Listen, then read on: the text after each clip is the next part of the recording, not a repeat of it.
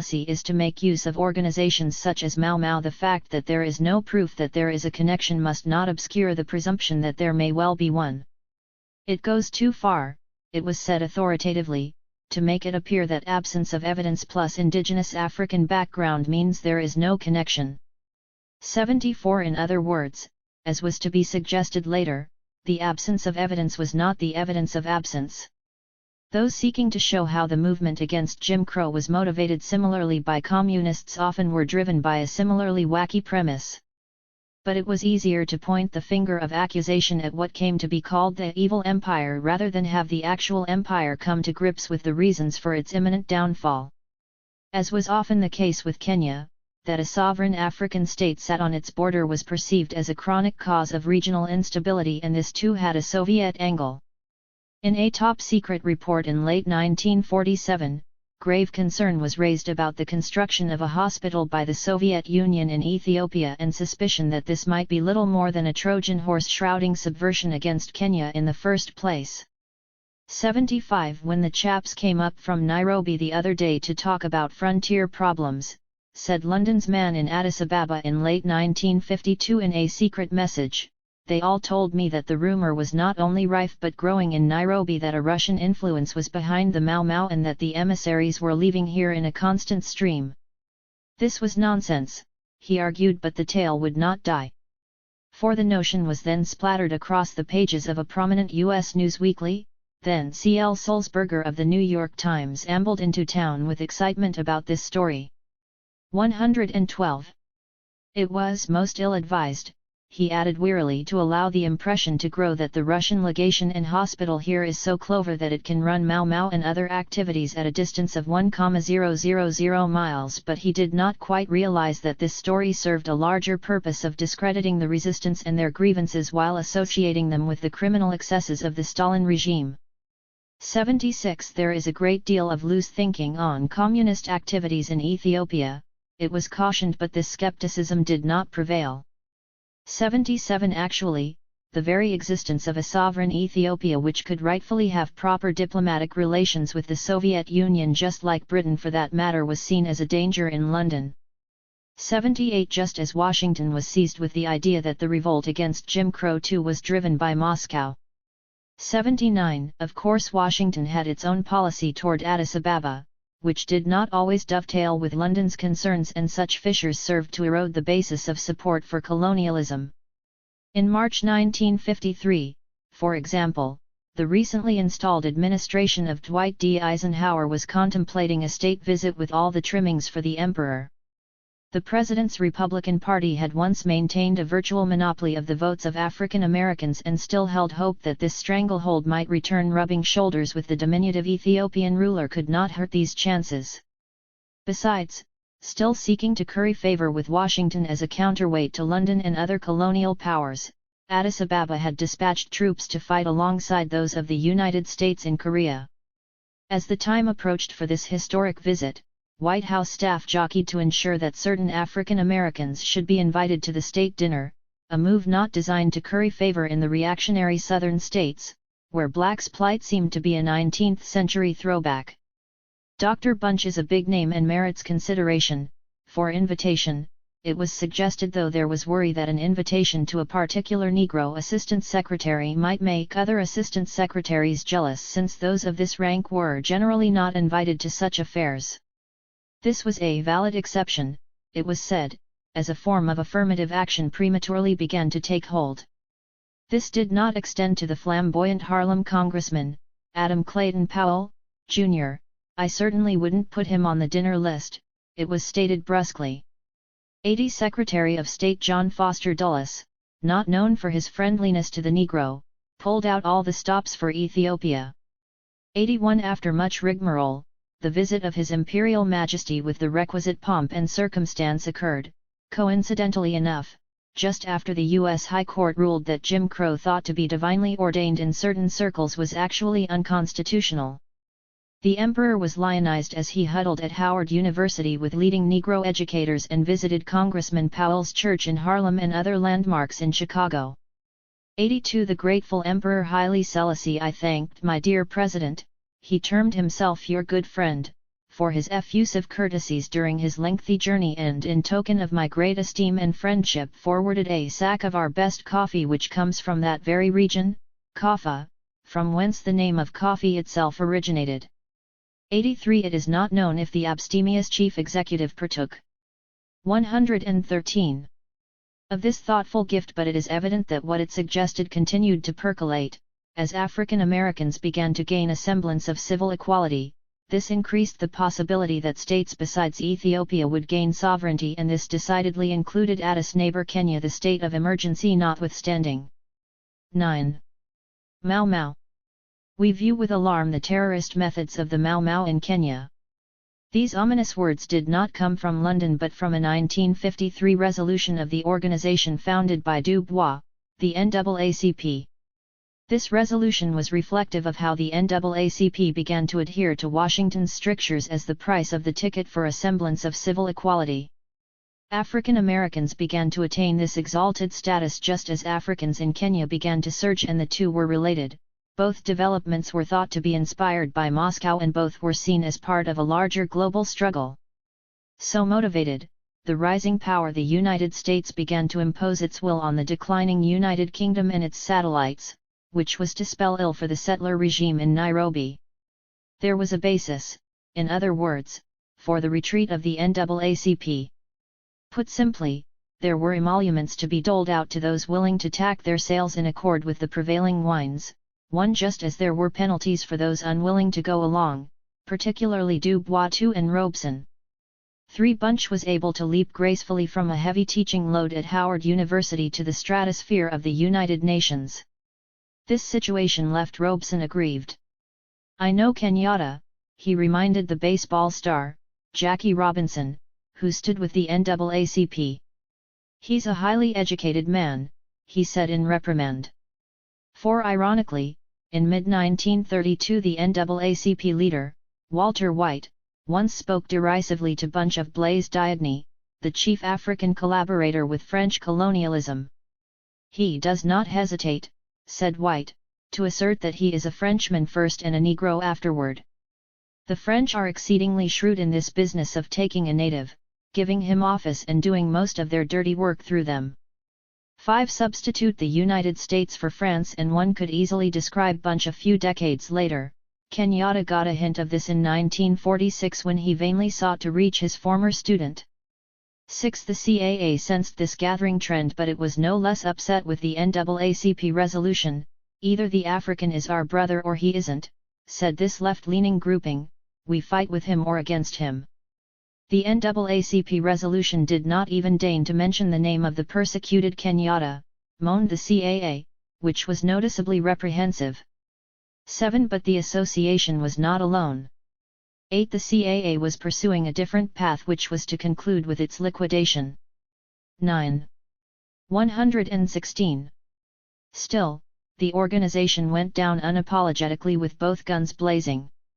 Thus, in early 1954, when a good deal of the nation, or at least that part which was paying attention, was panic-stricken about an alleged anti-white and anti-Christian uprising in Kenya that seemed to spell doom for all those who valued white supremacy, the CAA by contrast avowed that it was widely known in England for a long time that the suppression of the Mau Mau was being used as an excuse for the most brutal genocidal crimes against the Kikuyu people. 10. While others repeated baseless prevarications about terror inflicted on European settlers, the Council noted forlornly in mid-1954 that the killings of Africans pass the 5,000 official mark as the dirty war gets dirtier. 11. These bold words were bolstered by action. Unlike the NAACP, the CAA maintained close contact with the anti-colonial resistance. Shortly after the state of emergency, Kenyatta's ally J.A. Muramai wrote W. Alpheus Hunton and enclosed copies of documents which have been released by the Kenya African Union since the emergency was introduced in this country. "Unbowed," he added, "all over Africa today there is a stir and we need your help to maintain and accelerate it." 12. In response, Hunton, leading an organization with unique financial problems, forwarded $100. 13. Then the CAA arranged to forward a heftier $500 for the Kenyatta Defense Fund. 14 It was in April 1954 that the council organized in Harlem's Friendship Baptist Church a conference in support of the liberation of Africa from colonial rule. They sought to organize a campaign of direct assistance to the heroic peoples of Kenya and that a nationwide Kenya Aid Committee be established. The goal was to raise the sum of $5,000 in the 3-month period ending in August 1954, with an emphasis on sending overseas dried milk, vitamin pills, and first aid supplies. Peter Koinange, then in London, was to be reached in this regard, whereas local aid committees were to be established in each borough of New York City, along with a series of monthly forums. June 15, 1954 found CAA activists amassing on Harlem's busiest thoroughfares as they delivered to passing motorists and pedestrians alike the news from Kenya. For more than 2 hours speaker after speaker stepped up to the microphone and explained in concrete terms the clear connections between colonialism and Jim Crow, the common objectives that linked the darkest of them all in Kenya and Harlem. There was a good response. 16 was the organization's conclusion, but that was insufficient to halt their energetically assisted slide toward oblivion. Nevertheless, this solidarity was taken seriously in Nairobi. There is no doubt, editorialized one colonial newspaper, that the Mau Mau has been greatly encouraged and strengthened by expressions of support from overseas. 17 African Americans not of the left also sought in their own way to aid the struggle in Kenya, though the NAACP's jab at the resistance was all too suggestive of their timidity. The organization's youth secretary addressed his membership at Harvard and Radcliffe in 1953 and boldly echoed the CAA line while referring indelicately to Mau Mau terrorists. 18 But this tactless reference to freedom fighters was indicative of the problem the NAACP encountered when it was caught between supporting African resistance while adhering to Cold War norms. Thus, when the labor leader, A. Philip Randolph, contacted NAACP 117 leader, Dear Roy Wilkins, he reflected this abject tension. He had been asked to make a contribution to Koinange's Kenya Publication Fund, but, he cautioned, since one has to be careful about groups to get mixed up with, he desired to know from you if this group is free from communist control. Since Koinange was not unfriendly to CAA, it was unclear how this slippery term control could be defined. 19 After all, Koinange himself and his former college chum, St. Clair Drake, feared they were under surveillance given the temper of the times. When the anthropologist sought to contact his Kenyan friend, he sent a letter by Moore, my former student who is teaching in Ethiopia. I do so, said Drake, because I don't want it opened and censored, and it is just possible this could happen. Why don't you send the reply the same way, he suggested. 20 Emphasis Original The U.S. authorities were not sure what to make of Koinange. At one point they dismissed Kenyatta as an old man who enjoys his creature comforts, while Drake's comrade was more likely than Kenyatta to be viewed with alarm. 21 Contrastingly, Koinange was not known to be a communist, the embassy in London was told, while Kenyatta was at one time a Communist Party member and was now a Trotskyist. 22 Whatever the case, neither Kenyan was embraced at this juncture as an alternative to coziness with the settler regime. Drake, for his part, was continuing to drum up support for the Kenyan student at Lincoln University, Armugo Gatheru. 23 The New York Times provided its implicit blessing by giving his case non-hostile coverage. However, unlike Drake, the newspaper of record emphasized that he had obtained a visa fraudulently by concealing the fact that he previously had been denied one. 24 The NAACP had reservations about him too. Their leader, Walter White, was informed that he was suspected of being a member of this African secret society. Mau Mau was spelt out boldly to stress its fearsomeness. 25 A NAACP member from Kalamazoo, Michigan, sensed what was at stake in this controversy. The manner of representation of Mau Mau, she said, seems to me to set before the American people the idea that the Negro, regardless of a civilized veneer, is actually incapable of a real civilized conduct. Would not this reflect on the Negro and give heart to those who backed Jim Crow? Besides, she added, the white race always seems to feel that when they usurp the power of any other race they are right. I wonder if the Mau Mau society were white like the Ku Klux Klan and it attacked the colored race. Would there be such an uproar? 26 After contemplating the various angles, finally Walter White decided that Gatherus was a case in which we can move with assurance in view of the number of first-rate non-communist people such as St. Clair Drake and Horace Mann Bond who vouch for him. 27 Yet, Drake, who was no dummy, did not quite grasp how the chill brought by the anti-communist expansion was handcuffing his efforts in support of African liberation. One of the charges that may be made against Gatherus, he said at one point, is that he has been intimately associated with me and I am either subversive or have had subversive connections. Well, Drake claimed angrily, I am not a so-called partisan of peace declaring. 118. That South Korea started the war and that we are guilty of germ warfare. With escalating intensity, he declared, I do not support or belong to the Council on African Affairs led by Dubois, Robeson, and Hunton. Yes, it was true, he did collaborate with the National Negro Congress and the Progressive Party and, yes, he did write articles for the similarly left-wing New Masses, but that was all ancient history, he claimed. 28 The campaign for a free Kenya was weakened when their stateside supporters could not unite. This was notably unfortunate since Drake had as much direct knowledge about East Africa as any. I saw a great deal of coinage during 1947 and 1948, he confessed, for I was in Britain studying race relations in urban areas. 29 But as Drake saw it, this visa denial was due to the perception that coinage may have had ties to the council, which left the rapidly graying anthropologist quite furious. This slap in the face had very serious implications, he claimed. Some of us, he continued, including Edith Sampson, Bill Townsend, Harold Snell, Claude Barnett, and others, have been working like hell for the last few years trying to offset the activities of this commie group. I spend literally over half of my spare time, he declared, working with African students, seeking to keep the fellows on our side, that is, with the North Atlantic Bloc. Yet, the thanks he received was being grouped nonetheless with the likes of Dubois and Robeson. Where was the justice? Coinage, he asserted, was totally committed to our way of life, and we have talked at great length about how to checkmate activity and propaganda in East Africa.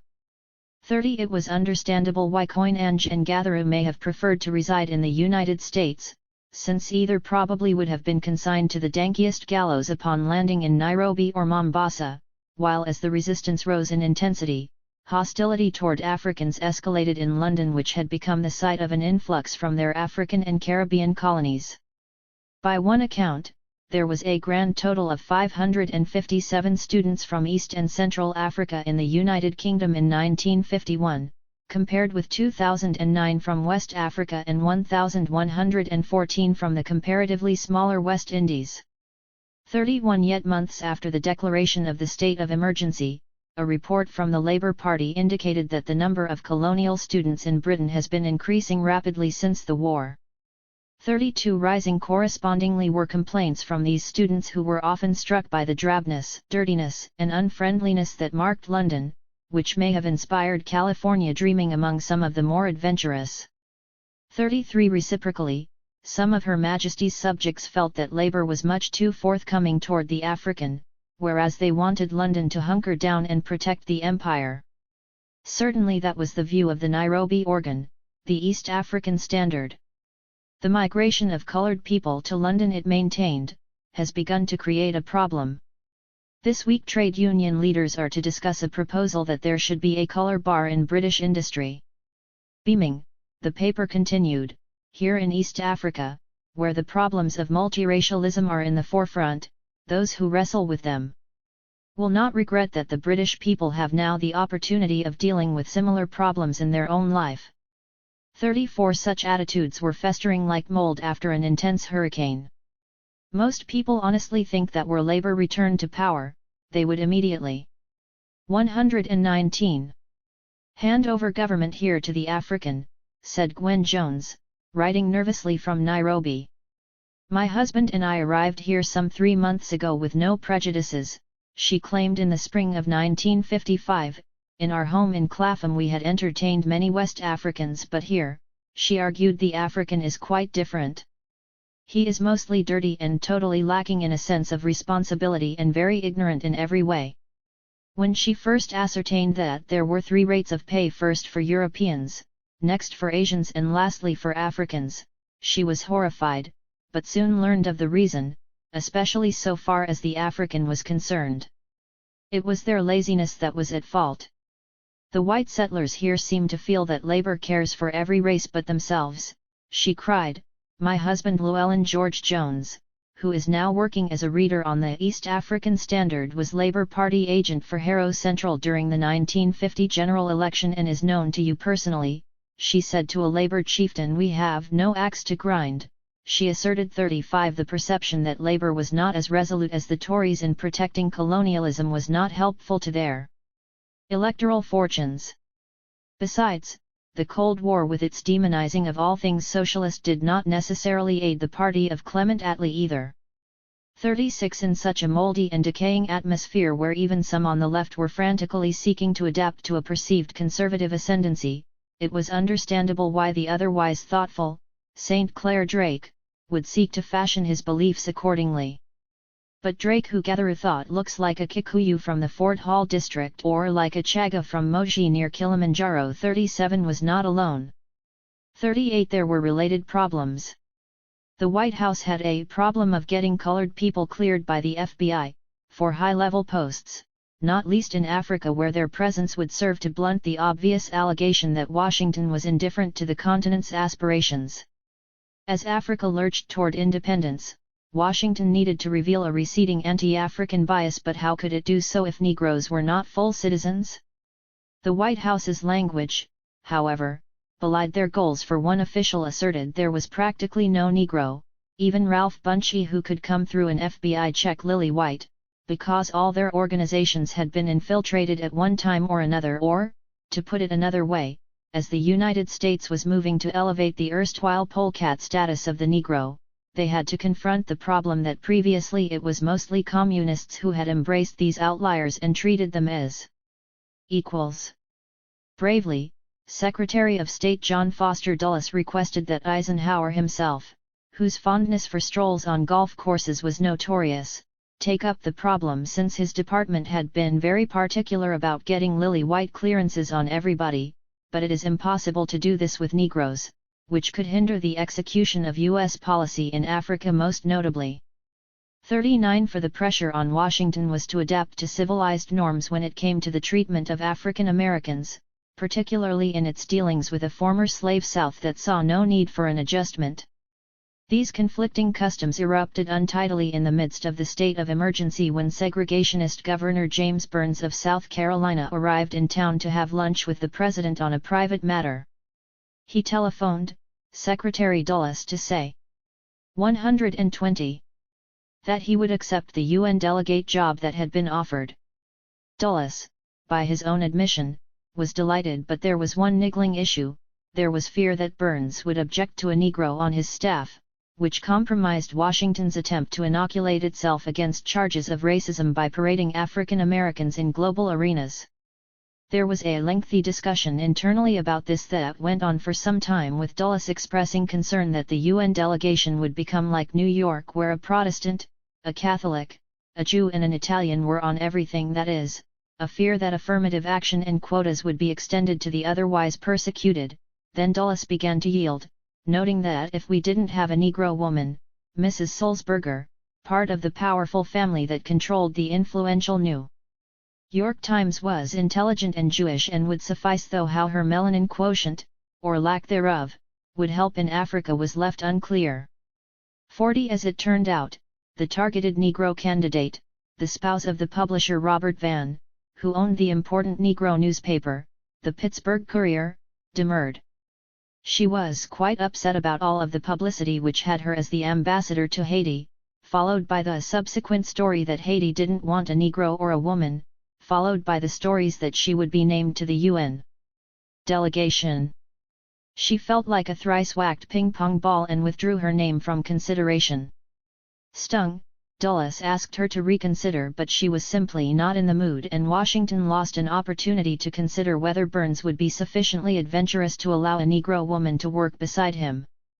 41. Her retreat occurred at an inopportune moment, for at that juncture Washington was continuing to grapple with an issue that had bedeviled it for decades: how India intersected with Kenya.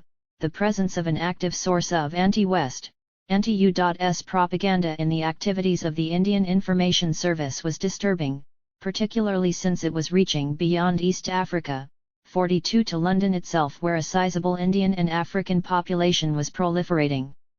43. The nagging suspicion that South Asians were behind the resistance also had occurred to some in London.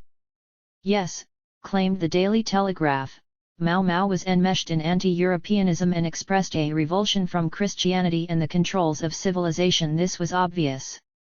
Not so obvious, however, was that they were schooled by some of the Indian traders, lawyers, and politicians whom they meet in the towns. It was said huffily, "There can be little doubt that a small group of perhaps 20 Indians have been behind much of the recent happenings." 44. When Max Yergin passed through his old haunts in New Delhi in early 1954, he shared his opinion that the Mau Mau leaders in Kenya were being exploited by communists, many of whom were South Asian.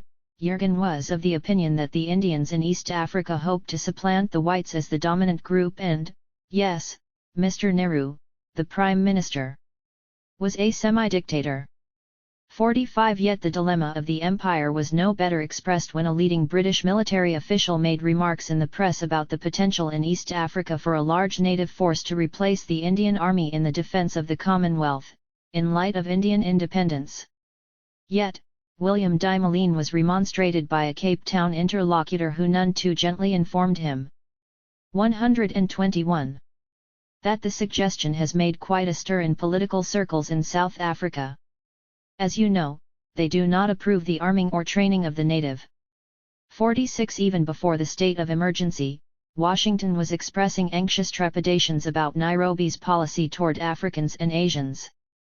The Consul General witnessed a large meeting sponsored by the Kenya African Union and the East African Indian National Congress, which was attended exclusively by Asians and Africans. Almost 4,000 present passed resolutions condemning the racial issues. Kenyatta himself spoke, along with Koinange, and the former leader forebodingly recalled a similar type of meeting in 1923 and remarked at that time the problems were exactly the same. 47. Washington should not have been overly surprised that New Delhi was concerned with settler colonialism, particularly since the racism that accompanied these regimes invariably ensnared South Asians. Nor should Washington have been surprised that India's propaganda against this pestilence stretched beyond East Africa, since settler colonialism stretched southward to the Rhodesias. At this juncture, even long-time settlers such as Stuart Gore Brown in what is now Zambia was appalled by a kind of racism that was now routine in Nairobi. Shops and post offices often barred indigenes, arbitrarily making them stand in the rain. They were jammed into segregated buses and train cars that would have insulted self-respecting cattle. As in the United States, men were called boys irrespective of age. Indigenes were often barred from skilled jobs. While Africans made do in slums and hovels, he luxuriated in a mansion that featured a moat-like lake with crocodiles, though it was unclear if it was designed to keep out the Africans, with arched terraces, rose gardens, wine cellars, and a magnificent library. Routinely he enjoyed 5-course meals with guinea fowl souffle, saddle of hartebeest, jugged warthog, or diker stew, and fine wines by uniformed servants in pillbox hats. Though he was a supposed liberal, he did not hesitate to beat his African servants if they disobeyed. It was apposite to draw connections between the Rhodesias and Kenya, not only because of the similar social conditions, since by 1953 a tarmac road had been built from Lusaka into Tanganyika, then on to Kenya, facilitating commerce and sharing of experiences between and among the colonies. Even the most resolute white supremacist or mathematician in what was called Northern Rhodesia should have recognized that this system was not sustainable, particularly since by the mid-20th century there were a mere 20,000 settlers surrounded by almost 2 million Africans. 48. Zambia was not unique. In Eritrea during the occupation of Fascist Italy, Indigenes were expected to step into the gutter rather than sully a pavement on which a European walked, and if you did not, the reply was a prompt beating. In Asmara, Eritreans were consigned to the stinking warren of dwellings around the market, while the Europeans lived in palatial villas. Indigenes were barred from restaurants, bars, and hotels and made to form separate queues at post offices and banks. Eritrea once was called the epicenter of racial segregation, though its neighbor, Kenya, could rightfully object.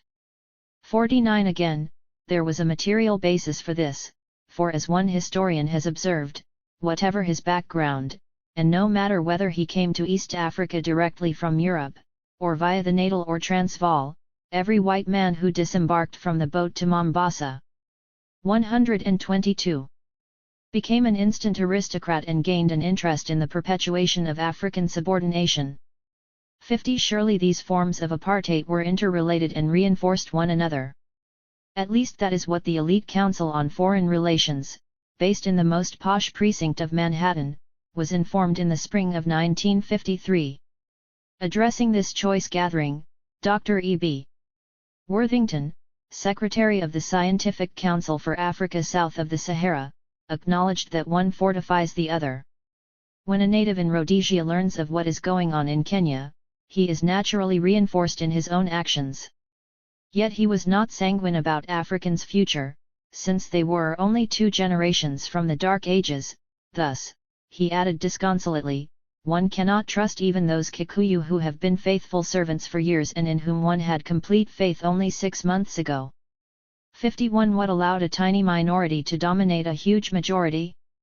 Well, the settlers were not without weapons or allies, as was evident when a conference on African defense gathered at Pretoria's initiative in Nairobi, with delegates from London, Paris, Brussels, Lisbon, Rome, and Washington. 52 The settlers thought they would continuously possess a powerful patron in Washington, headquarters of a nation which began as a settler regime battling indigenes and which now thought it had reason to believe that African resistance was a simple surrogate for a despicable communist onslaught.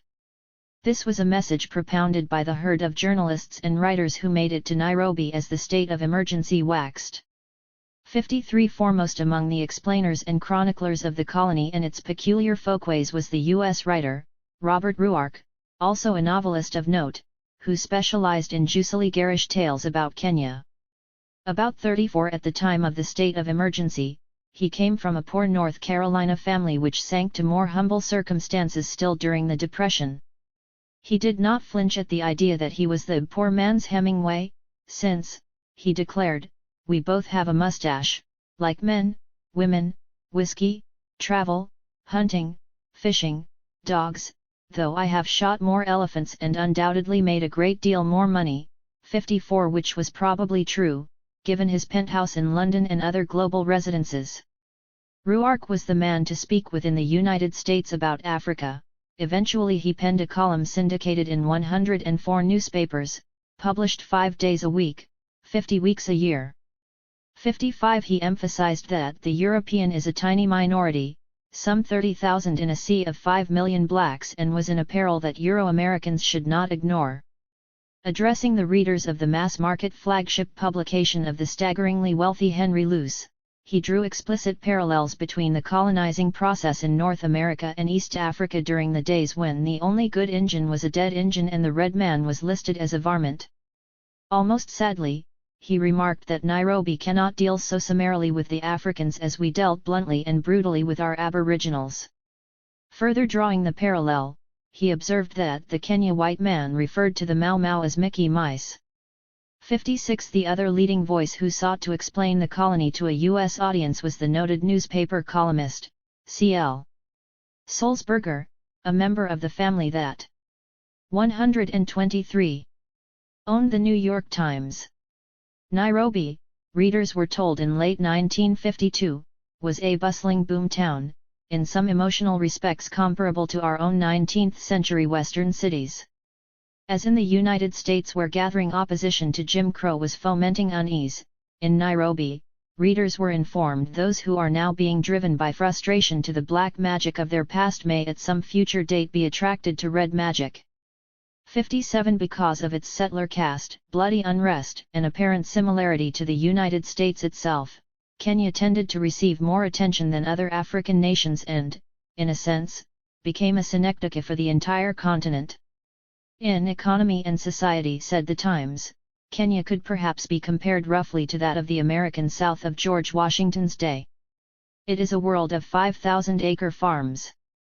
The sons of aristocratic families, somewhat akin to the cavaliers of the South of colonial America, played a large role in its short history. Nairobi, it was said, is a Jamestown of this century. 58 Once, a visiting journalist seemed to suggest that his solidarity extended beyond the rhetorical, observing that whiteskins are so few that even a passing stranger, perhaps the writer, is a very welcome addition to the patrols that protect the suburbs of Nairobi and the farms. Moreover, young men occasionally have their holsters tied down for a draw in the fashion of the heroes of Western films, a point bound to get the blood racing in North America. 59 Knowing an effective approach when it saw it, the colonial press also took to this tack, with one organ instructing its readers, "It would do some of us good to read once again the struggle of the Red Indians in America." Unlike the African, however, the indigenous American was a magnificent chap, whereas in East Africa the problem here is infinitely easier. 60 This analogy to the United States was not peculiar to Kenya. During the fascist occupation, the leader of the Italian regime in Eritrea argued that the indigenes were a hindrance. "Whether we like it or not, we will have to hunt him down and encourage him to disappear, just as has been done elsewhere with the Redskins, using all the methods of civilization which the native instinctively hates can provide, gunfire and a daily dose of firewater." The Italians believed fervently, not unlike many in North America, that the indigenes were destined to wither away, ceding their land to a stronger, white-skinned race. 61 The Times literary supplement showed it was not immune to these comparisons when its writer claimed that Mau Mau stories have almost begun to rival cowboys and Indians in their ingredients of excitement. 62 For the colonizer, the battles over racist segregation in the United States became a touchstone, at once suggesting that the struggle in Kenya was not unique and, perhaps, more sympathy from Washington would be appropriate. The troubles in Nairobi, one London organ veritably screamed, meant that the British should not be too smug about Alabama. 63 The anti-communist socialist, RHS Crossman, took a different approach, arguing that Nairobi was in fact a black Chicago with Mau Mau leaders playing the role of Al Capone, and the police regarded by the African as his traditional enemy. 64 The son of the celebrated gossip columnist, Walter Winchell, approached the bilateral relation between the colony and its Washington patron from a 124 different angle. He visited Kenya during the height of the resistance and left impressed with the colonizer. In an article reprinted by Nairobi propagandists, he acidly observed that intellectuals find it easy to speak of harsh British rule while pretending that excesses against our southern Negro population do not exist. This was clearly fallacious, he thought. "We ourselves once had a frontier," he reminded. "People worked hard for America, and we had some savages that opposed this endeavor, and they had to be crushed in a manner akin to what was occurring in Kenya." He also reminded that several of our states found it necessary to dispatch army tanks and soldiers with fixed bayonets to enforce a ruling of the Supreme Court, so from whence came the waspish critique of Kenya, he wondered. If some of these critics were to watch Kenya in action for a few weeks, he advised, they might find themselves with nothing more derogatory to write about, and then they'd have to look at Tennessee or Alabama. 65 Continuing the parallels, Graham Greene contrarily compared the letters of the Kenyan patriot, Dedan Kimathi, to the last letters of Sacco and Vanzetti. "I am explaining clearly," he added in heartfelt words, "that there is no Mau Mau but the poor man is the Mau Mau, and if so, it is only Mau Mau which can finish Mau Mau and not bombs and other weapons." 66 But of all those who sought to draw parallels between the settling of North America and the process then unfolding in East Africa, it was the alumnus of the then segregationist University of North Carolina Ruark who was most effective. Ruark, who freely employed homophobic slurs, was an angry man, lashing out at the co-eds at his alma mater for trivial reasons. He was angry at women in general, according to his supportive biographer. He also had an acute mercenary impulse. "I don't do anything unless it's for money," he said, which served him well in seeking to understand the dynamics of settler colonialism. Ruark arrived in Atense, Kenya in January 1953 and quickly visited European farm settlements. Rapidly adapting, he noted, "I found myself wearing a gun on my hip like everybody else. And sleeping with it under my pillow." He also quickly adapted to the trend of attributing the resistance to the machinations of Moscow, while luring his U.S. audience, or at least the Euro-American segment, which was thought to be inclusive of the entire nation, by identifying the colonial settlers closely with a heroic war against indigenes. "When the Indians threatened our safety and our homes," he argued, "we shot them out of hand and sent armies to hunt down the incorrigibles." Yet today the faint of heart made this impossible. Though there were only a few thousand whites sick against many million blacks in East Africa, an international sentiment opposed the mass elimination of the opposition. Above all, the wrenching changes in Kenya reminded him of the simultaneous tensions that gripped his homeland. For example, North Carolina, site of sit-ins and mass demonstrations. Ruark's novel about Kenya and the insurgency, Something of Value, emerged as the movement against Jim Crow was reigniting and thus captured an emerging sentiment as it soared to bestseller status in a Hollywood blockbuster featuring Sidney Poitier and Rock Hudson, who Ruark thought was queer as a three-peseta piece, long before the star exited from the closet. 125.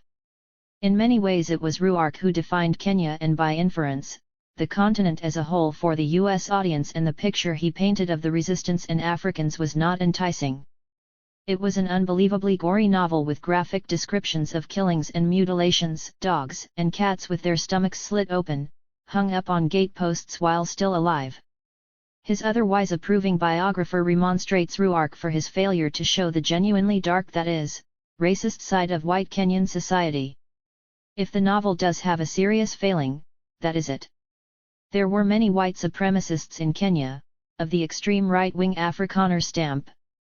67. Yet the then young novelist, Philip Roth, captured why this novel was so popular in the United States, since Ruark's words could not help but reflect a few of the changes that have taken place in our attitude, meaning Euro-Americans, toward U.S. Negroes.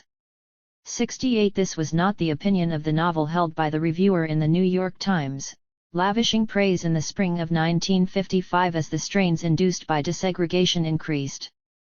"For the first time," enthused the reviewer, "an American writer has incorporated the full extent of this reversion to barbarism of Africans." It was the most sensational novel of the year.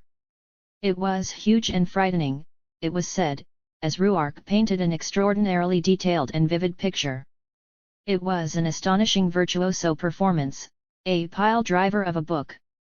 69. Yet years after this review was published, the historian, David Anderson, summed up best why the film based on this novel struck a chord. "It was a tale that reflected America's civil rights struggle," he said. 70. Ruark freely admitted that he had studied the oeuvre of Elspeth Huxley, the Kenyan writer who had considerable experience in the United States, to gain insight into the nation he was portraying. The racism of the settlers was slighted, of course, and, instead, was idealized. Ruark's own roots in Jim Crow North Carolina were no doubt a factor here. When the scholar, Terry Villant, visited Nairobi in 1972, he found Ruark's novel displayed prominently in bookshops, indicating its continuing relevance.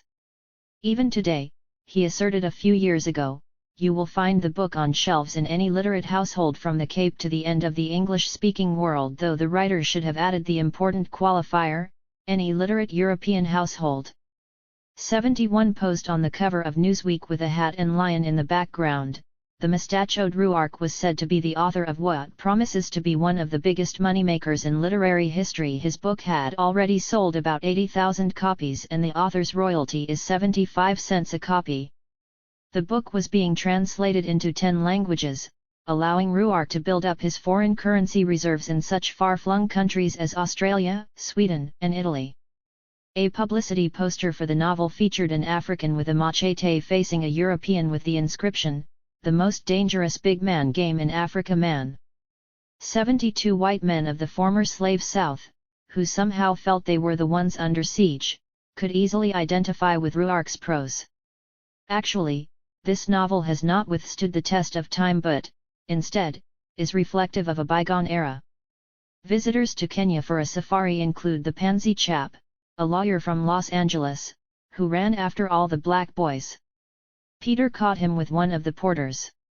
In a Ruark staple guaranteed to appeal to a segment of the 126. U.S. audience, a character compared the former slave South to Kenya. Your attitude out here reminds me very much of the way it works or used to work in the South. You sort of treat 'em as not too bright, call everybody boy, whether they're young or old. You have them in your homes and you depend on them entirely for the success of your work, but you treat them as if they were some special sort of cattle. The reply to this peroration was curt, while another character replied, I used to get so damn sick of people in England once they'd heard I was East African, reading me long lectures of what we're doing wrong with the native. The only native they ever saw was a drunken American Negro GI. 73 Ruark had warmed up for this novel's grand success by spending 6 weeks in Kenya on safari and publishing a book, Horne of the Hunter, that the Times claimed owes much to Hemingway. 74, which was appropriate since Ruark considered the Illinoisan his hero. 75 Ruark had caught a wave in the budding U.S. interest in Africa, driven by events in Kenya, that he rode relentlessly. Since TWA the airline is entering a campaign to promote big game safaris in Africa, he wrote in the spring of 1951, they should be interested in publishing articles he peddled. 76 meetings were being held to organize the nation's hunters. There was much interest shown, Ruark was informed. 77 These men, Ruark included, were bent on reducing the population of elephants in the first place, and he had great experience in shooting these animals, particularly at close range. He was told to bring along his Stetson, as this was much more imposing from a photographic point of view when sitting on the top of a rhino or elephant, as opposed to the poor type of hat sold here in Kenya. 78 Not least due to this attention to detail, Ruark's testosterone-infused prose helped him to leapfrog the pack and become one of his nation's most popular writers. Just before the state of emergency was declared, he already had a column syndicated by the arch-conservative New York World Telegram and Sun, which reached a reported 10 million readers. He also wrote lucrative pieces for Esquire, the Saturday Evening Post and Collier's, all of which reach men who can afford to hunt, said one supporter. The 3 things he has his heart set on are buffalo, lion, and rhino. He wants a leopard too and is particularly keen to shoot a stack of zebras, having a pet project to cover the walls of an entire room with their hides.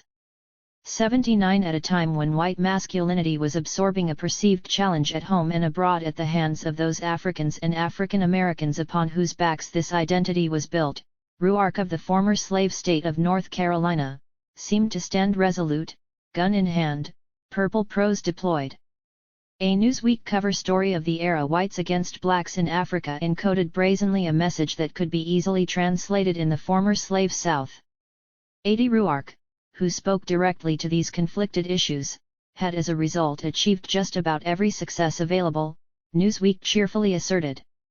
81 The Rolls-Royce he was buying was suggestive of how Ruark and his words resonated. 82 Dear Edgar, he cozily addressed the controversial FBI director, J. Edgar Hoover, known to be public enemy number 1 as far as Negroes were concerned. As always, I am glad to hear from you when you like something of mine. If you ever get tired of law enforcement, my house in Spain is at your disposal. 127. Always. 83 The fortune he was earning allowed Ruark to indulge freely his taste in fine alcohol, which was highly developed. At one point, he recounted suffering a nervous breakdown due to overwork, nervous tension, whiskey, too much travel and the usual. I was as goofy as Bugs Bunny for about a week. Hopefully, the penultimate chapters of his novel were not written during this period. For he was then enduring, as his biographer put it, one of the most severe cases of delirium tremens. A most direct cause for his collapse was too much liquor. 84 The globally minded Ruark was a favorite in Nairobi. As his popularity was soaring, the colony's propaganda arm noted happily that the author published 5 different articles about Kenya, all of which received wide publicity as syndicated material. His novel received a warm reception in Kenya, it was said, at least he thought so. "I've been here quite a spell," he said with folksy bonhomie, "and my nose is still unpunched. And this is a country where they punch first and reason why later." 85 Nairobi propagandists were no doubt elated when in his widely circulated column Ruark referred angrily to the resistance as stupid sheep. This insult appeared in 29 newspapers in the United States, the authorities reported enthusiastically. 86 Thus, the film version of Ruark's novel was lauded in the mainstream press. Little wonder. It featured a cameo introduction by Winston Churchill, signaling its alleged profundity. "It was the best-known account of Mau Mau," asserts one well-informed analyst, though he quickly adds that Ruark was deplorably ignorant about Kenyan affairs. 87 Little matter. Readers and viewers alike were taken by Ruark's depiction of the Kenyan struggle. It dramatizes with deliberate fair-mindedness, the Christian Science Monitor asserted. 88 One of the best films of its kind yet made, said Britain's Sunday Express. 89 The Negroes hail straight from Edgar Rice Burroughs, he of Tarzan fame, which the London Times seemed to think was high praise. 90 The New York Times compared it to Western massacre films, that is, a movie about Indians and white settlers. In this connection, it was said, Rock Hudson is not too likely as a white African, though he runs through a range of stalwart poses that might be visible on the Western Plains. 91 But Britain's News of the World seemed to sum up the judgment of history when their critic declared simply, "I came away with the feeling that Hollywood simply didn't begin to understand what was happening in Africa." 92 The same might have been said of Ruark's apparent doppelganger Ernest Hemingway, who frequently turned to Kenya for inspiration. 93 And also engaged the liberation struggle. 94 Albeit not as successfully, in the financial sense, as Ruark. Like Ruark, he was none too friendly to those of African origin, never caring that much for African Americans more particularly. When the Brooklyn Dodgers baseball team, recently integrated racially, visited Cuba, he invited the Euro-Americans to his home but barred all others. 95 Suggestive of his attitude toward Africans.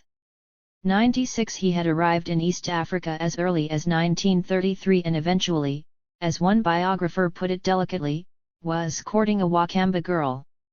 97 By 1954 he was running with a fairly rough mob, as he told the writer Peter Viertel, and had learned how to hunt pretty good with 128. A spear, which was much deadlier than a rifle. 98 On one of his last safaris, the bearded and pudgy writer had to take precautions lest he encounter armed resistance by a group of Wakamba. Early in 1954 he endured a plane crash in the region, which sadly symbolized the Euro-American experience in East Africa. 99. 10. The United States arms the settlers. William Baldwin had been in Kenya fighting the resistance for 15 months and he was frustrated. The British Army was a damned nuisance in the jungles of Kenya, he complained, and being a U.S. national he thought more of his kind were necessary if the settler regime were not to collapse. As he saw it, the idea of a departure of the settlers would be like saying the United States should be turned back to the American Indian. As he saw it, there was no reason whatsoever to give any quarter in squashing the mice, this army of apes that comprised the Mau Mau. This was grim, horrible, necessary work. Thus, in order to deal effectively with the Mau Mau problem, a number of concepts held dear in democratic societies must be discarded. And while they were at it, they needed to smash the Asian population too. The average Asian was utterly useless, why some had even been caught supplying the Mau Mau with guns, ammunition, food, and clothing. Certainly, apartheid laws were a necessity.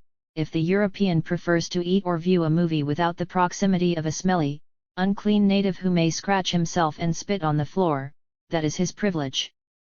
Baldwin was not just a master of invective. He confessed that he had killed one of the Mau Mau leaders, Ndurang Ngumena, and 3 of his aides. Baldwin was a fixture at the Longata screening camp outside Nairobi and helped herd prisoners to the Manyani prison camp, which held 18,000 Mau Mau prisoners. which was one of the world's largest detention camps. 1 Baldwin, who grew up in Winnetka, Illinois, graduated from the University of Colorado in 1950 and arrived in Kenya on April 17, 1954. He had a comprehensive knowledge of weapons, courtesy of service as a Naval Air Force cadet. His starting salary in the counterinsurgency was $159.60 per month but was raised quickly to $201.60 per month. British officials here seem delighted to have him, said the New York Times. His reign of terror in Africa apparently did not harm his prospects back home, for upon returning to the United States he wrote a series of articles for such newspapers as the Philadelphia Bulletin and the Selma Journal, in the heart of Dixie, soon to be the site of a major anti-racist confrontation. 3 Kenyan propagandists took note of the opinion of the Savannah Press. 130. Review, which deemed Baldwin to be thoughtful and plain-spoken.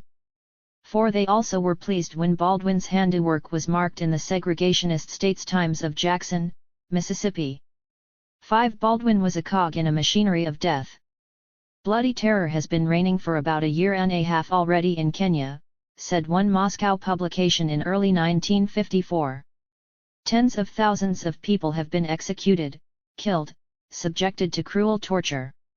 Entire villages have been set afire, women and children have been burned in homes, while hope had been drowned in rivers of blood and oceans of tears. As for Mau Mau, no such organization has ever existed, it was contended stoutly it was a myth. 6 Tellingly, colonial propagandists, when describing the notorious screening process that separated insurgents from those who were not, noted that the interrogators were described as being cloaked in Ku Klux Klan hoods. Apparently, this device caused great consternation among those screened, it was said gloatingly.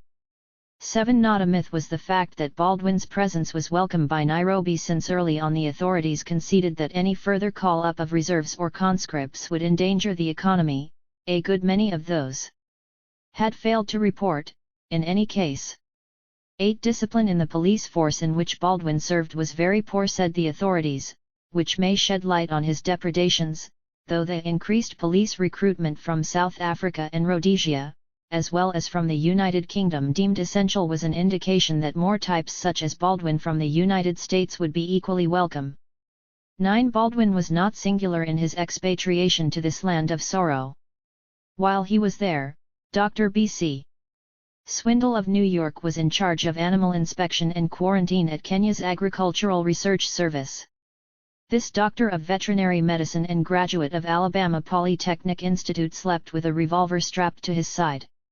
10 These expatriations were welcomed by Nairobi.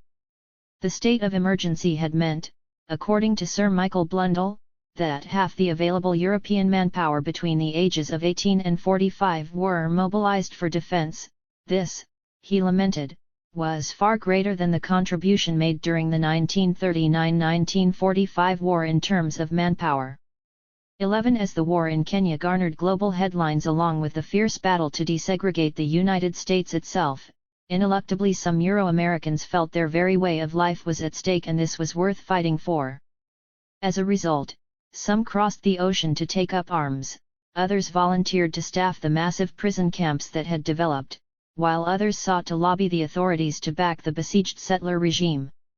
This was timely assistance indeed, for at the same time that the colonizer was straining to suppress the Kenyan insurgency, they had their hands full trying to do the same thing in Malaya. One central problem was the attempt to deploy African troops in Southeast Asia while shielding them from the possibility of gaining experience in armed conflict that could be transferred easily back to East Africa. Desertion and absence without leave in Malaya by these forces was rampant, 12 signaling unease with the mission. Inexorably, there was a blending of the missions, as anti-insurgency operations in Kuala Lumpur were based on events in Nairobi. 13 and vice versa. 14 This was particularly true for the pseudo 131 operations in which William Baldwin participated, false flag operations designed to smoke out those sympathetic to insurgents. The example of Sir Richard Catling, who was involved in both theatres and Palestine as well, he was present when the King David Hotel was blown up, suggests the interchangeability of these conflicts. 15 Sir Anthony Swan also served in Africa and Asia and acknowledges how the two battles influenced one another. 16 Major General Phw. Brynd, who discovered insurgent writings while fighting in Kenya, found distinct evidence of Pan-African thinking on the part of the insurgents, certainly among and in these notebooks, yes. 17 F.G. Finch, who arrived in Kenya to fight in 1953 at the age of 29, admits that the rebels probably heard a good deal of chatter about places like India and Burma during the war with Japan and were influenced pervasively by it. 18 The King's African Rifles were commanded by Lt. Colonel G.H.H. Coles of Her Majesty's Armed Forces. He praised his forces, who hailed mostly from northern Uganda. Idi Amin, the future dictator, was under his command. He was then a sergeant and he actually would tear ahead and catch insurgents and kill them rather than shoot them. He was a savage, he added proudly. 19 The very first person in my area to be shot by the security forces, said Kenyan official, W.H. Thompson, fell to the gun of Sergeant Idi Amin. He expressed no remorse at the unleashing of this gun-toting beast upon indigenes. 20 There was a different form of Pan-Africanism, however, that was real and compelling. This came clear when South Africa's ambassador met with Secretary of State Dean Acheson in the early stages of the war in Korea. Though Ethiopia had dispatched troops to engage in this conflict, Pretoria's man said it would be most unwise to weaken its position by sending forces to Korea. Pretoria thoughtfully made a secret commitment in the event of war with Russia to deploy forces. Acheson expressed his disappointment and pointed out that the U.S. forces were hard-pressed in Korea.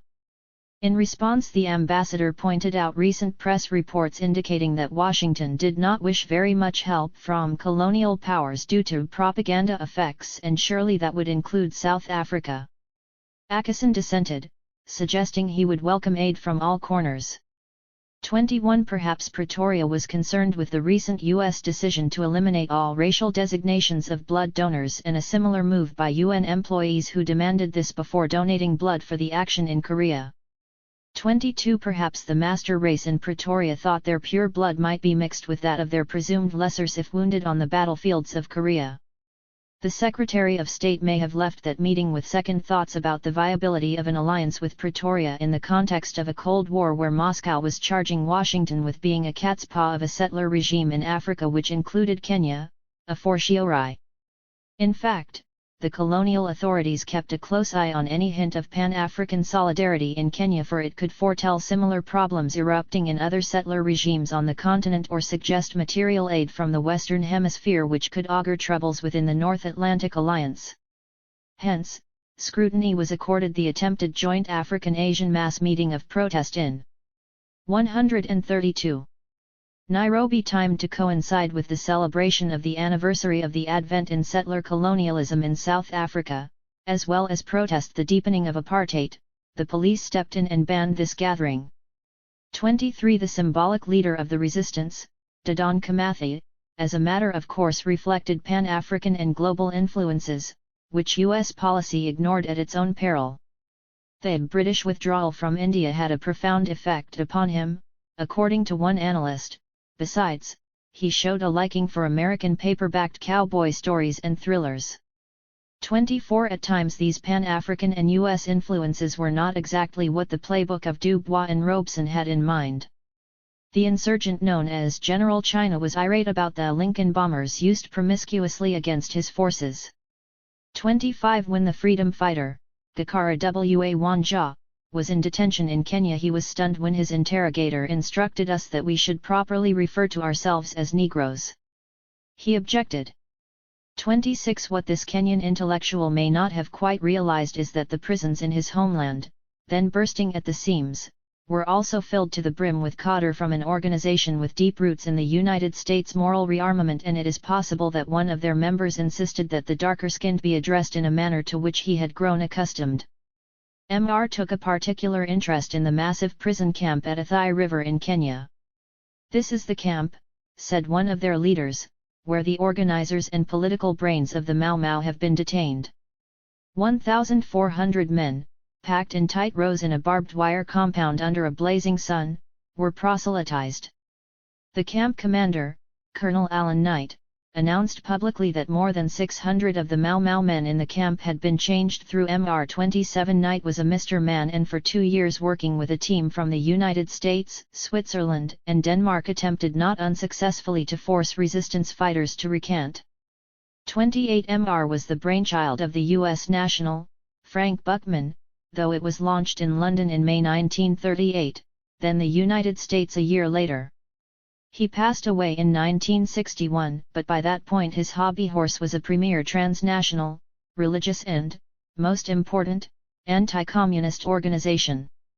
29 It was in 1936 that Buckman paid a visit to Germany, where he reputedly spoke highly of the extant leadership, including Himmler. He was also cited for his praise of Hitler.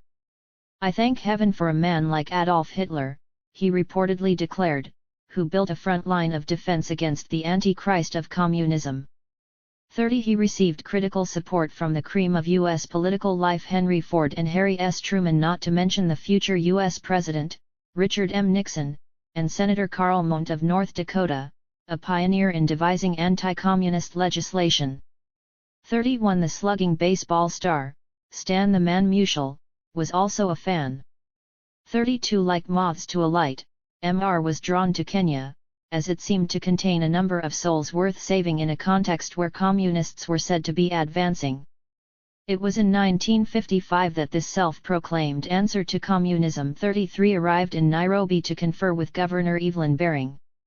"I met a small delegation from the Kenya branch of the MRA movement this morning," said the chief executive, who vaguely resembled the actor, John Barrymore.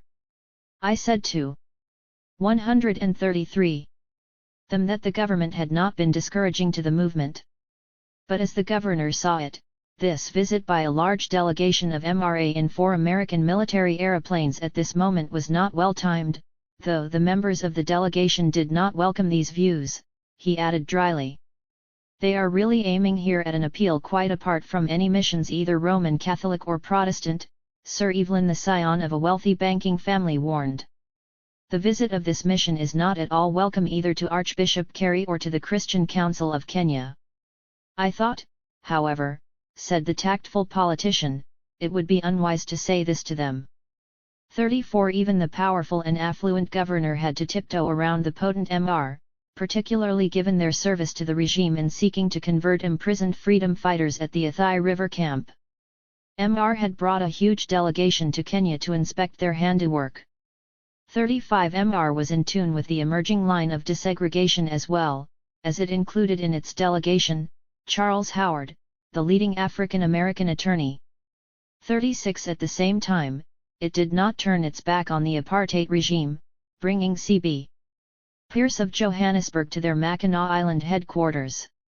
37 Buckman was an internationalist, maintaining a long-time friendship with Muhammad Ali Jinnah, founding father of Pakistan, who he first met in 1915. It was at Buckman's instigation that one of the largest Kikuyu meetings ever held during the height of the insurgency welcomed Mr., a scant 22 miles from Nairobi.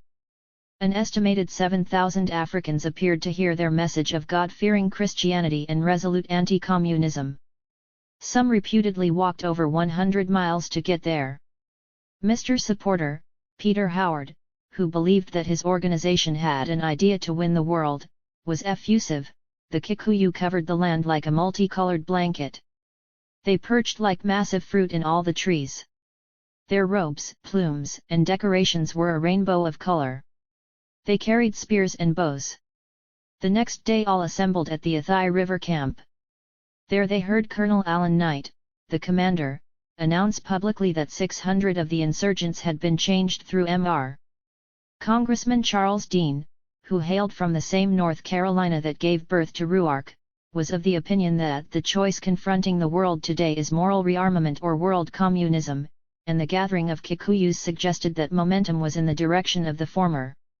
He was happy to announce that he had won his most recent election where African Americans were routinely barred from the polls, deploying Mr. Principles. The delegation also included Mrs. Bremer Hoffmeyer, daughter of a leading settler, Miss Mary Warahayu. daughter of a senior chief of the Kikuyu who was murdered by the Mau Mau. Her brother, David Warahayu, was on the staff of the Athai River Mau Mau Rehabilitation Camp. Also part of this crew was Miss Ann Wilkes, daughter of William C. Wilkes, a partner of Kidder, Peabody on Wall Street. While thousands gathered at the invitation of Chief Warahayu, hundreds of thousands of Africans later heard the meeting by radio. As many saw it, the Mr. Intervention marked a turning point in the attempt to reverse what seemed like the growing tide of insurgency. 38 Congressman Dean, on the other hand, left Kenya convinced of the potential black hatred for whites and convinced further of need for a change in Dixie. 39. 134. When Buckman died in 1961, his funeral in Allentown, Pennsylvania was well attended. Nahashon Enger, described as a former Mau Mau leader and sporting an animal skin over his western suit, addressed the tearful throngs, blessing the now departed leader for all he had done allegedly for his homeland, according to one observer. Colonel Knight, who had commanded the camp where Enger experienced his transformation, also showed up. Over 1,200 attended with representatives from virtually every continent. Konrad Adenauer, the German Chancellor, sent a wreath. 40 Mr. claimed to have influenced thousands upon thousands of Kenyans, including Kenyatta himself, who sent his daughter to their headquarters. They claimed, probably not inaccurately, that the paramount leader collaborated with them, most likely a step away from his previous role as an apostle of the left to his future role as personification of neocolonialism. 41 As things turned out, the moral rearming of the settler regime received courtesy of the United States may have been more important than any actual arms cash they received. For it was not long after Mr. became involved heavily in Kenya that the New York Times celebrated what it termed the demise of Mau Mau. Exhaling nervously, it was claimed that the worst of the terrorism was over by the middle of last year, that is, 1955, coincidentally with Mr's arrival. 42 In Kenya, religion may not have been the opiate of the masses, but it did appear to be the amphetamines, speeding indigenes along the road to anti-communism, which ultimately served to undermine the insurgency against a devilish status quo. The Church Missionary Society set the tone. The beast of Revelation, claimed one prelate, may well be communism, and the sea from which he rises may well be the present political disorder. Instead of moral rearmament versus world communism as the final conflict, he substituted religion against the creed sprouting in Moscow. The Bible teaches chastity and marital fidelity. The communist wishes to undermine both these virtues, thus, it was said, the Church should support the East African governments in any firm measures it takes against communism, including the repression of strikes which have political not economic motives. 43 Thus, when the settler regime was not opening the doors to Mr., it was welcoming other religious formations, particularly from the United States, since they were more likely to be in accord with the Church Missionary Society than the Communist Party. So embraced were the missions and missionaries of Jehovah's Witnesses, 44, which had shown over the years that they could appeal to African Americans. The witnesses were perceived as conservative and, thus, could serve as a counterweight to the Roman Catholic Bishop of Kenya, who traveled to Manhattan to inform those assembled at St. Francis of Assisi Church at 135 West 31st Street that the conflict Indiana, his homeland, was essentially a land question. 45 Sir Anthony Swan, a supporter of the colony, acknowledged that the attitude of the religious authorities varied enormously. The Italian fathers, the Consolata fathers, were very good. And I have to say with regret, I don't know that I should say this, the people who were most sympathetic were the Irish fathers to the Mau Mau. And they were the last to ever form a home guard of their missions, while the Church of Scotland was neutral.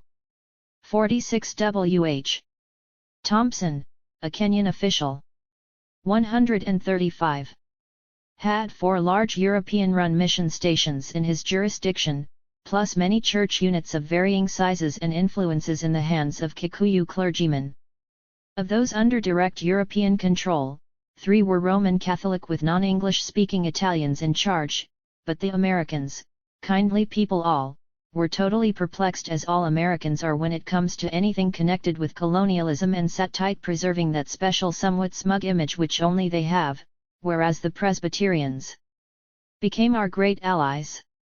47. Increasingly religious sentiment was being viewed as the antidote to radicalism, a perception that reached a crescendo in late 1955 when 3,000 students from 75 nations gathered at Athens, Ohio, for a religious conference on revolution and reconciliation. President Eisenhower telegraphed congratulations, and speaking was a Kenyan, Julius Giko, a graduate student at the bastion of conservatism that the University of Chicago's economics department was rapidly becoming, though the Times journalist covering this gathering seemed to be struck by his condemnation of political domination by a small white minority. 48. Selflessly volunteering to assist the regime was the newly minted religion known as Scientology. Writing from the Hubbard Dianetics Center on Hollywood's legendary Sunset Boulevard, A. Van Vogt informed the regime, "If you have ever heard of Dianetics, you probably know that it changed the picture of psychology in the United States in 1950. This was a few months after the declaration of the state of emergency, so he knew he had an attentive audience. Permit me to suggest a Dianetic solution to the Mau Mau problem, as follows," he said helpfully. "Take each oath of the Mau Mau and put it on a phonograph record in the native language. After each oath, record its opposite meaning, by the following pattern, example, where Mau Mau oath is, if I see anyone stealing anything from a European, I will say nothing, or this oath will kill me. The direct opposite would be, if I see anyone stealing from a European, I will speak at once, and this oath will not kill me. Then put copies of this record on sound trucks, and go through every village and back road of Mau Mau land, and do that day after day, covering each route many times. An initiate, who has heard the record, will have the opposite echoing through his head even as he repeats the oath itself.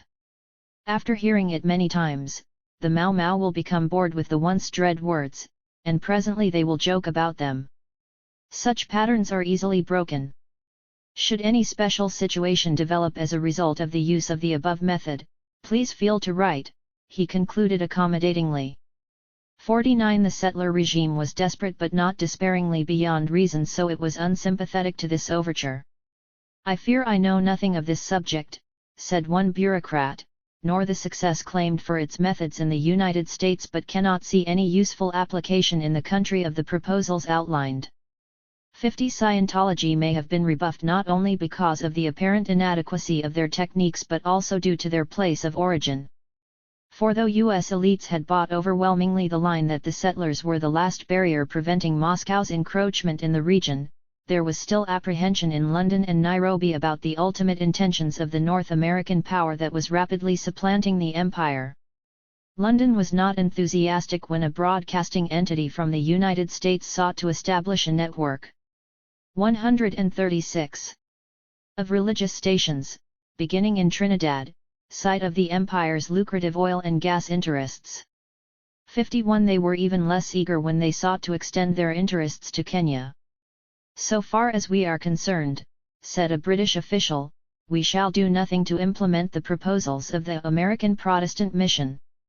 52. Irked, the U.S. religious broadcaster asked pointedly why their Bringing Christ to the Nations programs were considered unsuitable for broadcasting in the Kenya colony.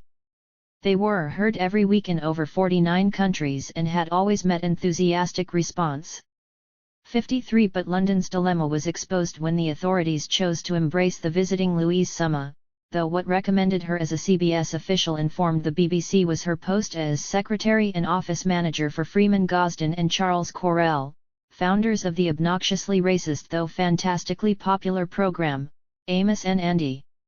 By feeding the empire's racist impulse, Washington was able to insert itself into the crevices of the colony. 54. An analogue of these religious elements was the Capricorn African Society, CA, which arose at the time of the insurgency in Kenya as yet another cure for the alleged threat said to be posed by communists.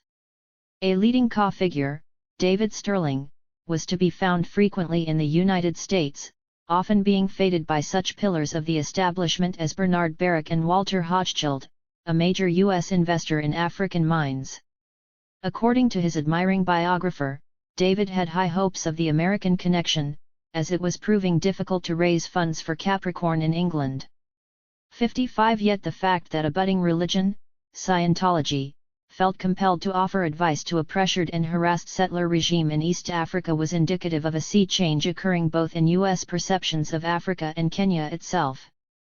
Though Washington was justing with London and other European powers for influence in Africa, it still tended to transact official business with Africa through the not-so-good offices of the colonial powers. In August 1954, just as the United States was coming to grips with the weighty import of the High Court decision marking a step away from domestic apartheid, the U.S. ambassador in apartheid's homeland complained that unfortunately we are not without a single full-time correspondent in South Africa of an American daily newspaper or one of our news services. We had one of the former here last year during the election year, he said sarcastically and tellingly, but right after the elections he went mau-mauing in Kenya. 56 Similarly, when the U.S. diplomat, Chester Bowles, began to prepare for a trip to Africa in 1955, he spent several days in Washington and to his stated amazement we found only 3 people in the entire State Department working full-time on African affairs, and when he sought information on Kenya, we were referred to the United Kingdom files at the Congressional Library. 57 2 years later a survey discovered that only 1% of African Americans and scarcely 6% of Euro-Americans could name as many as 5 African nations. 58 Lyndon Johnson had no real interest in Africa, said his future ambassador to Guinea of the man who was the powerhouse of the U.S. Senate in the 1950s. 59 On the other hand, Harry S. Truman, president at the time the state of emergency was declared, was different, at least according to one who knew him well. They. 137. Economist, Willard Thorpe, recalled that there was once a proposal to bring more copper eastward to the ocean from Central Africa. The proposal involved building a railroad from Mozambique into Kenya. Thorpe was happily pleased to discover that the U.S. president understood the geography outlined to him. 61 African nation that many in the United States did know was Kenya, which meant it absorbed disproportionately the burden of concern that weighed so heavily, most notably in the former slave South where anxiety about anti-racism and equality were near an all-time high. An indirect indication of a growing interest in Africa driven by stirrings against colonialism, symbolized by the abiding interest in Mau Mau, was the visit to the continent of the popular journalist, John Gunter. Just as in the late 20th century, a visit to a foreign port of call of a television news anchor from one of the major networks was a signal that something significant was afoot.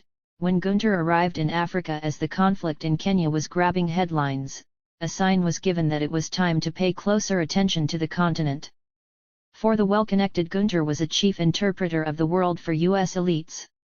When the former Illinois governor, Adlai Stevenson, sought to travel to Nairobi with influential publisher Ken Canfield and William Lloyd Garrison, scion of an important family, Gunter was able to contact the leading Kenyan figure, Sir Michael Blundell, to arrange their itinerary.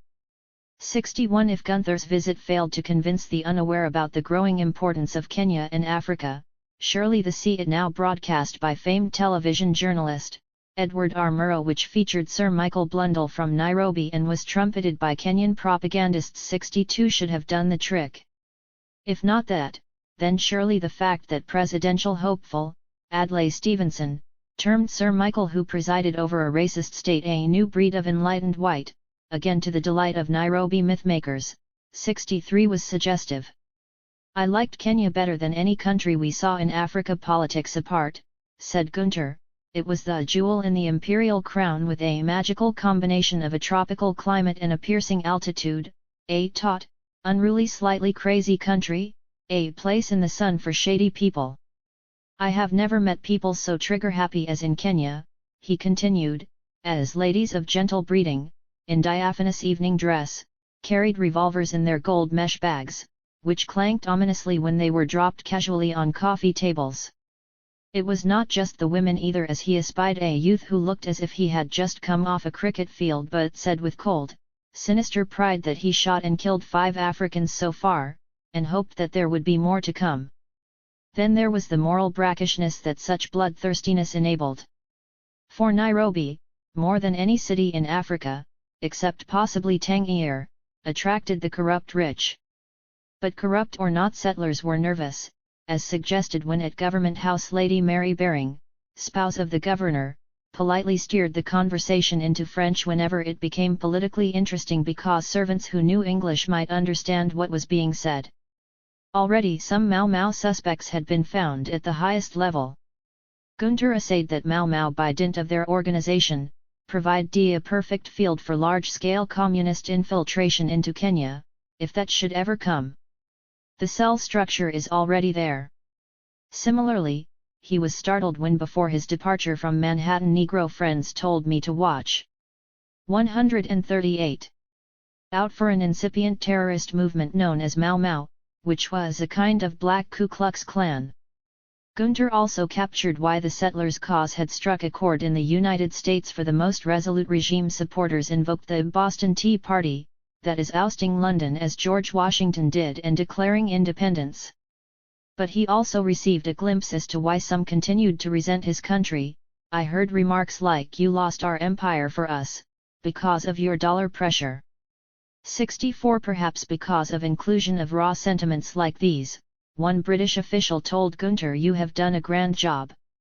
65. This was a reflection of the reality that although the authorities thought they had the resistance under control, it did not require a seer to recognize that the long-term prospects for the settler regime were not bright, and an honest presentation might preclude the more recalcitrant among them from pursuing a Boston Tea Party and independence. For example, the extremist Kenya Empire Party, led by Leo Viga, advocated an unashamed white supremacy and, according to one analyst, had the active backing of a large number of settlers, claiming 2,000 members. Viga declared audaciously that his party would seize political control by force of arms if London persisted in its alleged aim of furthering African and Asian political development. As a last resort, he said, he would invite Pretoria to dispatch troops to Kenya, and hinted that the apartheid authorities had already made such an offer. There was a continuing fear that settlers would have foreshadowed what their counterparts in southern Rhodesia did in November 1965, promulgating a unilateral Declaration of Independence, UDI. 66. Thus in 1955 Salisbury rushed through legislation to bar what were called Mau Mau oath-bound societies, just as those who engineered UDI were, like those similarly situated in Nairobi, according to one scholar, generally drawn to the United States as the leading Western power, now that Britain was manifestly in decline, and were particularly attracted to the ideology of the American radical right. 67. Strikingly, in Algeria the colonists developed plans termed the American Solution to remove indigenes wholesale to reservations, just as in the 19th century, Napoleon III reputedly declared that if the French continued to confiscate land, it would be necessary to drive the Arab population back into the desert and inflict upon it the fate of the Indians of North America. 68. The Labour Party stalwart, Richard Crossman, was struck during his visit to Nairobi at the height of the state of emergency, that this was a war not only about the fate of Kenya but, as well, a war about the fate of white supremacy, which seemed to be about to wither in Washington. In successive waves, said Crossman, since Lloyd George's 1910 budget they came to Kenya in protest against the decadence of the old country, which was mollycoddling its workers. This they would not do in Nairobi. For here they hoped to lead a free, pioneering life, untrammeled by socialist taxation, labor restrictions, and high wages. 69. Or anti-racism, for that matter. Had they had their way, says the celebrated paleontologist, Richard Leakey, the settlers of Kenya would have established an apartheid system like the South African whites did, but the British government did not allow this. 70. 139. Some in London may have been pleased with Gunther's realization that even an American in Kenya is a European, meaning Euro-American, which was an indirect way of papering over Anglo-American tensions. Settlers may have been heartened by his revelation that very few Europeans have been killed by the Mau Mau, which was singularly true despite the hype, though their knees may have buckled at his conclusion that many of those who did meet death were murdered by their own servants or by Africans in whom they had complete trust.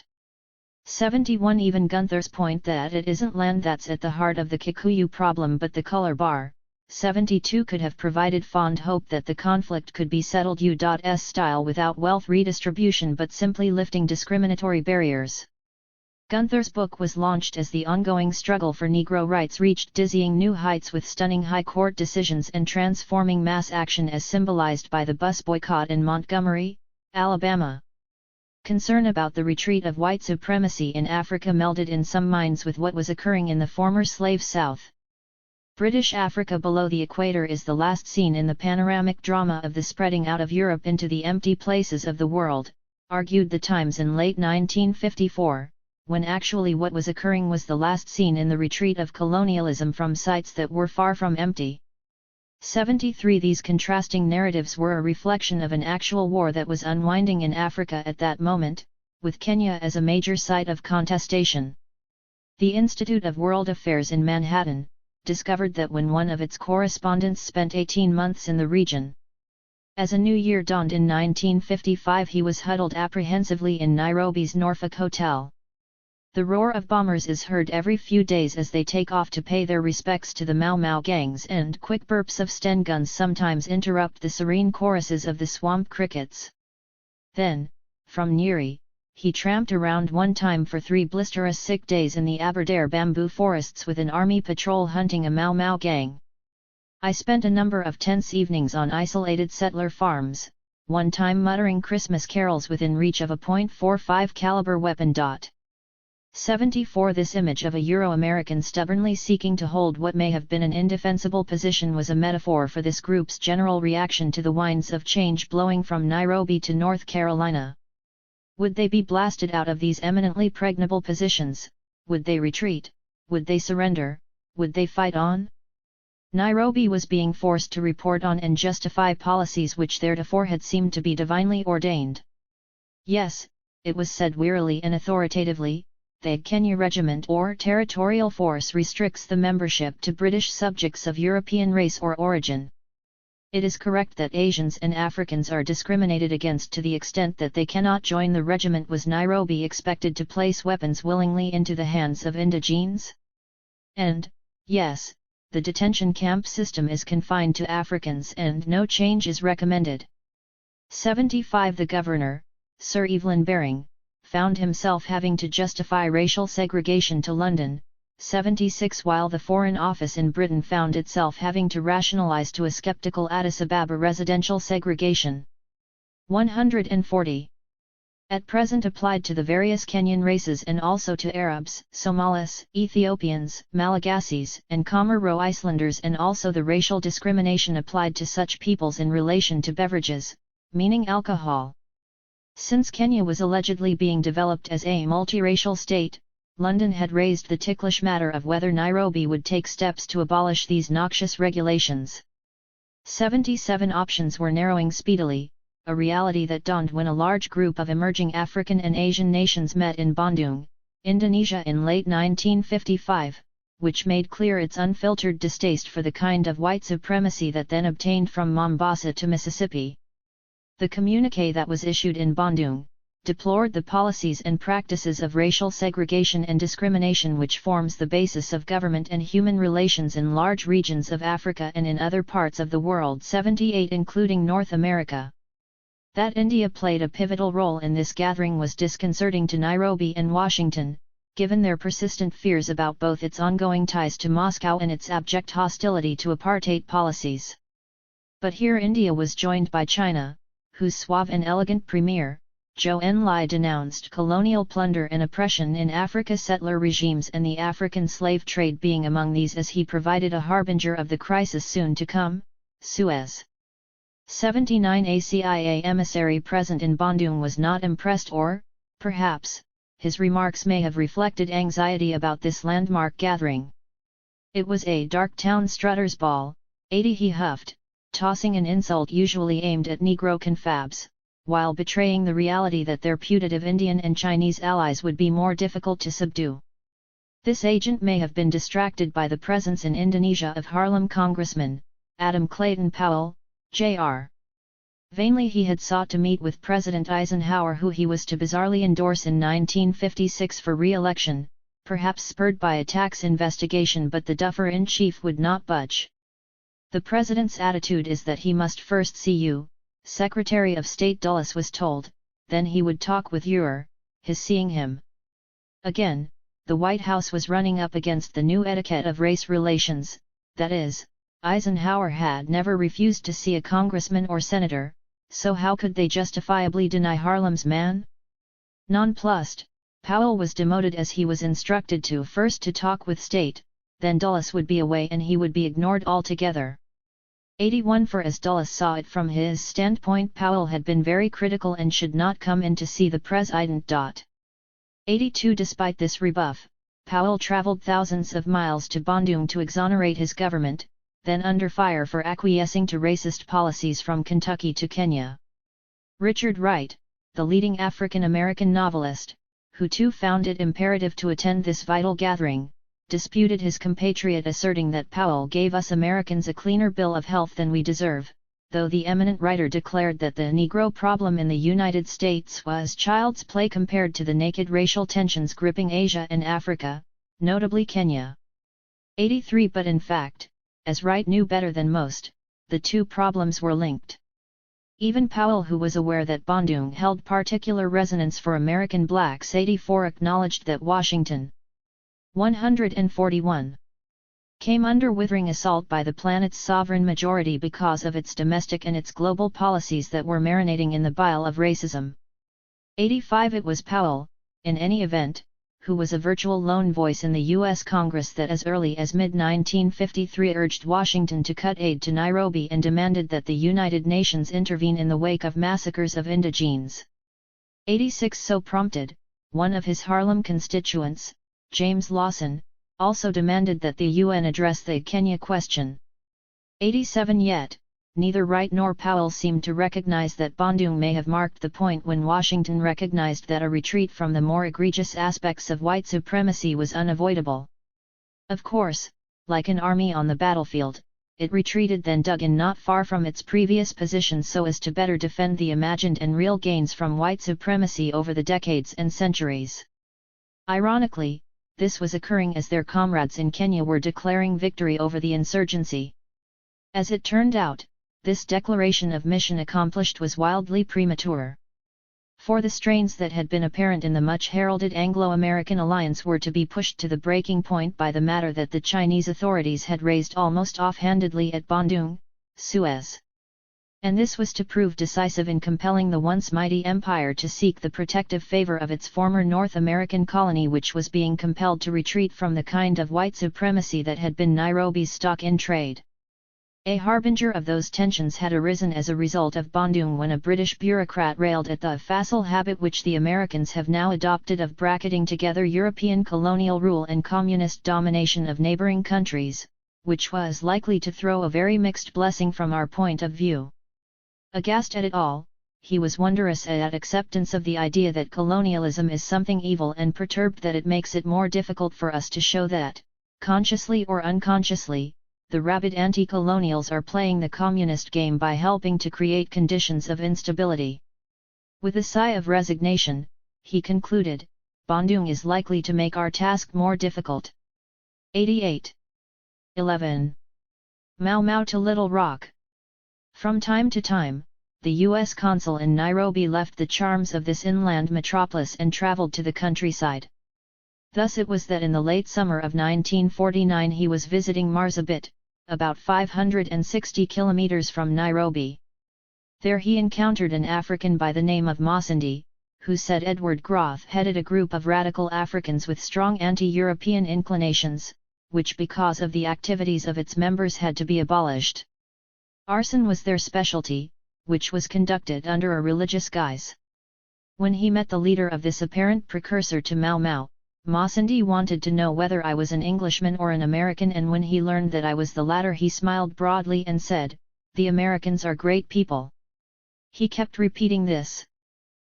Perhaps Masindi did not read newspapers carefully, or perhaps he was unduly courteous. Actually he was reflecting the fact that the renowned Anglo-American alliance was more brittle than it appeared.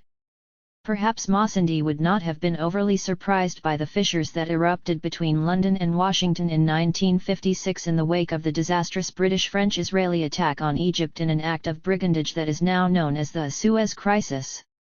Washington's opposition to this banditry had a catalytic impact on the international situation that eventually was to have moment for Kenya. Paris perceived a hollowness at the heart of the now tarnished North Atlantic Alliance and proceeded to strike out on a path that was even more independent, while London took the opposite tack, acknowledging that the game was up when it came to the empire. It had been a great run, but now was the time to bow to the inevitable and Washington. Since the United States was being forced into a retreat of its own, compelled to discard its odious Jim Crow, this left the settler regime in Nairobi in the lurch, forced to bow to the inevitable. The Suez Crisis, in short, was a defining event of the 20th century. Israeli independence and the concomitant efflorescence of Arab radicalism in Egypt, increasing Soviet interest in the region, all this heightened Washington's sensitivity to the strategic value of the Suez Canal and the Straits of Bab el-Mandeb. 2. It provided Washington further incentive to deepen its already blossoming relationship with Addis Ababa, which was bad news for the settler regime. By 1960, 144. There were a stunning 5,000 U.S. nationals in the vital base in Eritrea, far more than any other African nation. 3. President Eisenhower felt that Winston Churchill was still unrealistically basking in the past glories of the empire. After a meeting between the 2 months after the proclamation of the state of emergency, Eisenhower adopted the pose of scolding parent, chiding his British counterpart. The U.S. president should not have been so unkind, for London's empire was crumbling and it knew that it could only carve out a future role in punching above its weight in alliance with Washington. While Eisenhower metaphorically patted Churchill on his bald pate, his Secretary of State, John Dulles, and the Foreign Minister, Anthony Eden, were at each other's jugular in an expression of intense dislike that too mirrored the relationship between the two nations they represented. For it was Washington that pressed London to withdraw from Egypt in 1956 after its catastrophic intervention. 4. Dean Acheson, former U.S. Secretary of State, 5. tried to be more charitable. Our coalition was brought to the verge of destruction, he said with sobriety, and may well have been permanently damaged. Since it did not have a colonial empire to protect and had an interest in upsetting a status quo that provided privilege to these powers, Washington could pull down the temple without fretting about the impact regionally, unlike France, Algeria, or Britain, Kenya. When Moscow intervened contemporaneously in Hungary, there was fear this maneuver would shrink in gravity due to Suez, which further infuriated staunch anti-communists.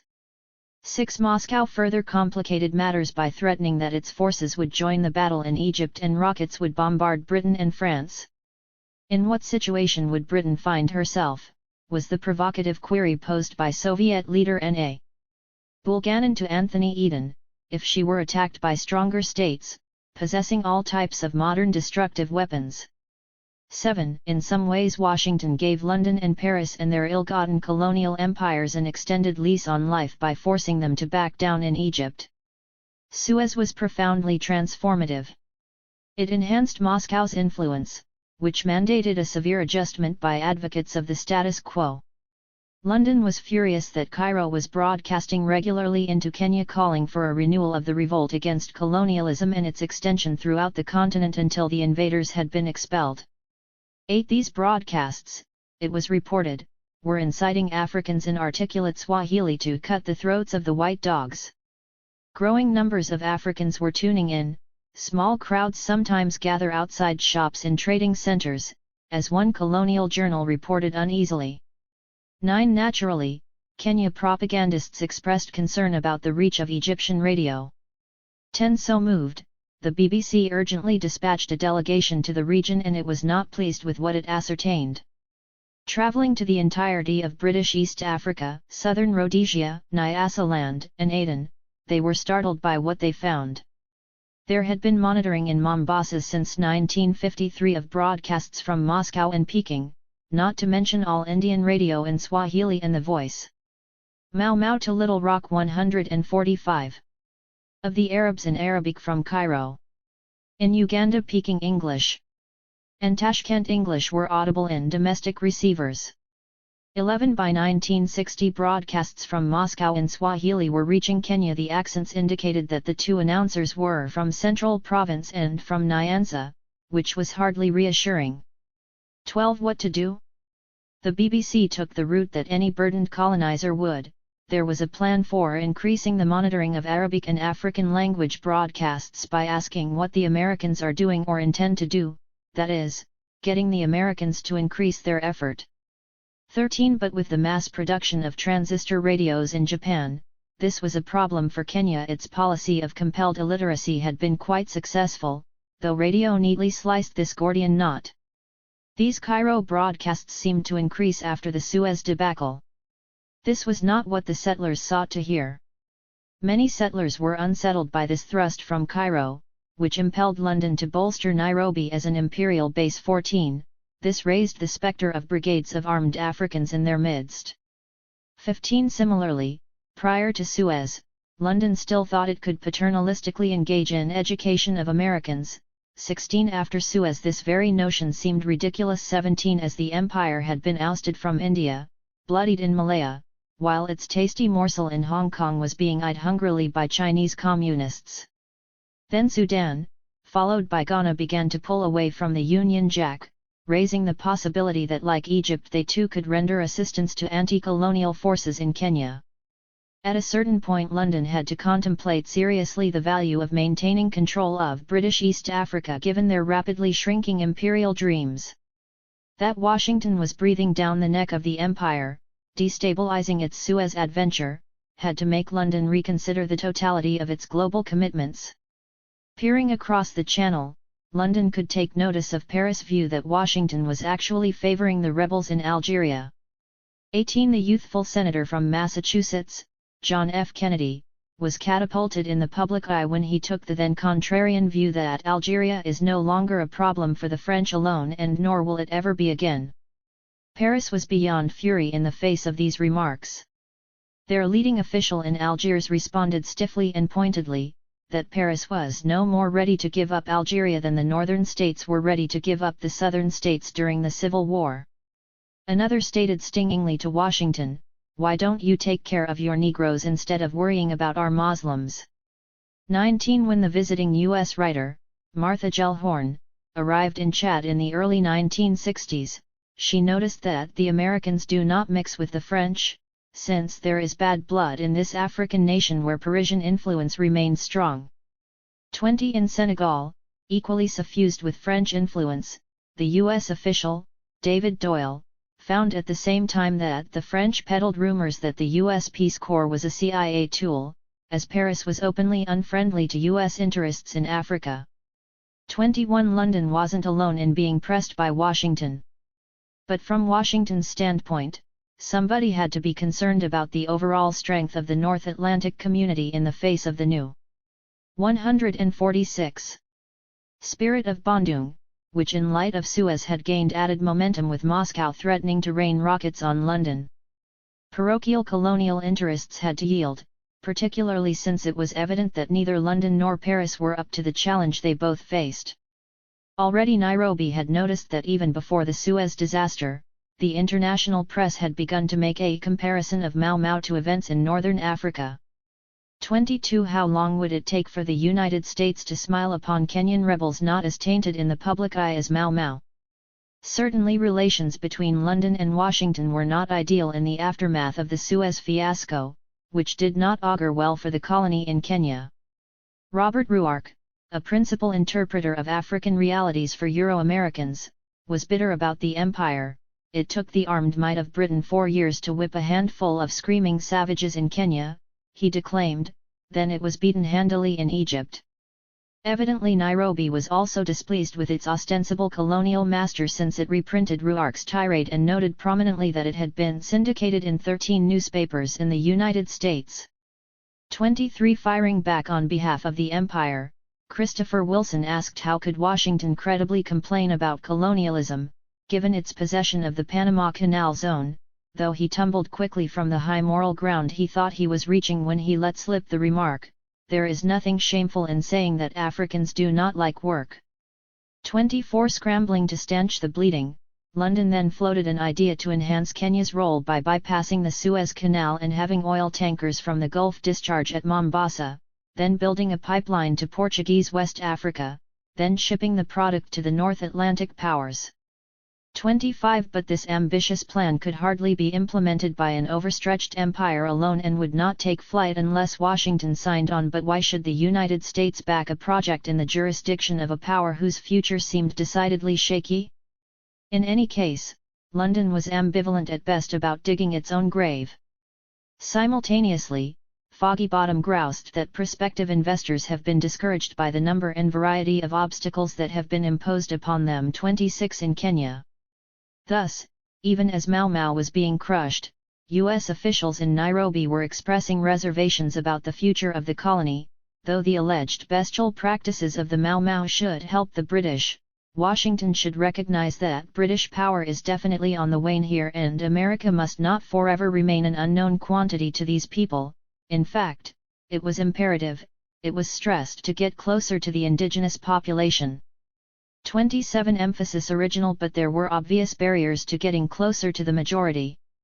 Yet, it was reported, it appears that the British are somewhat sensitive on the subject of the degree and scope of U.S. activity in the region. 28 U.S. imperialism was much too capacious to be contained by simple sensitivity of erstwhile allies.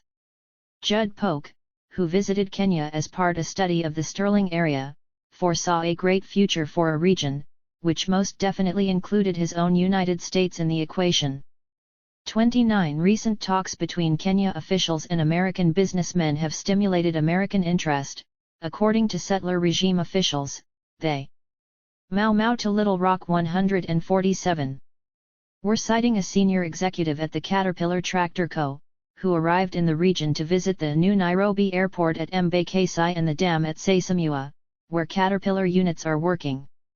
30 It was at that juncture, driven by the interwoven issues of Little Rock and Ghana, Suez, and Bandung, that the authoritative Rockefeller Brothers Fund chose to take a new look at Washington's policy in the region so that the United States might take advantage of a rapidly changing landscape.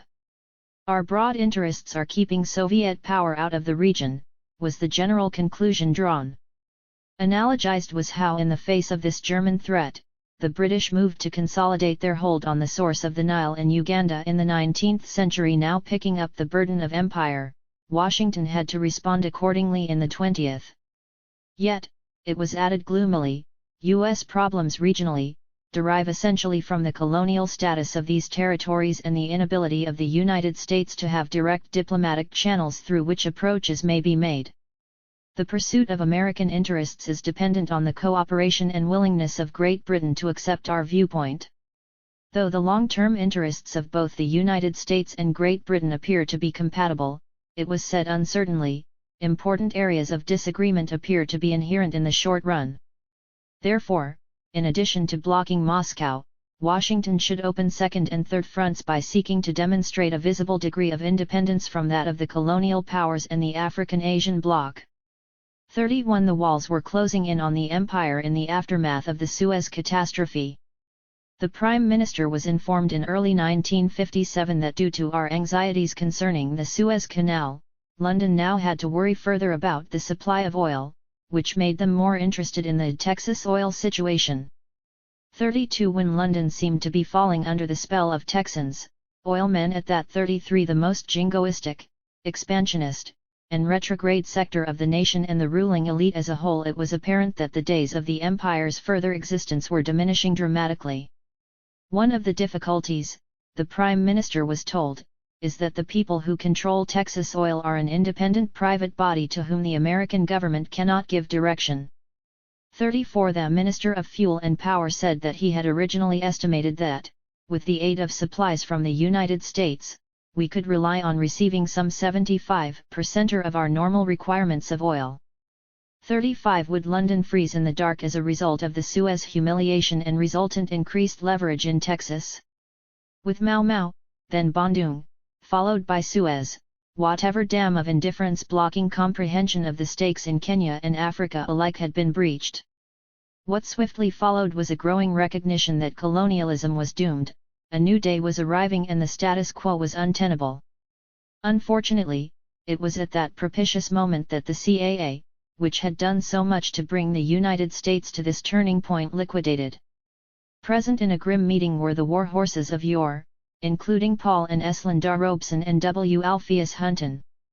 With sobriety they traced the rapid growth of American interest in Africa since 1952 as reflected in the popular and scholarly journals and books. It was in view of this changed situation that it was 148. Found that the Council was no longer needed to stimulate American interests in Africa. Yes, continuing government harassment of the organization made it difficult if not impossible for it to function. Dissolution was seen as the only alternative. 36. Why the Council would choose this evident optimistic time to go out of business was reflected when contemporaneously, the indefatigable St. Clair Drake continued his ongoing campaign to prevent the deportation of Armugo-Gatheru. Once more, he sought to distance himself and his client from the presumed taint carried by the Robesons, Dubois, and CAA. As a follower of George Padmore's philosophy, began the scholar seeking to cloak himself in the finery of the Pan-Africanists turned toward anti-communism.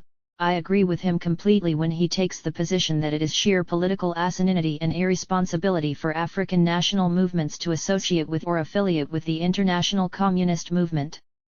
This, stressed the hirsute academic, is my position. As he saw it without elaboration, the problems of Korea, Malaya, and Indochina are different from the problems of Africa. 37. Thus, the African-American solidarity movement with Kenya and Africa, which had persevered so valiantly at a time when Washington was either indifferent or actively collaborated with the colonialists, limped into the bright new era brought by Bandung and Suez when it should have been striding confidently. For at the same time the hated Jim Crow regime, which had been thought to be well-nigh eternal, was melting like a snowball in a Congo summer and voting rights awaited that would provide added strength. Of course, unavoidably there appeared to be a spike in interest in Kenya given the profoundly altered global correlation of forces brought by Bandung, then Suez. Karl Rowan, the leading African-American journalist and soon to be an ambassador to Finland, arrived in Nairobi on a jaunt noted by Kenyan propagandists. 38. As did William Worthy, who toiled on behalf of a black newspaper chain based in Baltimore. 39. Nairobi took notice when another black organ, the Pittsburgh Courier, reported on how Don Kamatha was captured and subsequently hanged. A picture of him on the stretcher accompanied the report. 40. Also noticed by Nairobi was yet another report from this specialized press that inflamed Harlem. This time the New York-Amsterdam News recounted a story about an African prisoner who was kicked headfirst into a cauldron of boiling water by a European prison guard who considered it to be excellent humor. 41. Nairobi could not have been pleased when Worthy's Baltimore Afro-American noted bitterly that Mau Maus have single-handedly sought to oust British oppressors without the aid of world opinion which helped the Hungarians in their fight against Russia. 42. But the compelled liquidation of the Council on African Affairs meant that African Americans were not ideally positioned to take advantage of the dramatically altered relation of forces that accompanied Mau Mau, Bandung, Suez, and the impending independence of Sudan and Ghana, which was the point of throwing the CAA overboard. Thus, after these mega-shocks, Washington was then faced by the stunning confrontation involving the dissolution of Mau Mau to Little Rock. 149. Racist laws mandating separate schools in Little Rock, Arkansas. Appropriately, Washington received a black eye when white mobs rioted and armed troops had to be summoned to patrol the hallways of schools.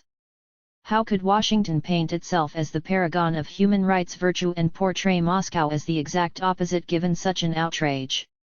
How could Masindi or any Kenyan indigene think favorably of the United States given how people who resembled him were being treated in Arkansas? This controversy, according to one informed analysis, received more attention in Kenya than developments in Ghana, Malayan independence, or the United Nations debates on Hungary.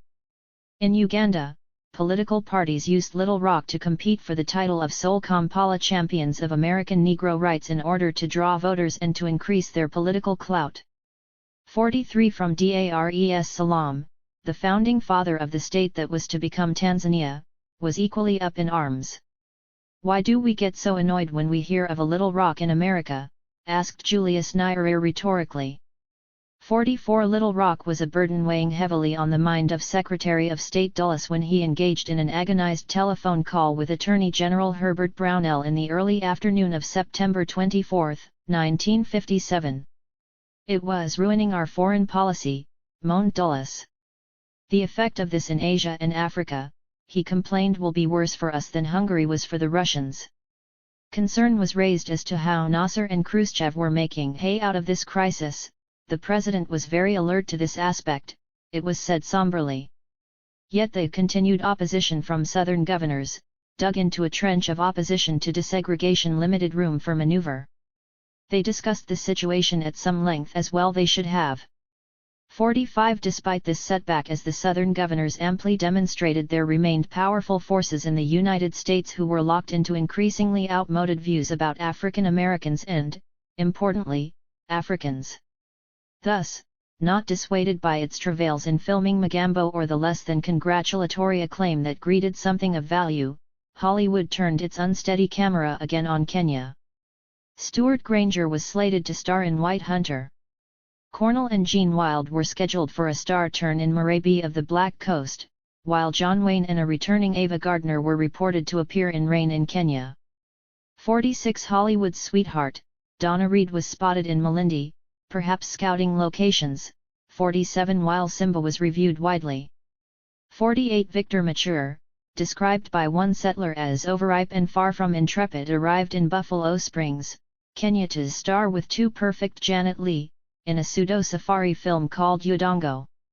49 In mid-1954 the colonial authorities accompanied the carrot-topped comic, Danny Kaye, as he visited the Kiambu Reserve and took a film of a Kikuyu guard. During his visit they showed him a patrol bringing in a terrorist, but he evinced no concern about it all. 50 So inspired, a slim 22-year-old Maasai man named Kipanga, a former bus driver, became Kenyan propagandist's top comedian as he parroted the Mau Mau oath in a sketch. They termed him the African's Danny Kaye, who fights Mau Mau with laughter. 51 Hollywood's 150. Increased interest in Kenya seemed to portend Washington's impending ouster of London from the region. Even when London sought to get in on the act, the newly formed Phoenix Productions Limited, based in Britain, chose to be staffed and directed by U.S. nationals, perhaps because of the high level of capitalization required. 52 Not surprisingly, given this tidal wave of stars descending on Kenya, Nairobi was elated to announce during this period that the colony experienced a good press in the United States with not only the foregoing but also a colored film, Mau Mau, a documentary filmed in Kenya by Charles Trotter that was released in the US and widely publicized. 53 It was not exactly favorable to the anti-colonial resistance. Given the hordes of film crews and the resultant droves of gossip columnists, paparazzi, and the like, Hollywood found it needed handlers, menders, interpreters, which were all welcome in Nairobi along with their hard currency. This created a window of opportunity for the noted paleontologist, Louis Leakey, who earlier had been accused of professional jealousy by Ralph Bunche. By the time of the state of emergency, Leakey, a colonial patriot, was working as an officer with those tracking the resistance. Given his knowledge of the Kikuyu, he was taken seriously when he portrayed the Mau Mau, as his biographer put it, savage, anti-white, and anti-Christian, that is, precisely the image the colonial government wished to convey, a belief witnessed by more than one startled newcomer to Kenya who witnessed Louis' secretary with a large revolver strapped around her middle. Then Leakey and his spouse began strapping on sidearms, a fashion that came to be known as European national dress. Though he was supposedly just an interpreter, he was actually part of the prosecution team that convicted and imprisoned Kenyatta, to the point where counsel for the resistance leader demanded that he be dismissed. 54 With his knowledge of indigenes and his close ties to the regime, Leakey was able to profit handsomely as a middleman when Hollywood arrived in Nairobi. Initially, the portly paleontologist demurred. 55 But US dollars were difficult to reject, so Leakey accepted the proffered funds and requested the script of the film for me to vet. He provided detail for the production. 56 Amidst his complaints about too paltry payments. Still, Leakey continued providing counsel. 57 And continued engaging in the transformative search for fossils that altered the way humankind was conceived. 58 While continuing to haggle over more dollars and a subsidized trip to Hollywood amid more persnickety complaints about how indigenes were to be portrayed on the silver screen and knowing disclaimers about his work on previous productions. 59 Repeatedly, he angled for more compensation. Does the American Income Tax Department deduct any part of the fee you pay me while maneuvering for more exposure? Would there be any prospect of my being able, at the conclusion of my work with you, of getting, say, one television and/or broadcast contract in New York? 60. All the while, he was backed avidly by his Nairobi superiors. 61. Thus, Leakey was able to profit bountifully from Hollywood's renewed interest in Africa, which in a real sense was to signal a renewed interest in Kenya. During this period, Leakey also became a source of information for Mau Mau to Little Rock. 151. Those adventurous professors in the United States who sought to introduce more content on Africa into their curricula, 62. Becoming chummy with some of them in the process, which was not inimical to Nairobi's agenda. 63. It was in that context that the Ford Foundation, a philanthropy whose interests were global, turned its alert eyes to the region. By early 1955, London perceived an increased interest in African affairs by American universities and foundations, in particular the Ford Foundation. 64. Signs were already apparent that London was overcommit and would have to retreat somewhat from the global stage, which could leave a vacuum it was thought that Moscow would then fill. Arriving in late 1956 after a less than commodious 7-hour flight from Leopoldville in the Congo, John Howard stopped first in Uganda, where the governor, Andrew Cohen, informed him that freedom, by which he meant self-government and not independence, was 15 years away. 65. This was not what Washington, which was eager to elbow London aside, wanted to hear. 66. But even in Uganda, echoes of their neighbors' strife was felt, which gave more urgency to an impulse in the United States to resolve this crisis by ousting London if need be. This came clear at a soccer or football match between teams from Uganda and Kenya, held at a stadium in Kampala. Uganda won this battle of the barefooted, 3-2, as a crowd, many of whom were equally shoeless, cheered avidly. 20,000 were present, with an equal amount outside the stadium straining to enter. Others were clinging to rooftops as far as the eye could see, seeking vainly to get a peek of what was for many an infrequent diversion in otherwise dreary lives. During the course of play, as Howard recounted it, when a Kenya man was being a bit rough on a Uganda player, one of the strongly pro-Uganda audience called out "Mau Mau," signaling a new way of viewing toughness and a confrontational style that had spread beyond the confines of Kenya even as the authorities were claiming the resistance had died. 67. But whatever clarity about the resistance he had gleaned was challenged once he arrived in Nairobi. There he met with Dorothy Hughes, a member of the Legislative Council, and came to recognize that it would not be easy for Washington, even if it managed the feat of ousting London, for the settler class was obdurately stubborn in its racist intractability and had a mirror image in the former slave South besides to bolster it if the need arose. She made the rather extreme statement, said a disgusted Howard, that the whole basis of Mau Mau was the jealousy of the primitive African women for their better educated husbands, not land hunger, not apartheid, not cruel exploitation.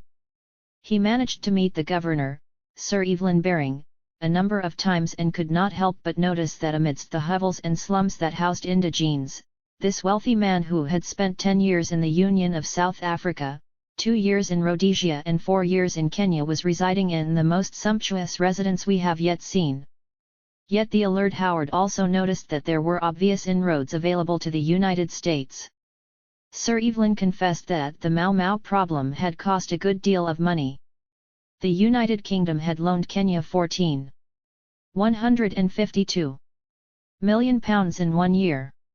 This had dropped to £4 million, and it was doubtful that Kenya could ever repay the loan. In short, Kenya was badly in need of money at the present time. Unfortunately, at a time when the United Kingdom itself was having to retrench. Almost boastfully, Sir Evelyn admitted that the Mau Mau resistance was broken when Nairobi, the center of Mau Mau activity, was cleared of Kikuyu people and the people sent to concentration camps. The problem was that the Kikuyus were the best railway workers, the best farm workers, and are the only forest workers, and, besides, provide most of the artisans in Kenya as well as the best students in Makerere, the regional university in Uganda. In other words, the settler regime had to strangle the patient in order to save it. for clamping down on the Kikuyu in the context of a retrenchment by London, wounded the Kenyan economy grievously. Potentially, this could provide an opening for Washington to move in decisively, but this would not be easy given the U.S. official turn toward desegregation. Sir Evelyn in contrast did not believe that interracial schools are ready for adoption by the country. 68 Sir Evelyn revealed the dilemma faced by Washington: the settlers simply did not fit the post-Little Rock consensus, yet the demonizing of the indigenes due to the sensational portrayals of Mau Mau had rendered virtually radioactive an entente with the resistance. Ford did not help matters when it routinely met delegations in Africa bereft of Africans. 69 David Rockefeller, the banking baron, later acknowledged frankly that for more than 40 years after the end of World War II I believed that containing the threat posed by the Soviet Union and counteracting its consistent and unrelenting support of wars of national liberation around the world was the most important task the United States faced as a superpower. 70 The foundation that carried his name had long taken an interest in East Africa. 71 So with these thoughts foremost in mind, this leading member of the U.S. ruling elite jetted into Nairobi in late 1958. Accompanied by his spouse, he was also carrying portfolios from the Council on Foreign Relations and the Carnegie Endowment for International Peace, in addition to his own enterprise, the Chase Manhattan Bank. 72 Official Nairobi gussied up and tidied all as if they were about to entertain a visiting potentate, which, in a sense, they were. From London, the Secretary of State for the Colonies advised as much. 73 But soon there was disappointment in Nairobi, as noted by legislative leader Sir Ferdinand Cavendish Bentinck, though he planned to entertain them privately at my house for dinner. Setting a repetitive pattern, it was felt that they had not given themselves very adequate time for the observance of conditions as they actually exist in East Africa. 74 Or to put it another way, the immediate shock of seeing the hovels that housed the majority of Africans and the sumptuous lifestyle of Sir Ferdinand could only be softened with an elongated visit. Like potential landlords inspecting property they might purchase, Rockefeller's visit was only one of many by visiting U.S. dignitaries following the twin shocks of Bandung and Suez. These included an important congressional delegation led by Congressman Wayne Hayes, 75, an emissary of Secretary Mau Mau to Little Rock, 153. Of State Dulles, 76, the U.S. Ambassador to Ethiopia, 77, and others. Tellingly, military and security matters were high on the agenda of these visitors, 78, a matter seen as pressing given the perceived challenge from Moscow. 79 It appeared that the settler regime had begun an initiative involving the peaceful use of atomic energy, an unsettling prospect for indigenes aware of the colony's white supremacist pretensions. 80 The problem for Washington was that embracing the settler regime as an ally of sorts was at cross purposes with the United States' own stated domestic priority of desegregation, not to mention compromising an entente with indigenes in Kenya and elsewhere on the continent. "We are anxious that every facility should be at his disposal," the authorities said of one visiting U.S. military figure. 81 But again, the burden of geography continually intruded, for the colony happened to have as a neighbor, Ethiopia, a rare sovereign state on a continent replete with colonies, and it was involved in sharp border disputes with Kenya. Should Washington tilt toward a settler regime with which it shared obvious commonalities, or Addis Ababa, whose sovereignty represented the future? 82 These visits by U.S. dignitaries were not only a reflection of military and security concerns. With Hollywood's increased interest in the region, combined with the garish headlines blaring stories about African terror, engendered was a remarkable outflow and inflow into the colony. Nairobi goosed the latter by embarking on a propaganda offensive even before the state of emergency, distributing thousands of pieces of literature through clubs, institutes, etc. in view of the wild statements appearing not only in the local but also the overseas press. 83 Just as it carefully scrutinized overseas press coverage with the aim of rebutting unfriendly articles. 84 Since the colony was a racist state, this meant that Nairobi was limited in terms of the immigrants it would accept, and given the triple shocks of Mau Mau, Bandung, and Suez, all of which seemed to augur a disorderly retreat of white supremacy, it was not as if there was an overflow straining to gain admission to Kenya. Instead, emigration to the usual spots, Australia, Canada and, of course, the United States seemed to be increasing. 85 Ironically, the shrieking headlines about Mau Mau devised by the settler regime were a terrible advertisement for the colony, particularly given the stiff competition for Europeans provided by South Africa, Australia and, of course, the United States.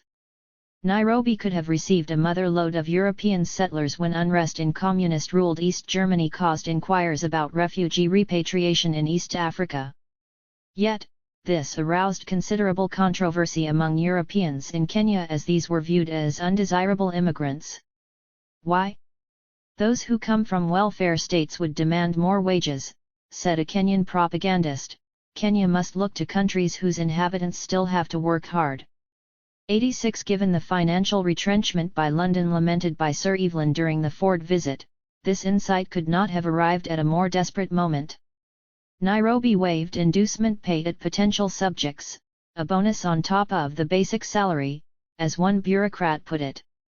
87 The sclerotic colonial bureaucracy was hardly able to provide decent housing options, however, which further shrank the possibility of replenishing the quotient of Europeans. After Ghanaian independence. 154. In 1957, Nairobi had the opportunity to absorb the British who were fleeing. 88 But Nairobi not only had financial problems, it also had a severe housing shortage, at least housing deemed suitable for the refined tastes of Europeans.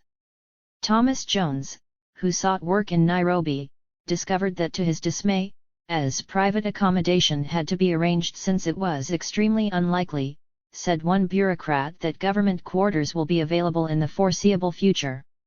89 Yet despite the shocks and impediments, the regime continued to maintain a modicum of support within the United States. The common anti-communist ideology was one key factor, not to mention the sympathy for those surrounded by Africans, particularly in the former slave South. Sir Michael Blundell was a not-so-secret weapon of the regime. Born in London in 1907, his ancestral line could be traced to 1132. He was trained as a singer and pianist at Salzburg and arrived in Kenya in 1925. Starting as a farm manager, he soon obtained his own. He grew coffee, then asparagus, then cattle. He served in the military and left with the rank of colonel. He was the chief coordinator of the emergency from March 1954 to October 1955 and was generally given credit for the undermining of the resistance, 90 which included mass executions and internments. Sir Michael was, nonetheless, appealing to many U.S. viewers, particularly Euro-Americans who saw him on television, where he was not an infrequent guest. Roy D. Schaefer of Albany Medical College in New York watched him in the spring of 1956 and was impressed. As a Kenyaite Sikh, raised in Massa Island, I have a fierce love for my country, but this common homeland did not explain Holy Sir Michael's acceptance in the United States. 91 Wiley D. Ganney, a deputy commandant at the National War College and a major general in the U.S. Air Force, was no Kenyan, but he too appreciated hearing Blundell's views when he was in Nairobi. 92 Elvin J. Noel of San Diego, a self-described ordinary white man, acknowledged that what happens in Kenya will surely affect the whole of Africa, and was reassured by Sir Michael's leadership in the colony. 93 During the state of emergency, Sir Michael later acknowledged, I received a letter from Dallas in Texas, which was addressed to me in childish handwriting. It was from a young American boy, John Bacon by name, who stated that he was a Boy Scout aged 12 years. He wrote to me to ask if I could find and send to him a Mau Mau sword or simi. The letter ended with a postscript, please see there is blood on it, and Sir Michael graciously complied. 94 FM. Marshall of Louisville mentioned the flashpoints of Little Rock and Montgomery, sensing Sir Michael's experience with Mau Mau would suggest automatic sympathy. May I congratulate you and others like you, said this man who had planned to go from Cairo to Cape Town, but the Middle East crisis stopped me. I was afraid that might be the beginning of World War III, he said chillingly. 95 But the perception that Sir Michael provided steady leadership in an uncertain world rocked by Mau Mau, Suez, and Little Rock, was not the only reason he had appeal in the United States. Pearl Mead of Yucaipa, California was very proud to feel that I may be a relative of you, since her mother was Lucy Blundell. 96 Gertrude Blundell of Marblehead, Massachusetts argued similarly. 97. Mau Mau to Little Rock 155. There were blood ties that gave Euro-Americans emotional connections to the settler regime, just as there were political ties shared by those frightened by the import of Mau Mau and Little Rock alike. Yet, the far-sighted in Washington knew that it would be difficult to back naked white supremacy in Nairobi while seeking to retreat from same at home. What was needed was an African leadership untainted by Moscow or Mau Mau to lubricate the transition to independence. Tom Mboya, a Nairobi-based labor leader, attracted considerable attention in the United States when he visited the United States in the 1950s, convincing many that he was a viable alternative to the much-feared Mau Mau. Figure 4 Tom Mboya. Source, courtesy of Photographs and Prints Division, Schomburg Center for Research in Black Culture, the New York Public Library, Astor, Lenox, and Tilden Foundations. 12. Labor will rule? Pour me a double Manhattan and call me Senator McCarthy, quipped the conservative journalist, Smith Hempstone, a future U.S. ambassador to an independent Kenya, but I had the impression when this conference was finished, referring to a key confab in Accra in 1958, that the Pan-African movement upon which so many hopes rest and which could be doing so much good was directed either by communists or fools, possibly both. Singled out for specific criticism was a dark-skinned, cherubic-faced, labor leader from Kenya, Tom Mboya. 1. It was curious that Hempstone would sourly assess Mboya, for in other circles he was being viewed as a client of Washington, an alternative to the radicalism thought to be represented by Kenyatta. They call us racial extremists, charged Malcolm X, his voice rising with insistence as thousands jammed the busy intersection of 125th Street and 7th Avenue in Harlem. He demanded that context be provided. Well, he continued, they call Jomo Kenyatta also a racial extremist and Tom Mboya a moderate. It is only the white man's fear of men like Kenyatta, said the man who juxtaposed his leadership to that symbolized by Martin Luther King, Jr., that makes him listen to men like Mboya. If it were not for the extremists, he affirmed, the white man would ignore the moderates.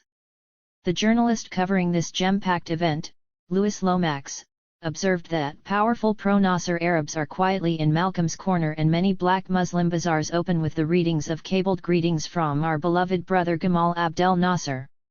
2. The triple shocks of Mau Mau, followed swiftly by Bandung and Suez, had a catalytic impact on the relation of forces both globally and within the United States itself. Many African Americans sympathized instinctively with the underdog in Cairo, which gave a boost to the thought and organization represented by the charismatic Malcolm X. He and those who followed him had a visceral distaste for the settler regime in Nairobi. Simultaneously, Washington, officially embarked on the road of anti-racism, found this hard to reconcile with backing of the settlers. What Washington longed for was an African who exuded moderation, who could reassure the uncertain that African liberation did not mean trials for war criminals leading to execution or expropriation of the commanding. 158. Heights of the economy. What Washington wanted and got was the spectacular rise of Tom Mboya, a labor leader, who was not part of the feared Kikuyu ethnic group but Luo.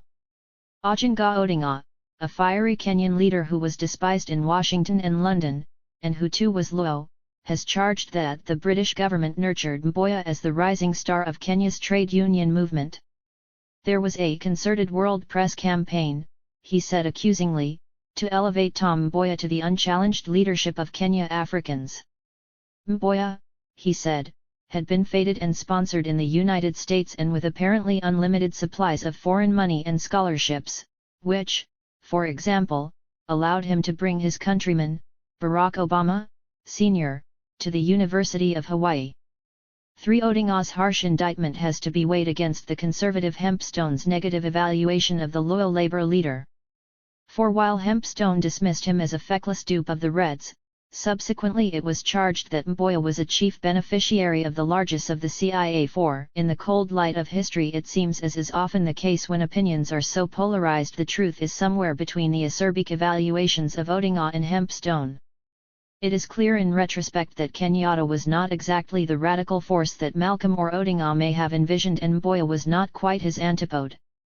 For if Mboya were a CIA asset, African Americans during his heyday would have appreciated more African leaders who, as Mboya repeatedly did, charged that America's standing in Africa must remain affected by the Negro problem at home. While acknowledging Little Rock, he also did not ignore Bandung and Suez. 5. Yes, Mboya was close to Washington. 6. But what needs to be realized is that when the United States stared down Paris and London during the Suez debacle, it convinced some Africans that they might do the same on their continent as a whole. Moreover, the horrific policies inflicted upon the Kikuyu in particular, had a devastating impact upon this important ethnic group, which had been the locomotive of resistance against colonialism. Ironically, the repression of the labor movement in Black America created fertile soil for the rise of a sort of nationalism that produced Malcolm X. 7. While in Kenya the repression of ethnic nationalism created fertile soil for the rise of a loyal labor leader. This helps to explain why a journalist in the late summer of 1956, when headlines were warning about looming catastrophes in Budapest and Cairo, found himself in extended conversation with a soft-spoken bachelor in a bustling coffee shop of the Mayflower Hotel in Washington, D.C. He was every bit as polished as an Oxford graduate, was his evaluation of Mboya. Mboya spoke eloquently of the atrocities committed by the settlers in the colony. Constructing an analogy he knew would hit home to his audience, he argued that life in a colony is worse than in a Russian protectorate. Like a bicycle racer who rides just behind the pack to allow their momentum to drag him along almost effortlessly, Mboya repeatedly linked the fate of Africans with African Americans, which was then undergoing significant revision, thereby providing momentum for Kenya. The Negro problem here, he said, has not been of first concern to the people of Kenya, but it was growing in importance. 8. A photographer from the 159 U.S. labor movement captured the image of him thoughtfully placing a wreath at the Lincoln Memorial to underscore his point. 9. Mboya's presence in Washington was not only a direct result of the smashing of the mostly Kikuyu-driven resistance, but also an outgrowth of a spectacular rise in the labor movement in Kenya. Some of us joined the trade union movement, said Wambui Wiyaki Oshino, which took over most of our freedom-fighting activities between 1955 and 1957. 10. As the example of Mackenzie had demonstrated, Kenyan workers long had been a prime opponent of colonialism and the status quo, and this hardly slowed down as independence approached. 11. That this was a regional phenomenon had a positive impact on Kenya, as when, for example, a general strike rocked Zanzibar in 1948. 12. As the leader of Kenyan unions saw it, Operation Anvil, which was touted as an attempt in 1953 to smash Mau Mau, was actually aimed at their movements. Many thousands of workers have suffered untold suffering, many thousands have been killed discriminately because of their color, they have been robbed of any properties found in their possession, cried Agra Iminya. Squatters have been repatriated and robbed of their property, and many children are and have died and are starving. When they arrest you or kill you, he charged, they must brand you as a member of the Mau Mau organization. We have been destroyed, and the toll of death is day by day going on, as Germany did in Southwest Africa during 1914 and 1918 with Ovambo people. Thus, all educated and rich people have been killed. 13. British Labour saw things somewhat differently. Operation Anvil was a response to the fact that 2 of Jomo Kenyatta's 5 close associates were prominent trade unionists. 14. Soon Minya himself was under attack, which contributed to bitter infighting within the union. He pointed the finger of accusation at a particular colleague. He was very bitter and very vicious, he said about Mboya, whose name he spelled as Oboya. He claimed that Mboya was a state informer and was too interested in politics to make a good secretary of the Labour Federation. 15. Minya's apprehensions did not halt Mboya's meteoric rise. The loyal Labour leader was able to get a valued TUC scholarship to Ruskin College, Oxford, which contributed to his polish. For the battle to influence and control Labour was seen as a major prize in this contest.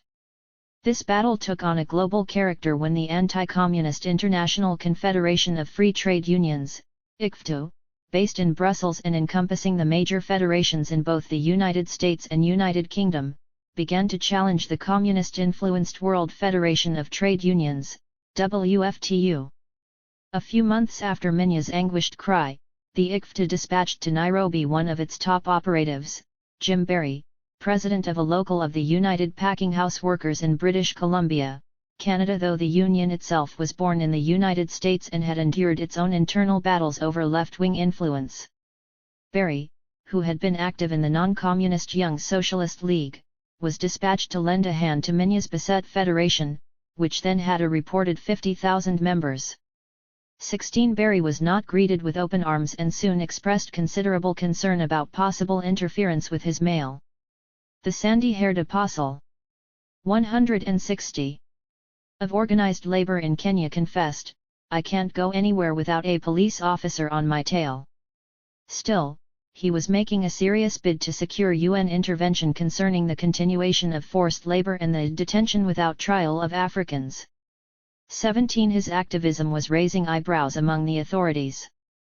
18 Also causing concern was Mboya's activism, for early on he proved himself to be an adept administrator.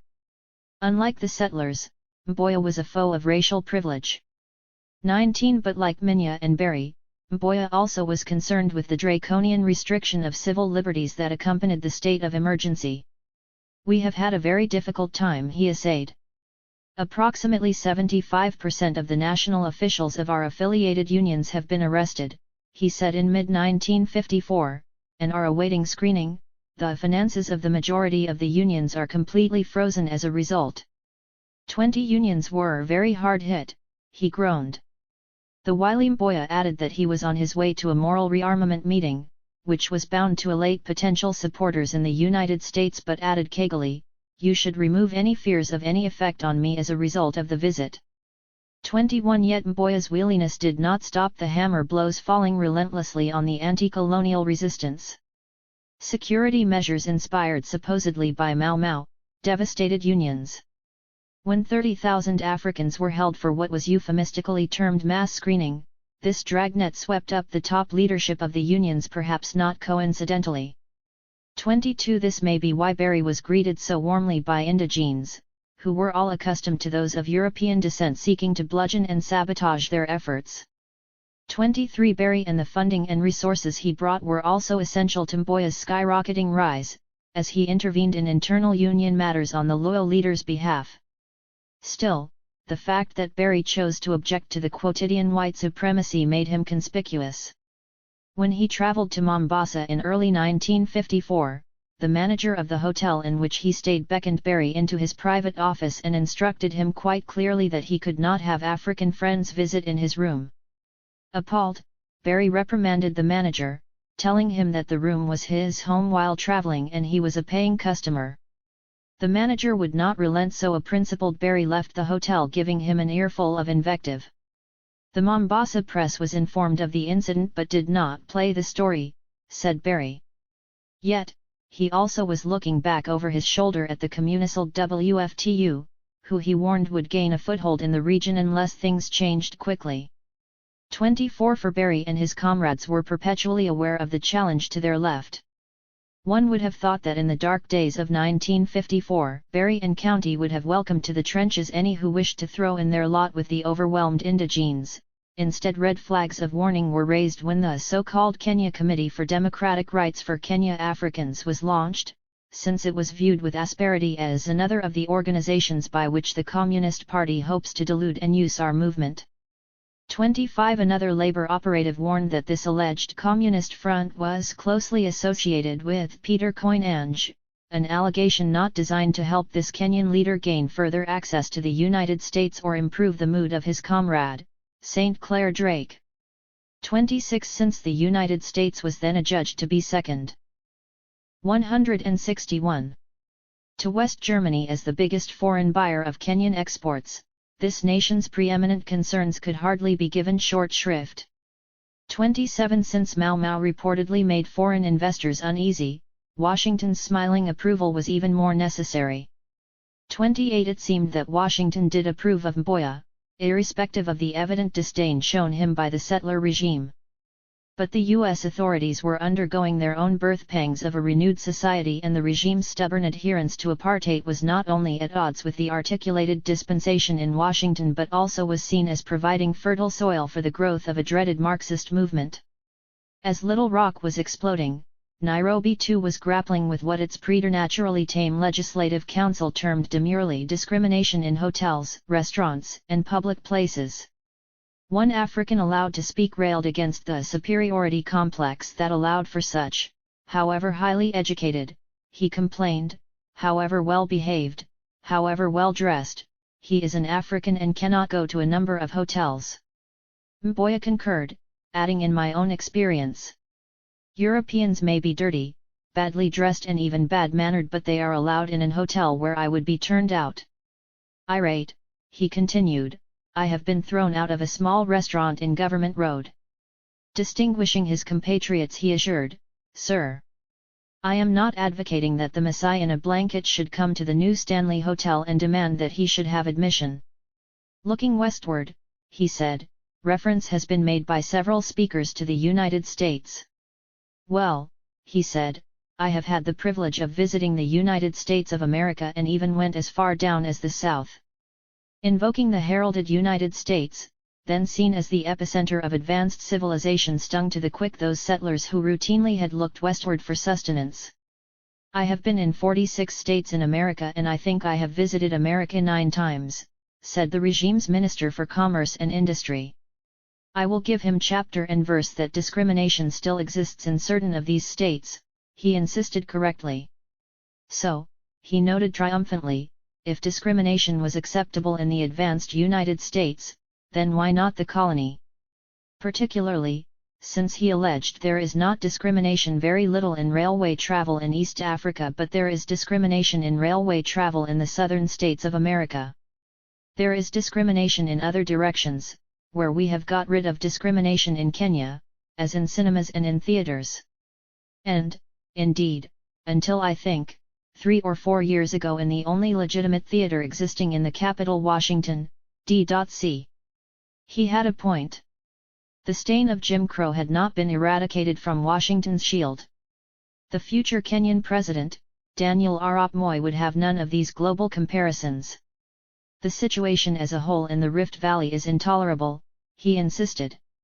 If you wanted food in Nakuru, you would not be allowed in any of the European hotels and restaurants. Last week, he said, when I was coming back to Nairobi I was hungry and could not lunch at one of the Asian hotels in Nakuru. Outrageously, he was asked to leave. Yes, he concluded with disgust, most of the hotels upcountry are more hostile than those in Nairobi. 29. 162. But it was Mboya who had the rare authority to invoke the example of the United States, the historic bulwark of the settler regime, to undermine the arguments of the colonizer. This was first-hand experience at that, gleaned from a visit where he had been heralded as a fresh new face and a brand new voice. At the same time, as Washington searched for an alternative route in a Kenya where Kenyatta was jailed and Koinange was viewed suspiciously, Mboya stood even taller. By mid-1957 even his old friend, St. Clair Drake, was having second thoughts about his fellow Hampton alumnus. It was obvious to me in 1955 that Mboya was considered washed up as a political leader by British leaders, he said. At one point in Kenyatta's trial, too, someone had said that Koinange and Kenyatta had tried to make them take an oath. I have no way of knowing whether Koinange was implicated in organizing Mau Mau, he added, indicting him with faint absolution. 30 Drake was correct in his view of London's evaluation of Koinange. That his father was clamouring for the return of land to his people did not recommend him to London. 31 One influential indigene condemned Koinange sharply, to the delight of the settler regime.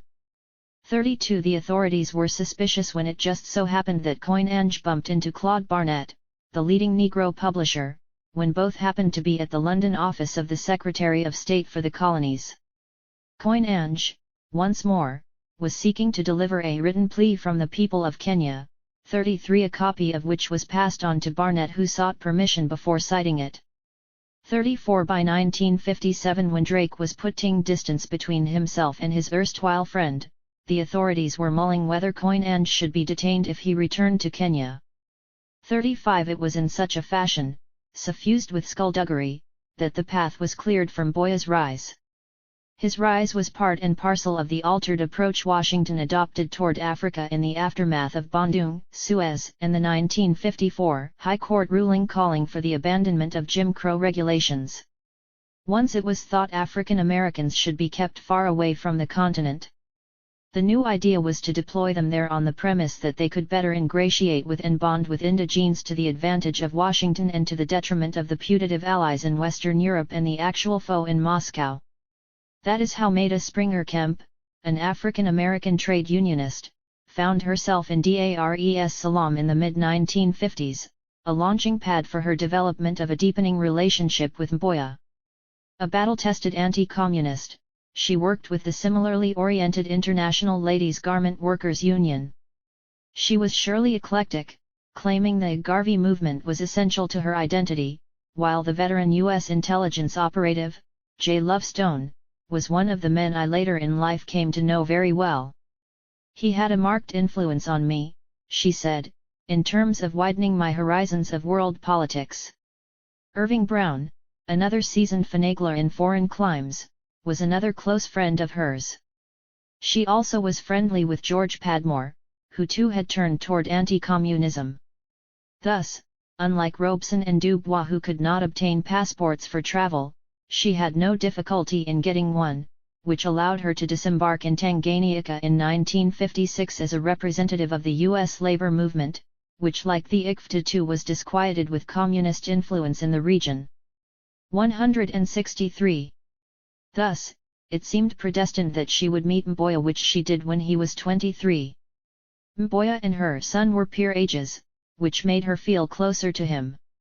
I always thought Tom was my second son. He spent his first night in the United States in our home. If her recollections are accurate, she met him during the earliest stages of the state of emergency, when he was in sharp conflict with Minya over the direction of the unions in Kenya.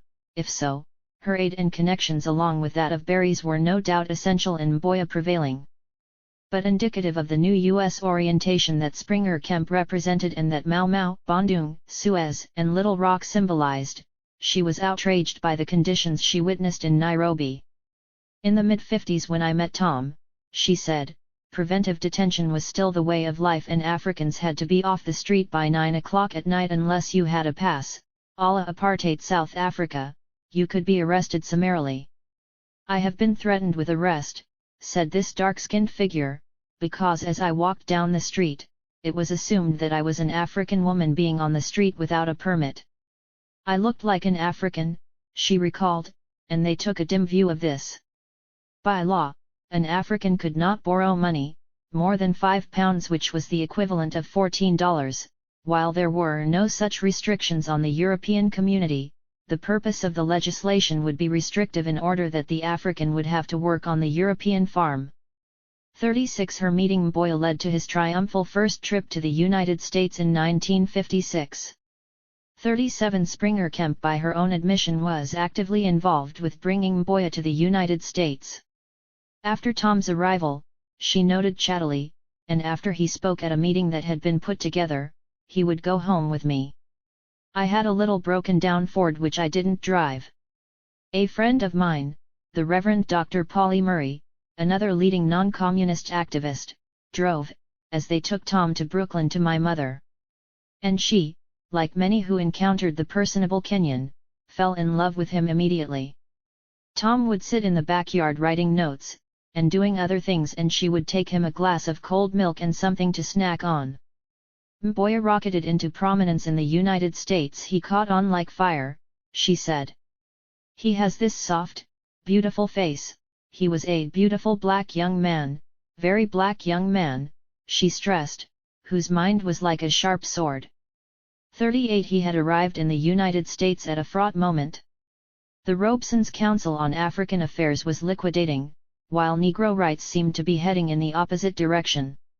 New forces were rising to fill the resultant vacuum required as an outgrowth of Washington's renewed interest in Africa, with the CAA safely out of the picture and the prospect that the United States would soon be supplanting London in the predominantly English-speaking regions of the continent. Coincident with the state of emergency, the NAACP began to notice America's growing concern for Africa. There was the special issue of Life magazine on Africa, which was a sellout, and the special African issue of the Saturday Review, which was widely read. Newspapers have sent special reporters to cover Africa, such as Edward LaHaye of the night newspapers and Albion Ross of the New York Times. Jet and Ebony, the newly minted organs of a Negro chain, posted a roving reporter in Africa. Before World War II only 164. A few students from Africa were studying in America, whereas the figure had jumped to 1,125 in the academic year 1952-1953. Thus, it was announced grandly, a small group of persons met in New York City in December 1952 to explore the need for a new national organization devoted to Africa and with clearly a non-communist and non-sectarian organization. 39 Thus was born the American Committee on Africa, ACOA, which began to carry the torch for anti-colonial Kenya and which helped to propel Mboya into the forefront of leadership. The NAACP, which with the conclusion of the Pacific War had begun to shun the CAA as if they had a viral contagion, embraced the ACOA. 40 But the NAACP leader, Arthur Spingarn, who unlike Wilkins was not a Negro and may not have felt as great a sense of urgency about Africa, was not too favorably impressed with the group given the dearth of apparent qualifications for the work proposed. I recommend caution, he concluded. 41 When ACOA leader, George Hauser, appeared on the radio with Henry Moon of the NAACP, CAA leader, W. Alpheus Hunton complimented the latter leader for his splendid remarks. I particularly liked the way you straightened Hauser out on the fascist character of the South African government. 42 Discarding the normal apprehension of being in touch with the council, Moon replied agreeing that Hauser did not quite comprehend the process of the development of the fascist regime in South Africa. 43 Subsequently the Soviet writer, Oleg Ignatiev was to charge that the ACOA was used by Washington for its anti-colonial offensive in Africa, and he identified Springer Kemp's comrade, Irving Brown, as being part of this cabal. 44 This allegation was hotly disputed by ACOA, though it remains true that Hauser, who too befriended Mboya, was in contact with the shady Brown in Paris, once after returning from a turbulent Congo. 45 Springer Kemp's admiring biographer notes that it was alleged that Springer served as the CIA contact officer with Mboya, while the subject of her biography concedes she met the equivalent of a CIA official in London, who interviewed me. The program didn't last long. It offended a whole lot of people in the international community and raised a great storm for the United States. Springer Kemp admitted further that Mboya's American connections were alleged to be a demonic CIA plot to undermine Kenya. She was in a position to know, since she described a meeting with herself, J. Lovestone, Irving Brown, and another person, which was bound to cause concern given these men's questionable connections to intelligence agencies. As she saw it, chief among those spreading nasty rumors about Mboya were not solely those of the left. No, she countered, clapping her hands for emphasis, this was generated in part by the British TUC, or trade unions. They did not like George Meany, the rigidly conservative head of the unions in the United States, who bragged about never walking a picket line. Since she was sent to the region as an emissary of Meany's movement, there was outright hostility displayed toward her. As she saw it, the national pride of British trade unionists was hurt when colonialism was attacked. Besides, she received constant harassment from the Colonial Office while in the region. Once I looked at newspaper 165 headlines in Kenya, she later remembered, which said I was there with blood money from the trade union movement in the United States, from the Teamsters, the union known to have ties to organized crime. I was called everything, a demagogue, and was accused of bringing blood money. 46 Yet again, Mboya's ascendancy, and that of those who surrounded him, was not uncontested by the still powerful U.S. conservatives, whose sympathies were with the settler regime. Instead, it was the growing liberal forces symbolized by Senator John F. Kennedy, who were groping for a more realistic policy toward Kenya and Africa and, thus, gravitated toward Mboya. Still, Hempstone's scalding critique of Mboya's performance at the Pan-African Gathering in Accra in 1958 was suggestive of the lack of unanimity about him in leading circles. For the heady whines of independent Accra left Mboya giddy. "Since my return from Ghana," he told his friends in the British Labour Party, "I have decided to join and organise the Nairobi People's Convention Party." 47 Labour was not pleased. Tom, himself, seems to have gone slightly haywire, having returned from Ghana with a firm conviction that he can create a situation where they can gain independence within 5 years and run the country themselves. They were told in early 1958, "It is so terribly unrealistic that I can't think that he really believes this." 48 Even before this gathering in Ghana, there was angst in Washington. This nation's independence in 1957 could be grouped easily with the landmark developments in Bandung, Suez, and Little Rock as one more indicator that colonialism was untenable. The conference is likely to pose difficult problems for the United States, the State Department announced solemnly, as it will probably heighten rather than reduce the conflict of interests which exists in East and Central Africa between the European minority on the one hand and the African majority on the other. Similarly, the growth of racialism in East Africa could in time upset the harmonious race relations which now generally prevail in West Africa. 49 Washington should also have factored in the response of African Americans, buoyed by the waves of African liberation. As soon as he arrived in Accra for this gathering, Congressman Charles Diggs of Detroit, an African American who was to become a leading spokesman on African matters, came to his embassy, according to a bureaucrat present, and more or less said, "Here I am, what would you like me to do?" "This took me aback," confessed Diggs' interlocutor, perhaps not accustomed to dealing with a Negro in a powerful position. Still, at Diggs' request, he sent an invitation to Tom Mboya to attend lunch. "At first I tried to talk Congressman Diggs out of my asking Mboya," he confessed. 50 This Accra gathering represented a nightmare for U.S. conservatives, dramatized when Shirley Graham Du Bois, the African-American writer and spouse of W.E.B. Du Bois, she was thought to be a communist, excoriated U.S. imperialism in her remarks and expressed solidarity with China. 51 London saw the hand of the American Committee on Africa when a Kenyan leader called for Kenyatta's freedom. This spontaneity was well organized, claimed the London Times. It had an American side to it. Washington was clearly worried by the presence of large Egyptian and Soviet contingents. 52. 166. In that context, Mboya's tame remarks about colonialism seemed downright anodyne, but that is not the way pro-colonial U.S. conservatives viewed it. Yet the very act of this Accra meeting was seen as a provocation in Nairobi, and Mboya's presence there was viewed similarly. Just after the proclamation of the state of emergency, Sir Michael Blundell received a secret report about possible development of civil disobedience in Kenya colony and suggested countermeasures.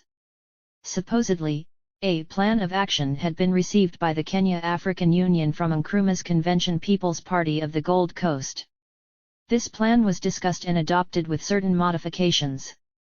Typically, Nairobi proposed prompt and ruthless detention of the identified leaders, though this should not be accorded press publicity. 53 Washington was in a quandary as the supposedly somnolent 1950s proceeded. Settler regimes and, indeed, colonialism itself seemed imperiled. Both were longtime allies, backed by a considerable percentage of public opinion spooked by the thought that the demise of either or both spelled doom for their own Jim Crow. At the same time, these allies were disconcerted, to put it mildly, by the Suez fiasco, which demonstrated, in their minds, U.S. unreliability. As they peered into their crystal ball, many U.S. liberals did not foresee a viable future for colonialism, nor the settler regime in Nairobi, but the alternative to both seemed all too close to the frightful communists. At least as far as Kenya goes, Mboya seemed an answer to their prayers. He was close to deeply anti-communist U.S. labor, which helps to explain why he was feted on his journeys across the Atlantic. These awkward dilemmas greeted President Eisenhower's emissary, Philip D. Block III, who traveled to the continent in the late summer of 1958 in order to assess Washington's options. Putting it plainly, he asserted, Africa's greatest problem today is a political one, and the problem centers in Kenya, the Rhodesias, and the Union of South Africa. The United States, unmarked by colonial possession in Africa and hailed because of Suez, appears to have great popularity among both the whites and the Negroes in Africa, albeit for different reasons. Especially the latter was admiring of Washington. The United States saw in the continent probable allies in the Cold War, a source of raw materials for our metal industries and a wonderful market for our exports. But there was a fly in the ointment. We were quite often asked by both whites and Negroes about Little Rock. This event has been given great play in African newspapers, he lamented, in an effort to show that Africa is not the only place that has racial troubles. This has had a disturbing effect on the Africans who had thought that the United States is the country where all men are equal. Frankly, he admitted, it has hurt our prestige. Kenya was a horror show. One still sees barbed wire around native camps, big signs in hotel rooms telling guests to be sure to lock their doors at night, and the streets free of Europeans after dark. If a white dare walk on Nairobi's streets at night, he is usually followed by a native constable to make sure that no harm befalls him. Amid the lavish luxury of European settlers, the natives were probably the poorest in East Africa. They have the poorest lands to farm, are often dressed in rags, have very poor housing, schools, and hospitals. Bloch's feeling was that the whites are biding their time. 167. Waiting to see what is going to happen in the Union of South Africa, and like-minded regimes, which was heartening since Pretoria seemed stable, while in Mozambique, the natives are so afraid of the Portuguese that one does not need to lock his door when going out. 54. Hence, there was little sentiment among the settler regime about arriving at a settlement with the indigenes. Certainly there was no enthusiasm about reaching an agreement with Mboya, who represented workers eager for wage increases that the settlers saw coming straight from their pockets. For his part, Mboya did not stint in his verbal fusillades launched at the regime. After returning from his stay at Ruskin College in the United Kingdom, 55, he collaborated with the mildly socialist Fabians, which some in Nairobi and Washington viewed as flaming radicals. But Mboya told the Fabians that in his homeland European supremacy remains basically unchanged.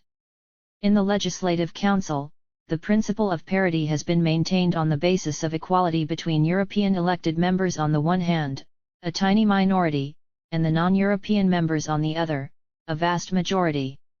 Many Europeans own some hundreds of thousands of acres, he said, while in some of the African areas land hunger persists. 56. If anything, Mboya's stinging words were exceeded in intensity by others. 57. Such words, particularly when they were echoed by others, were not designed to endear Mboya to the regime he opposed, nor did it ease Washington's dilemma of trying to stride a narrow path between him and his opponents. Yet the regime did not see any neutrality in Washington when Detroit's United Auto Workers was allowed, in the words of the ICFTA, to provide a generous gift to us of the Willis Jeep station wagon, which looks resplendent parked in the street outside our far from palatial offices. 58. As the regime saw it, the ICFTA, the beneficiary of these gifts in Kenya, was not involved in a righteous battle against the advance of communist trade unions, but was a front for Mboya, who was seeking to dislodge them. The suave and charming Mboya had made quite an impression in Detroit and elsewhere during his visit. Mary W. Francis of the Union's Women's Department confided that after your visit to Detroit I had occasion to talk to the girls in this office about the interesting conversation we had. They immediately started asking a million questions that I surely could not answer. Don't be surprised if you receive letters from girls you don't know, asking questions about Africa. 59. An attractive and charismatic bachelor, then in his 20s, and a tireless letter writer besides, Mboya was bound to develop a new regiment of correspondents and friends in the strategically sited Motor City. But his enchanting presence was not limited to Michigan. He was very thrilled to receive the Nat King Cole albums, from Gwendolyn Young of the United Steel Workers in Pittsburgh, and have not stopped playing it. 16. Mboya's courting of public opinion in the United States paid dividends. Writers sympathetic to the settler regime, like Elspeth Huxley, had had a virtual free hand in savaging the resistance in the mainstream U.S. press, but when she did this after Mboya's visit, Maida Springer Kemp complained bitterly to the New York Times. 61 Huxley speaks for the Kenya settler and white paramountcy, she insisted. 62. 168. Mboya's charm offensive yielded results, providing delightful headlines that contrasted sharply with the reporting that had focused on the allegedly atavistic Mau Mau. No simple tribesman, Time magazine, an agenda shaper, burbled, Mboya bounces around the countryside in a Volkswagen. His library is studded with the works of Mark Twain, Tom Paine, and Plato. 63 Though Mboya was being hailed in the United States, his reception by the settler regime was hardly effusive.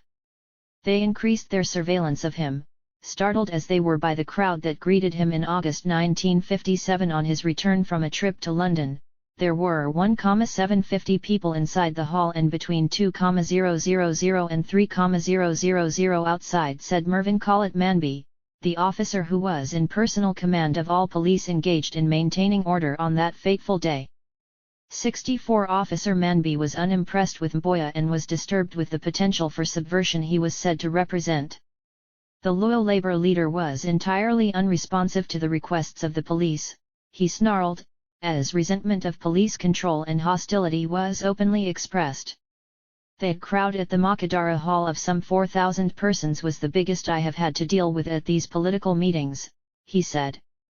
These meetings were having a demoralizing effect upon the African ranks of the police, who were essential to the maintenance of settler power. He urged the banning of all African political meetings in Nairobi for 3 months. 65 He was not singular in his view.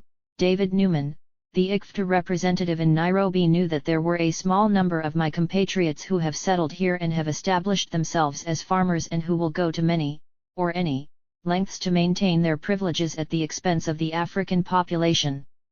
They are not blind.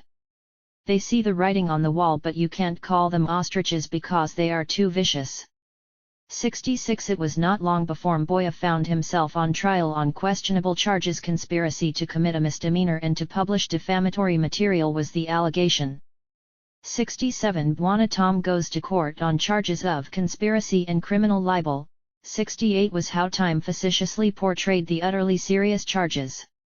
Springer Kemp was blunt.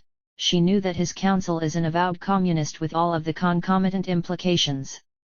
Knowing your consistent anti-communist positions, or, at least, she thought she knew, and dedication to democratic and constitutional procedures, I am sure you will be able to clear up some of the questions that have been raised. She and her fellow Labour leader, A. Philip Randolph, had held a meeting to raise funds for his defence. However, the question was raised here too on Mr. D.N. Pritt, the alleged Red. The issues at stake on the trial charges are clear and urgent to us in this unofficial group. We will raise money, she sighed in despair, but it will require 3 times as much effort and produce 1/3 of the financial returns. 69 Didn't he realize that he was playing into the hands of the settler regime by hiring a communist lawyer? Mboya's anti-communist supporters in the United States were about to revolt. They had vouched for his bona fides in a nation quite jittery about Red advance. They had gone along with the ouster of influence of titanic figures like Robeson and Dubois, and now it seemed they were about to be tarred with the same red brush that had befallen the two giants. Victor Reuther of the United Auto Workers, UAW, a skilled infighter and master of the art of purging Reds, told 169. His similarly talented brother, Walter, head of the union, that this was all too disturbing, this choice of a notorious communist attorney. 17 Mboya sought to explain the slim pickings in choosing a lawyer for an African accused in Nairobi. I am aware that some of our friends may not very well approve of our choice, 71 he replied tactfully, but the experienced Pritt had defended Kenyatta and was no rookie in political cases. I am sure you have no doubts as to my political philosophy, he reminded Springer Kemp. There is no question of our sympathizing with communist tendencies or beliefs, he emphasized. I hope our friends in the USA will try to understand our position. 72 Though he did not engage the relevant point of why he should give an ideological litmus test to one seeking to save him from the gallows. Presumably reassured, Springer Kemp later gave him a ringing endorsement, affirming that he is a good trade unionist fully aware of the international communist apparatus. 73 In the event, Mboya escaped the fate of his fellow leader, Kenyatta, and was able to soldier on. In fact, soon he was to be found again in the United States itself, greeted by enthusiastic and rapturous acclaim. 13. Working class hero? London was not pleased with the glowing account by the leading African-American journalist, Lerone Bennett, of Tom Mboya's rhapsodically received 1959 visit to the United States. A co-ed swooned when he acknowledged her profuse congratulations with 2 words, "Thank you," and a full showing of his brooding eyes.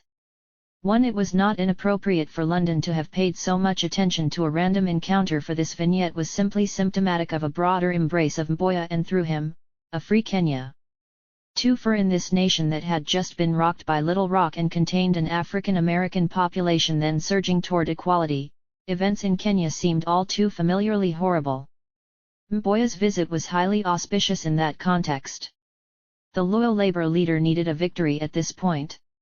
Omar Becu of the International Transport Workers Federation had bumped into him in Paris after Mboya's first trip to the United States and found him ill at ease. 3. This was to change. The ACOA, whose own rise marked the downfall of the Council on African Affairs, just as Kenyatta's incarceration marked the ascension of Mboya, was buoyant, as well they should have been since the visit seemed to be their idea.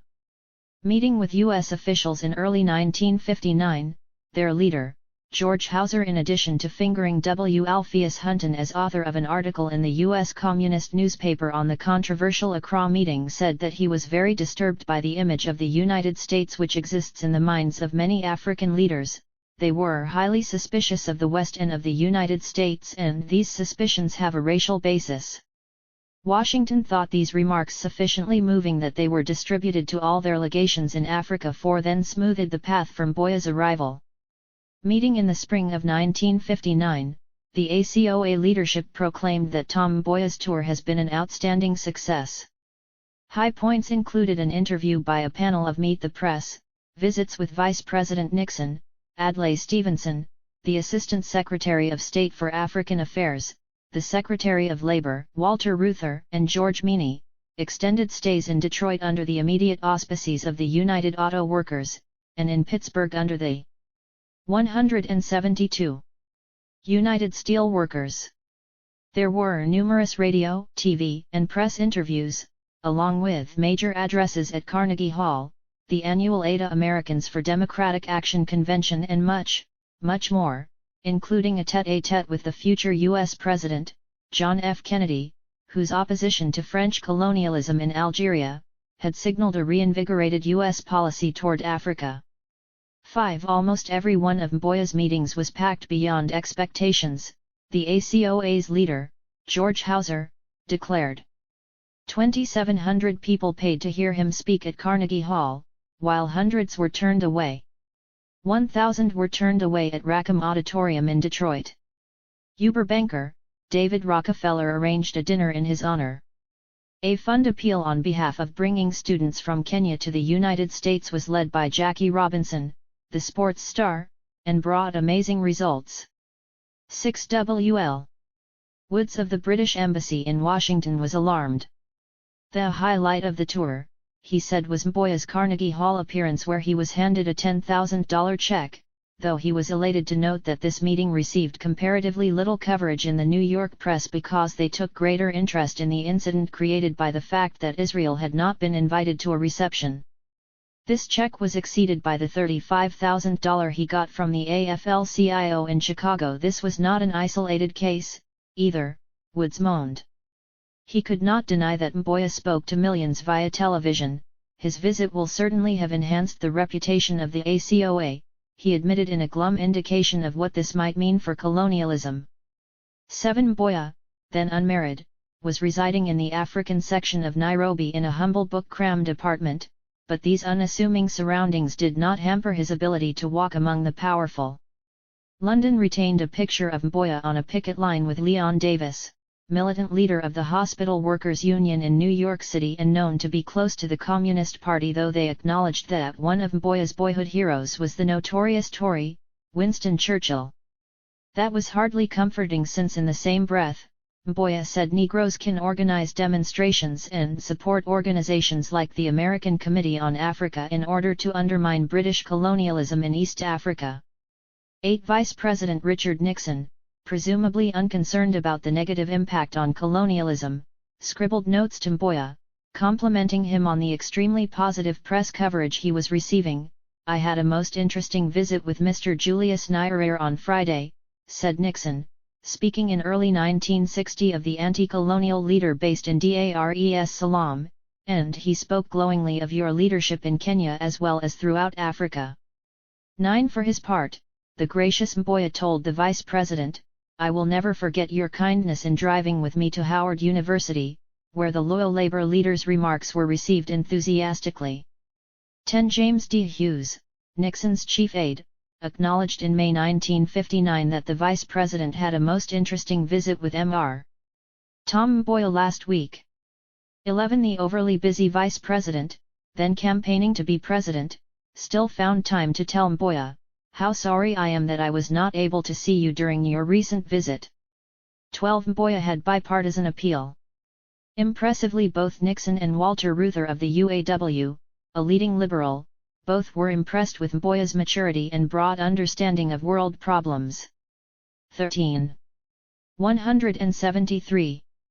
Mboya was one of the first Africans to appear on national television in the United States, a factor not to be downplayed given the usual Tarzan and Jungle Jim images that portrayed the continent insultingly. There were numerous nervous questions by journalists on NBC's Meet the Press about communists and the fate of the European minority, which Mboya answered to their satisfaction.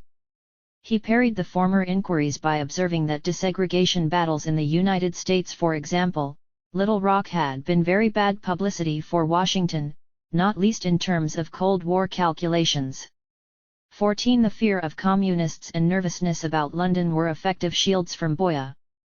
Asked, "Do you think that British lack of insight into colonialism raises the danger of Soviet penetration into the Middle East?" Mboya's terse response, "I think so," happened to validate the current idea that London should be ousted altogether from influence. Asked, "Is there now intolerance of the whites in Africa?" Mboya disagreed. He was also asked if Mau Mau would rise again, which he too found dubious. Lobbed a softball in his wheelhouse: have the American desegregation difficulties in any way affected the prestige and influence of the United States in Africa? He hammered it beyond the warning track. "This has been very bad publicity for the United States, of course," said Mboya disapprovingly. "It raised doubts in the minds of many of our people as to the good intentions, the sincerity and motives of the United States." When the host concluded by announcing the forthcoming guest next week, Dr. Fidel Castro, Prime Minister of Cuba, the gravity of the times was further underlined. 15. Given such company, Mboya was able to emerge as a calming moderate, a perception validated by the admiring press coverage he received. He is fairly tall, about 5'10", smooth-skinned and extremely handsome, who has already made a deep impression on millions of Americans in his 2 NBC television appearances, the first on Meet the Press, the second on Dave Garraway's Today 16. Such gushing was typical of what was said about him in the news media. Jackie Robinson, who had expressed reservations about Kenyatta, to Robison's dismay, was unreserved in his adulation for Mboya. 17. John Henrik Clarke, who was to become a disciple of Malcolm X, then found Mboya great and impressive. 18. The journalist, Stan Meisler, was not far wrong when he asserted that for America, Mboya is the magazine cover boy of Africa, a perception concretized when he received a much-desired Time magazine cover. 19. Similarly important was the warm embrace he received from Victor Reuther of the United Auto Workers, who managed to transcend his concern over Mboya's employment of a communist lawyer. 20. Reuther had reason to be pleased, since Mboya's visit had energized youth in a way that augured well for pushing back against conservatives, whose strength imperiled future gains for his union. Thus, on a warm Friday afternoon, 800 University of Michigan students remained on campus to hear Mboya speak. 21 The electrifying impact Mboya had on campuses is a little acknowledged aspect of the revolt that was then brewing, which was to rock the nation. At Howard University in Washington, D.C., whose students including the young man then known as Stokely Carmichael were to play a leading role in the tumultuous events that unfolded in the coming decade, Mboya upheld the torch. 174. Of liberation for Africa. Dignitary that he was, Mboya was delayed for 45 minutes while conferring with Vice President Nixon, as students, foreign ambassadors, and various officials cooled their heels amidst the standing room-only audience.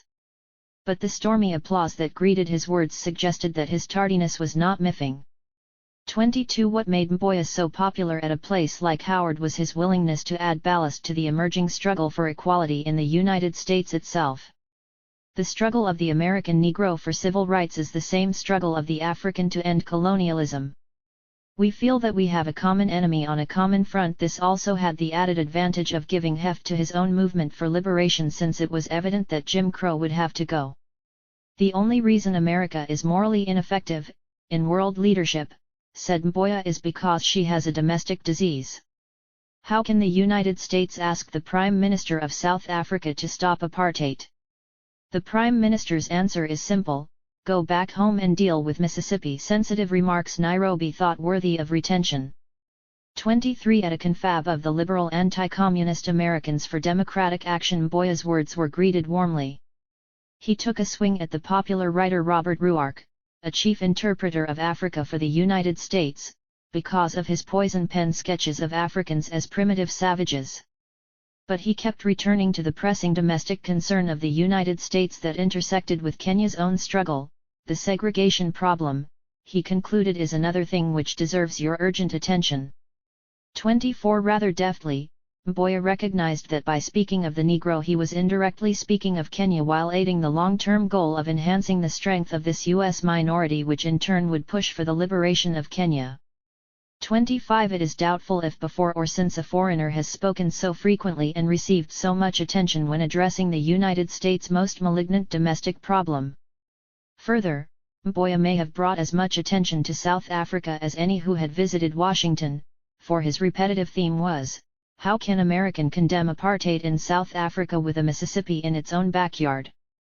Mboya's dramatic intervention in the internal affairs of the United States was further revealed when he condemned both Back to Africa movements popular since the heyday of Marcus Garvey and the use of hair straighteners and skin whiteners by American Negroes, thereby serving as a harbinger of the Black is Beautiful trend which was to burst onto the scene in the following decade.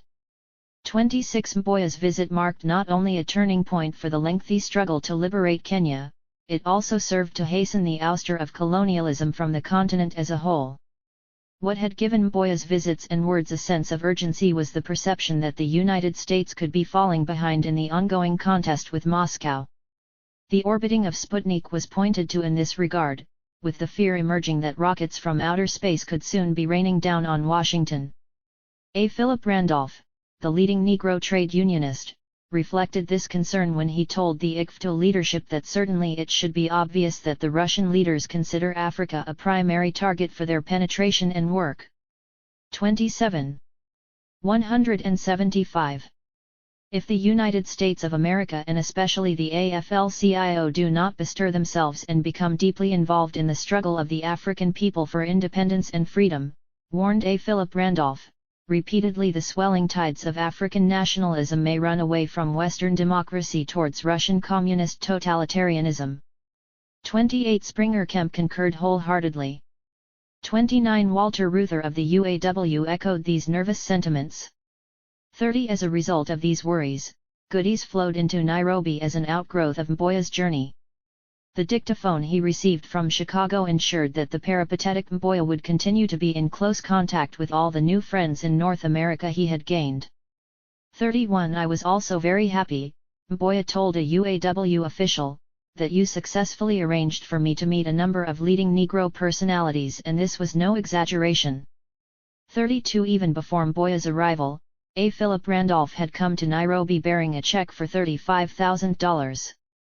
I first met him in 1956, said Mboya speaking of Randolph to his newest friend, Dr. Martin Luther King, Jr.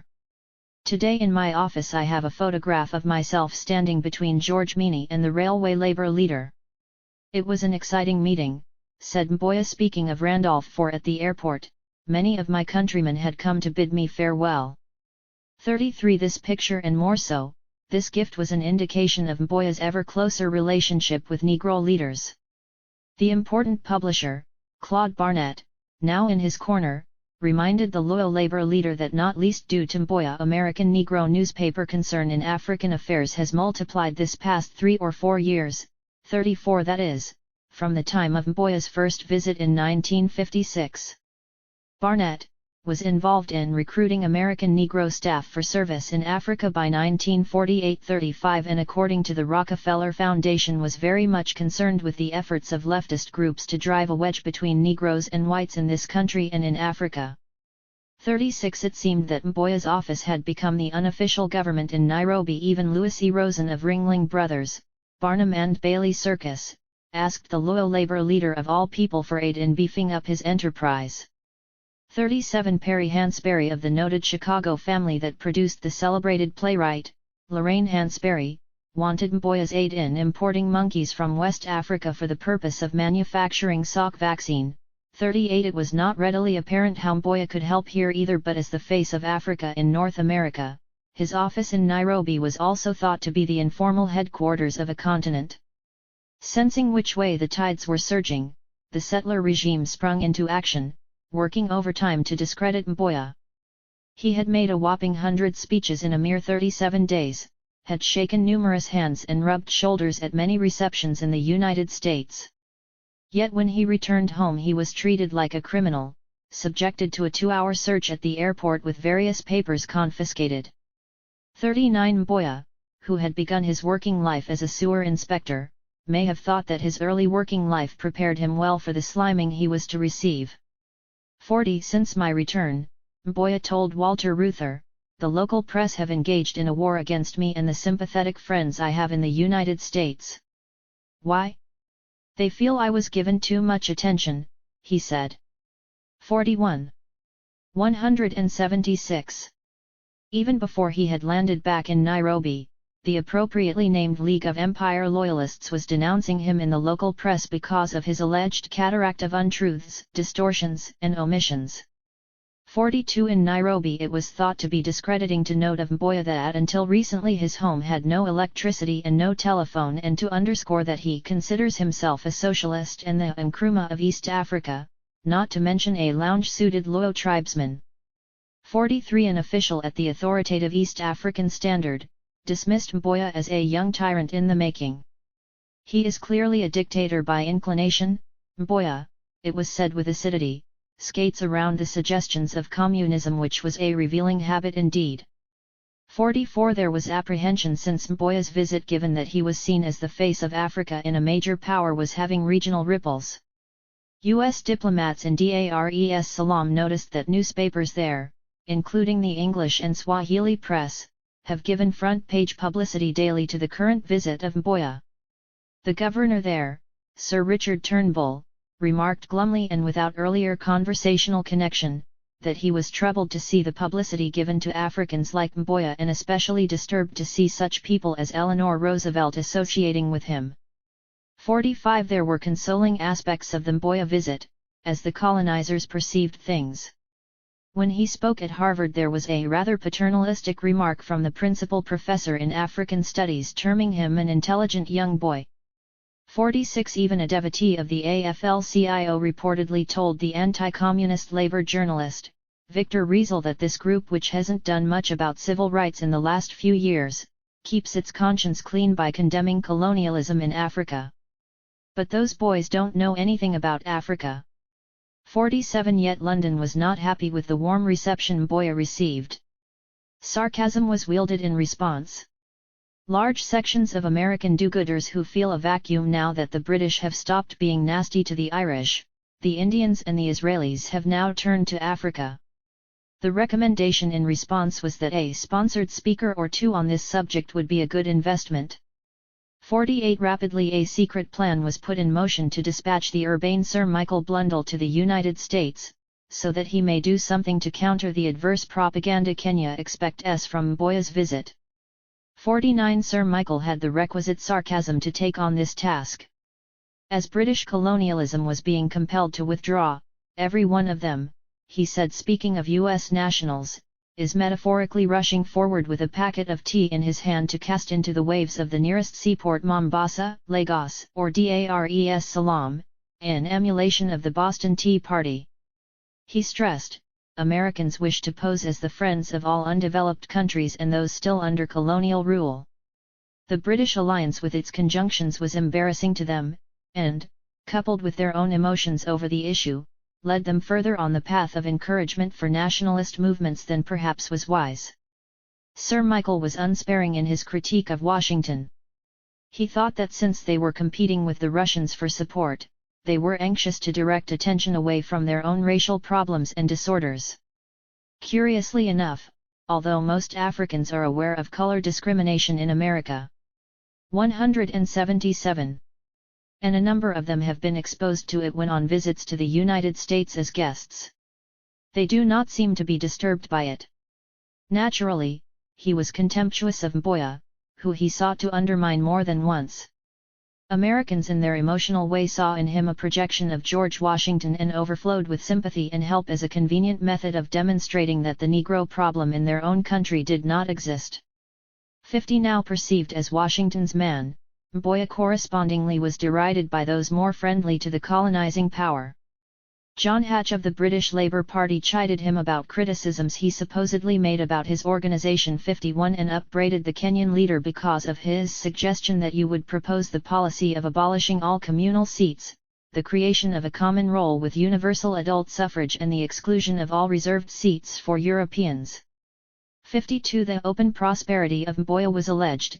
It was understood that Mboya had 2 new cars, had a new house built and he carried large sums of money routinely.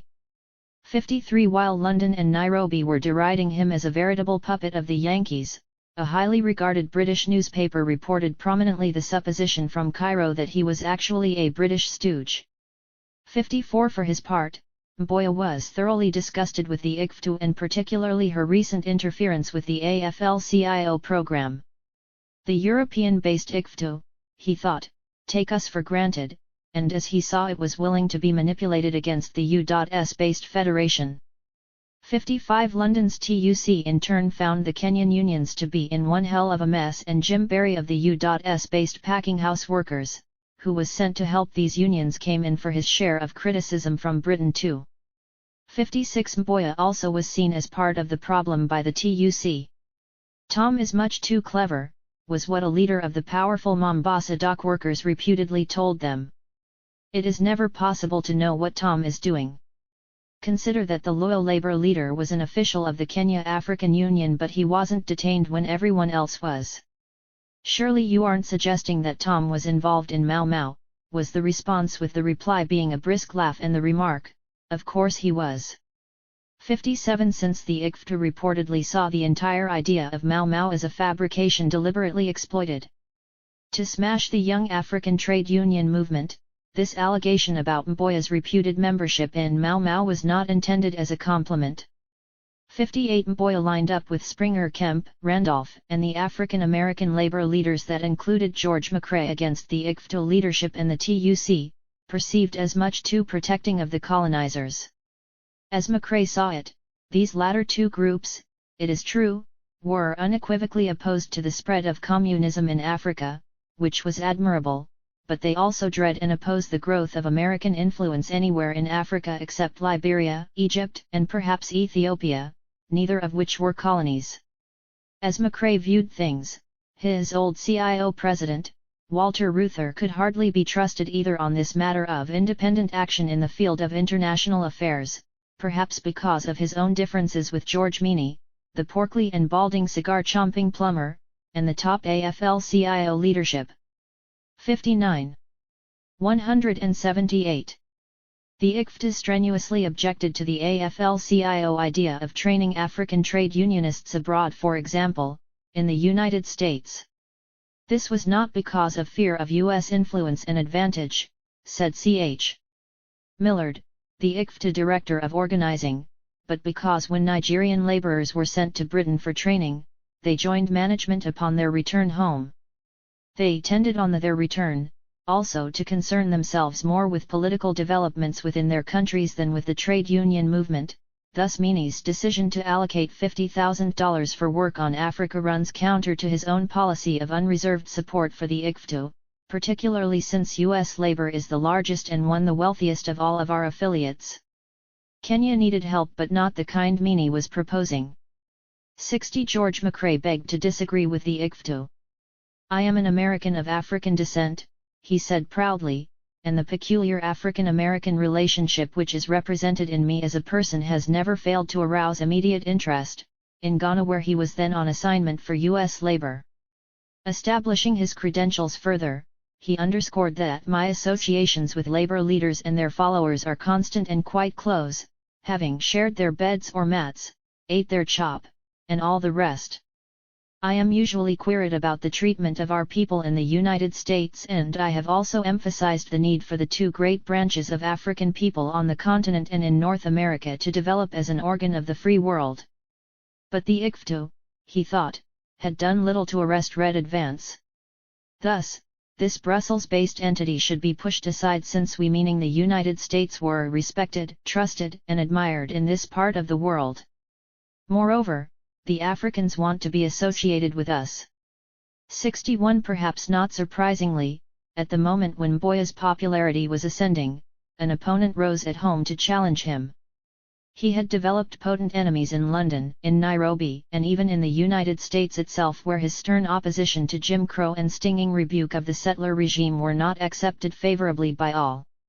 Moreover, as to be expected, as the pieces on the chessboard were being repositioned with a sector in Washington beginning to turn a cold shoulder to the settler regime and wink enticingly at Mboya, while the United Kingdom and the United States seemed to be at odds, there was roiling flux, and such can contribute to confusion and shifting stances and complex alliances. Arthur Akwata seemed to be an outgrowth of this process. Born in 1926, he joined the armed forces in 1943 and spent a year in Ceylon, Sri Lanka, and another in India in the highly politicized region of Bengal, then Assam. The rest of the time he was in British Somaliland, among indigenes with a militant reputation, 62, which did not apparently harm his ability to engage in fierce internal struggles. 63 Perhaps as a reflection of the tension between Mini and Ruther, Akwata had been nominated for an AFL-CIO scholarship. 64 As the former might have decided that Mboya was much too close to the UAW and the Negro leadership. Akwata, sensing the competition for the prize that he was, began bargaining with the TUC, requesting funds for a stay in London since my financial position is not very sound to support myself. Thus, per diem allowance for food and other expenses, along with hotel accommodations and travelling allowances, and a 179 family allowance which included my Nairobi house rents, would suffice nicely, said Akwata. 65 Just as J. Lovestone was friendly toward Mboya, he was also friendly with his antagonist, Akwata, who was Assistant General Secretary of the Kenya Federation of Labour that the loyal leader headed. The Peking radio, said the alert Lovestone, recently announced that someone by the name of James Akwata, visiting delegate from Kenya and former Secretary General of the East African Trade Unions, arrived in Peking. The Peking radio also announced that the chairman of the Uganda National Congress, Joseph Kiwanuka, arrived here. In our opinion, this is a straight falsification and slander against you and an attempt to frame you, he said with a dollop of aggressiveness leavened with skepticism. Are there people with similar names or are they mere fabrications? He asked Akwata anxiously. Please let me hear from you about this typical communist trick, he added with both bravado and anxiety.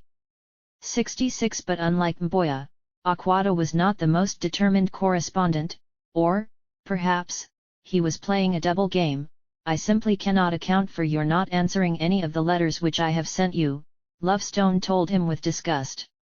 67 Akwata, on the other hand, was not shy about conferring with U.S. diplomats in Nairobi who provided insight into closed meetings of the Accra Confab. 68 It was Akwata's proposed presence in Ghana that brought friction between him and Mboya, or so thought the TUC. Akwata seemed bent on going, but Tom said there were expenses only for one, and it was not his deputy. 69 Irving Brown, close to both the AFL-CIO and U.S. intelligence, was also concerned about the perceived leftward drift in Africa and too held the Europeans responsible. This came clear to him during the 1958 Pan-Africanist meeting in Accra, where Mboya's appearance had so disturbed Smith Hempstone. More attuned to what was new, than what was decaying, Brown parted company with the settler regime and praised Mboya. He was also struck when those at the conference kept saying that the American trade unions, especially Negro American trade unionists, could be of tremendous influence, so, though he assailed reverse racialism, which decades later was the term to be used to describe the affirmative action he was now advocating, he urged that Maida Springer and also George McCrae should be spending more time in Africa, indicative of how things had changed. African Americans once kept as far away as possible from the continent as a matter of policy were now being asked to ride to the rescue of U.S. interests. As for the ICFTU and TUC, Brown thought they had lost great prestige, particularly in their contestation with Cairo and Conakry, which then seemed ascendant. 17 Mboya was walking a tightrope, a consummate political operator. He was straining to maintain diplomatic relations with all sides, which was both appropriate for a struggling Kenya and helpful to his movement's parlous finances. So he defended the ICFTU strongly. That was his personal message to Randolph, though the ICFTU is not particularly effective in Africa. He felt forced to defend the ICFTU in Africa despite their attitude to us, which was not exactly favorable, thought Mboya. He backed the ICFTU in the face of protestations from Guinea, Nigeria, and Egypt, though this organization spent monies in Asia, Europe, and the Americas to the detriment of Africa. 71 The ICFTU record in East 180 and Central Africa is deplorable, said Mboya. When their office was opened in Nairobi in 1954, the ICFTU representative constantly complained of the attitude in Brussels. For example, a van sent out as a gift to Kenya by the UAW in 1956 has never been used for the purpose for which it was meant. For about 2 years it has remained locked up in a garage, despite our protests, he said. It was in fact converted into the personal property of the overseas ICFTU representative. 72 He swallowed his reservations about the ICFTU. He was not happy with the TUC either. 73 Mboya in turn sought to extend his cooperation with the United States, informing Dear J. Lovestone, the veteran anti-communist operator, that he was willing to make a possible visit to the Far East at his behest. Do write as often as you can, he said. 74 Mboya and his Negro comrades were extending their tentacles into murky waters, becoming more valuable to the likes of Lovestone and Brown as a result. Springer Kemp informed Mboya about her encounter in Israel with a young Kenyan attending the Afro-Asian seminar on cooperatives. 75 My admiration for their government and their people is boundless, was her opinion of this settler state. 76 Mboya seemed to be developing a similar friendliness toward these same forces, informing Dear Irving Brown that he planned to visit there.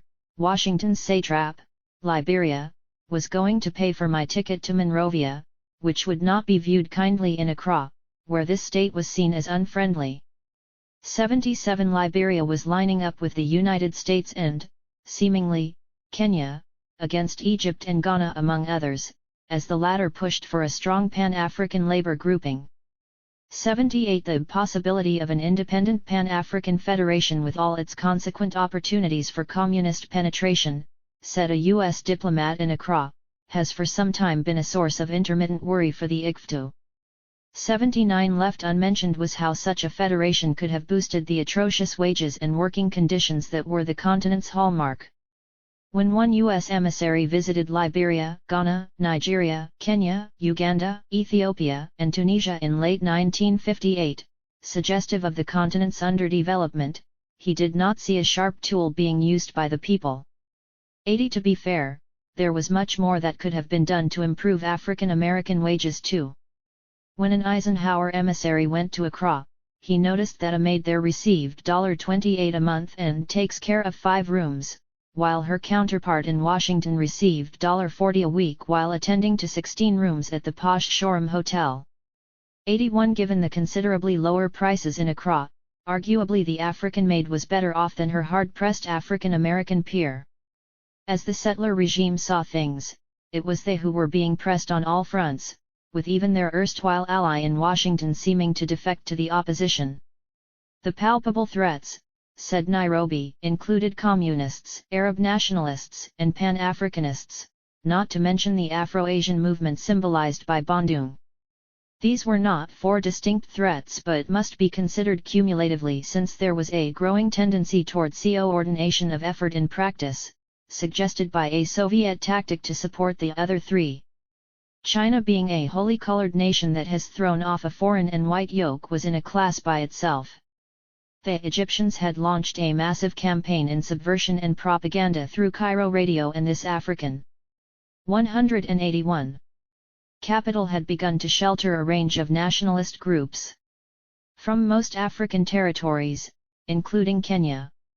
Unfortunately, the immediate interests of the Sino-Soviet bloc and Egypt coincided. There was a tendency for individual Indians to forget their former supposed apparent distaste of Africans and to take part in African nationalist organizations in East and Central Africa, making them all more dangerous.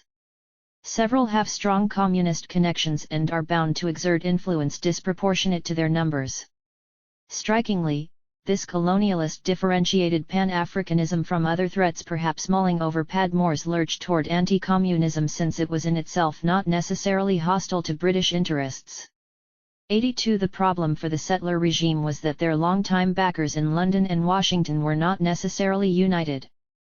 For from the earliest stages of the state of emergency, and certainly well before Washington's representative in Nairobi recognized the numerous instances where the US and UK interests failed to parallel 83, and this undercurrent became a dominant theme as Washington took advantage of the momentum of Suez to twist the tail of the lion and compel London into a forced retreat from empire.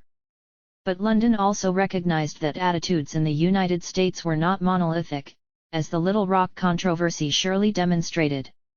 It was at this juncture that London initiated an investigation of the influence of the southern states over the formation of U.S. policy at home and abroad.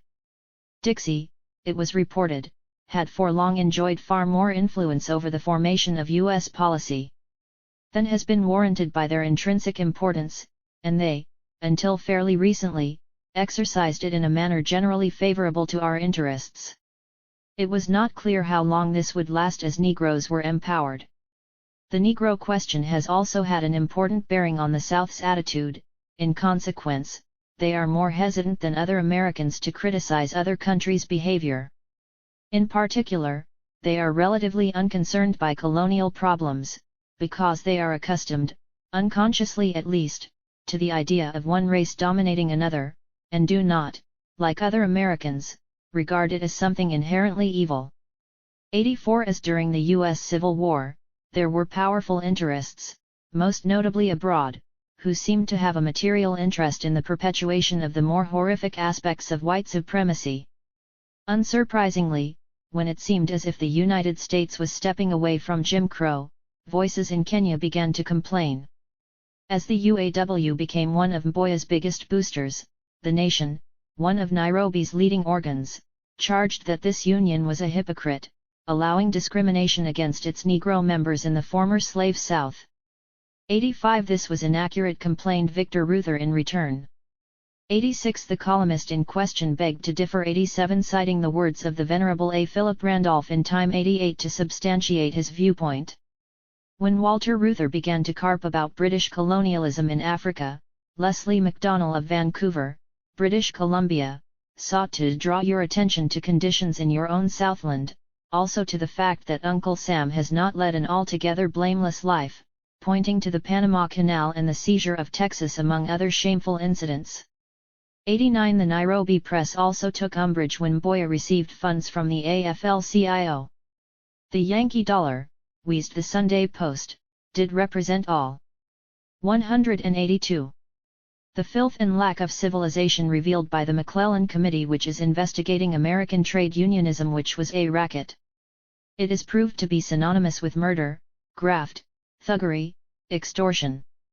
19 Mboya thoughtfully sent Mini a newspaper clipping that chided the AFL-CIO and the Democratic Party, both of which it was said in the most recent election in November 1958 did not, because of their fear of the Southern Democratic opinion, make civil rights a real campaign issue, yet these hypocrites take a different view in Kenya, noting the gifts to Mboya. I wonder if there is any likelihood of a similar gift to the Negroes of Little Rock, it was asked acerbically 91 yet ironically. Giving weight to these assaults was the view expressed by the influential U.S. columnist, Victor Riesel, a man who was quite close to labor leaders, who objected strongly to the funding of Mboya by the AFL-CIO since his organization is the backbone of the African political movements which want to drive out the whites. To sum it up, he averred, the settler and government point of view is, why don't American labor leaders stay out of their affairs? 92 Agreeing was Sir Ferdinand Cavendish Bentinck, a regime leader, who accused the United States repeatedly of interfering in Kenyan affairs, mentioning the ACOA and AFL-CIO specifically. He added, said the US man in Nairobi speaking of Sir Ferdinand, that the European generally did not like to see money flowing into the colony for the use of the African nationalists. 93 The rapturous welcome accorded Mboya in the United States led directly to the settler regime castigating Washington for its apparent hypocrisy.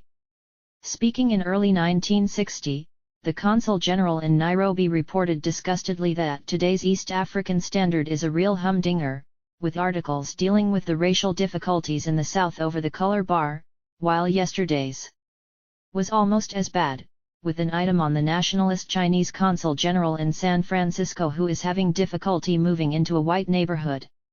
An item reporting Nigeria's Dr. Azikiwe's television criticism of the United States' moral abdication, and an anti-American letter as usual was published, both excoriating the anti-American editorial bias of the paper, which is considered East Africa's most responsible newspaper and taken almost as a Bible by a large segment of the population. 94 Was tarnishing tremendously U.S. prestige, or alternatively, pushing the United States to abolish its horrendous Jim Crow practices. Yet, when the UAW and like forces chose to speak out about colonialism in Africa, the door was opened to an assault on its own questionable practices, all of which operated to the advantage of the much beleaguered Negro. Mboya rose to the defense of his U.S. allies, 95, whose energies on his behalf were driven in part by the fear of communists, but his defense also solidified an anti-colonial, pro-equality front that was to redound to the benefit of Africans and African Americans alike. The problem was that after the immediate goals of independence and civil equality had been reached, the subsequent question of redistribution of the wealth had been undermined, not least because this laudable and necessary objective had become intertwined with the goals of the frightful communists. 14. A new frontier in Africa? "I first met Mr. Kennedy," said Tom Mboya speaking of the recently slain U.S. President, in 1959 at Asilomar on the west coast near San Francisco. "We found a lot of interest in each other almost immediately.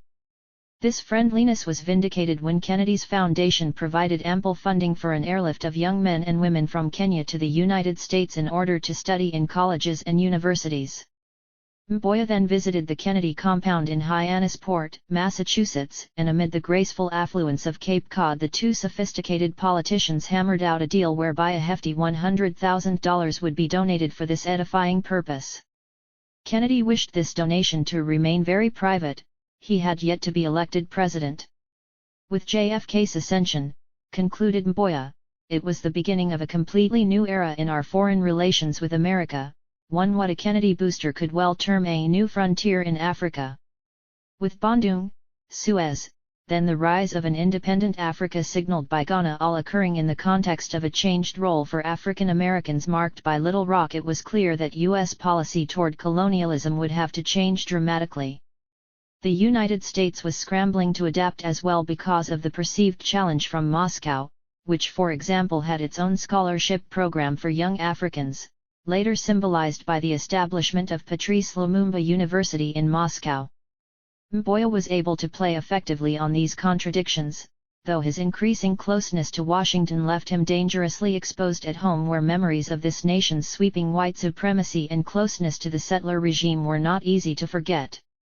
On the other hand, it would have been difficult for any Kenyan leader of Mboya's prominence to ignore the real benefits emerging from a close relation with one of the affluence and power of Kennedy, particularly after the backing and filling of the Eisenhower years. Vice President Nixon, who the administration termed the father of their new policy on Africa, designed to respond to new conditions, had some decidedly old ideas, including the claim that there had been a tendency to underestimate the seriousness of the communist threat in Africa.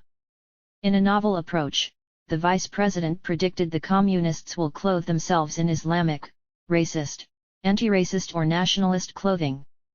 2. 184. Unfortunately, lack of insight was not solely a product of the fevered imagination of the insecure and anti-communist vice president. At one meeting of Eisenhower's Select National Security Council, one participant noted that radio is now having a great influence on the natives, who listen mostly to Radio Cairo and Radio Brazzaville, while no one listened to the Voice of America. His remedy? He was forced to conclude that the best thing for the area would be a plan which did not grant independence for 25 years, which ironically and perversely would have been 1984. 3. Another bright idea discussed was developing a Free World Monroe Doctrine for Africa as a means of curbing communist bloc influence. 4. The stirring of Africans was of concern since U.S. interests in British Africa were growing.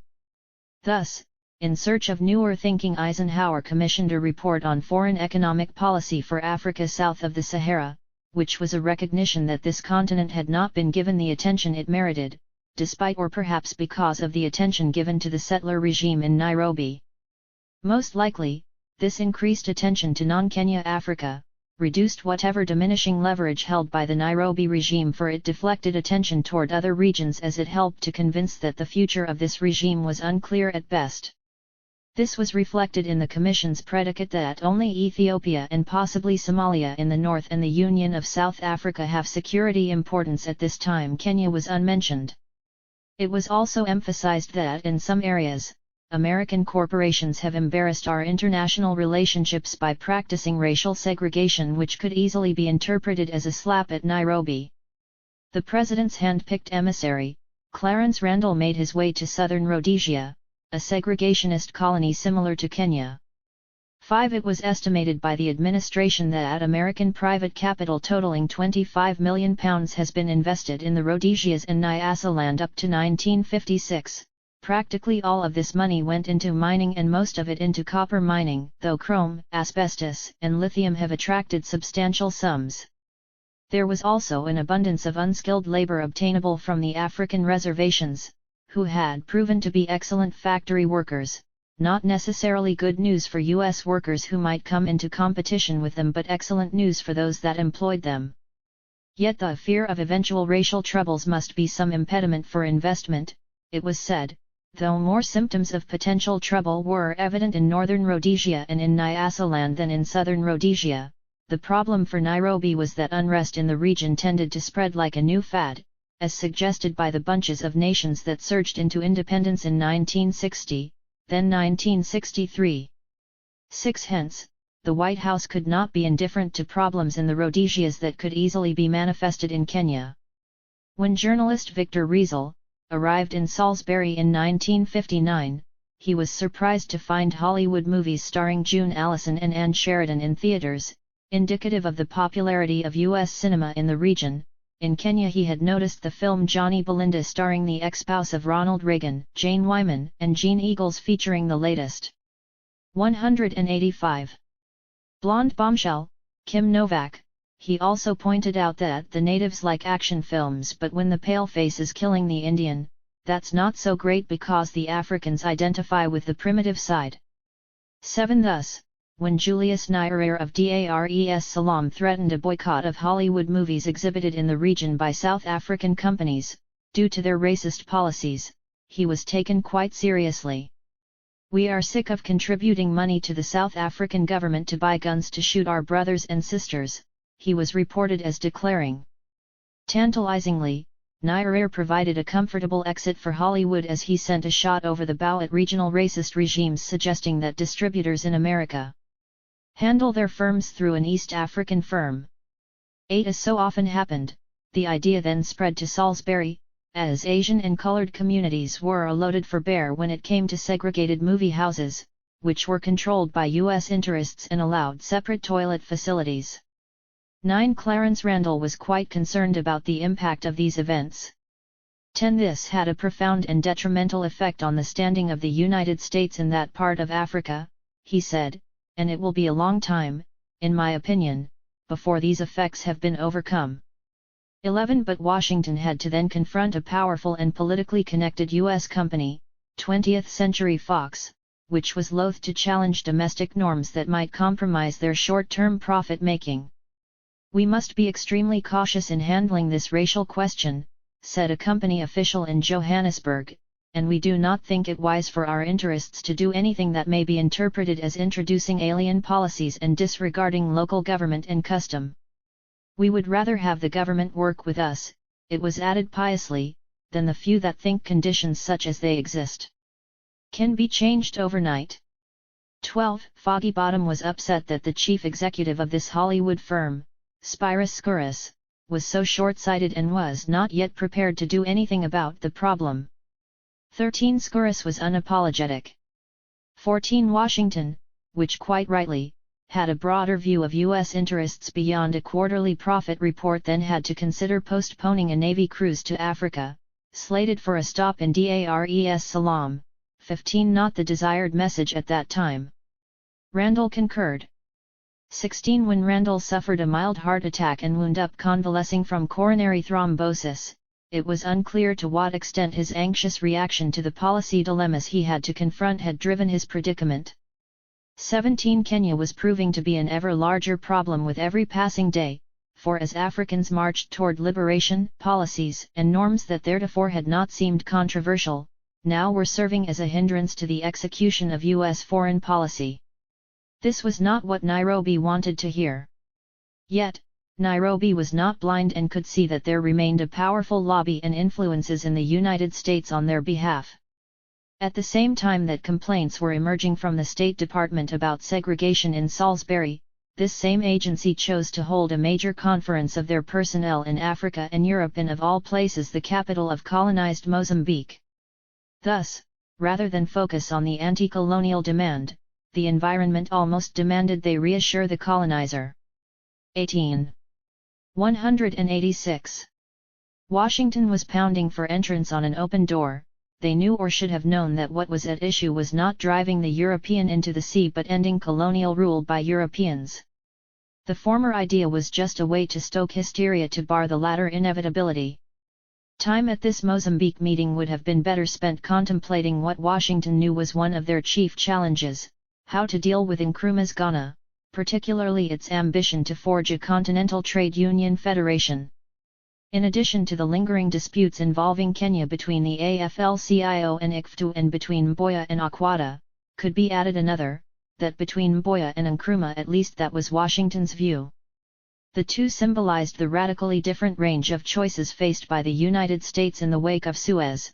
For a few years earlier Mboya would have been ignored, but now he was a de facto and ironic great black hope.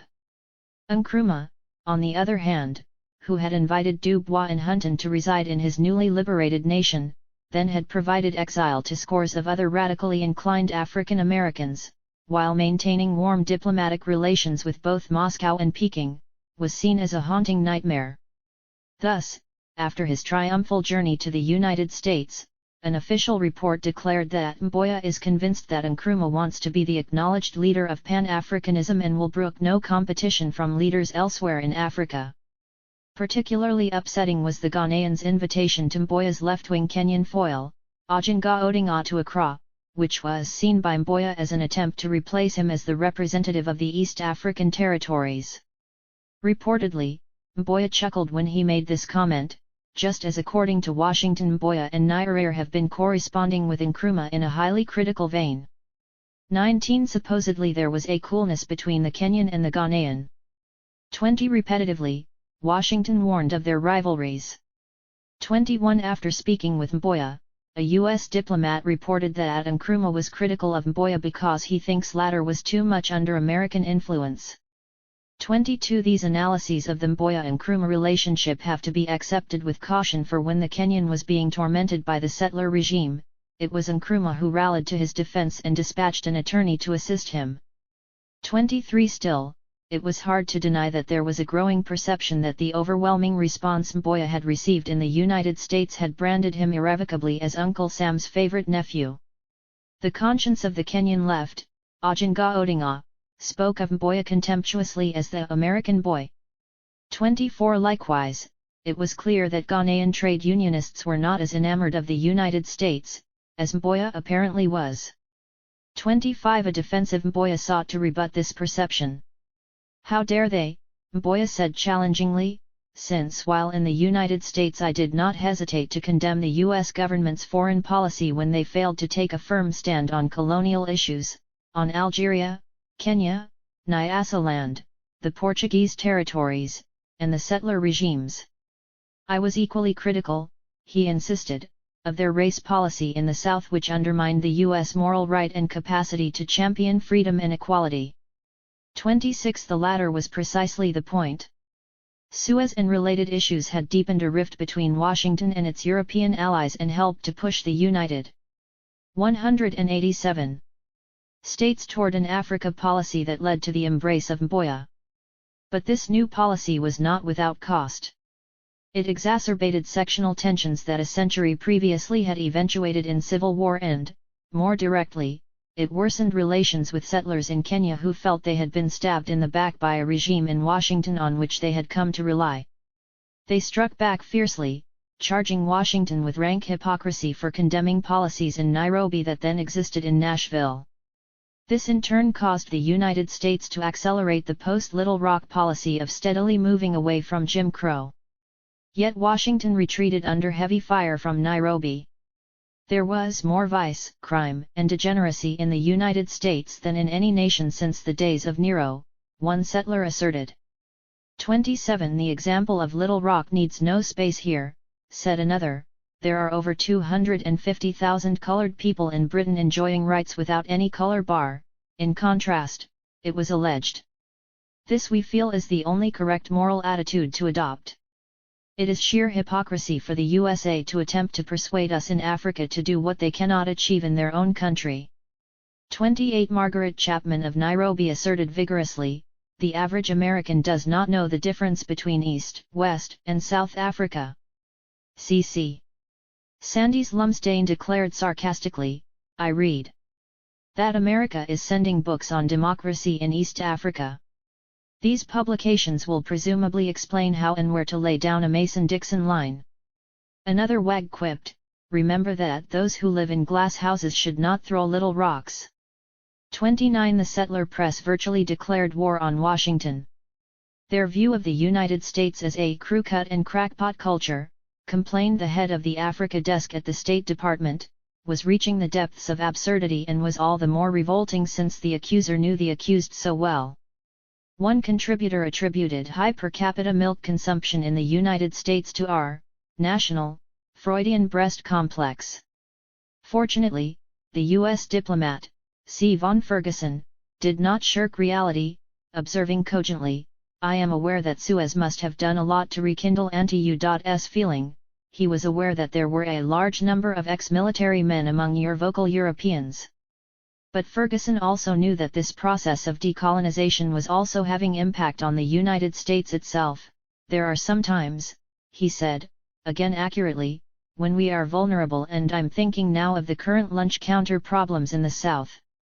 30 Moreover, Washington's strategy of forging a moderate bloc that included Mboya and anchored by their neo-colony, Liberia sufficiently close to Ghana to give Nkrumah sleepless nights was not congealing for reasons similar to those causing ructions with the settler regime in Nairobi.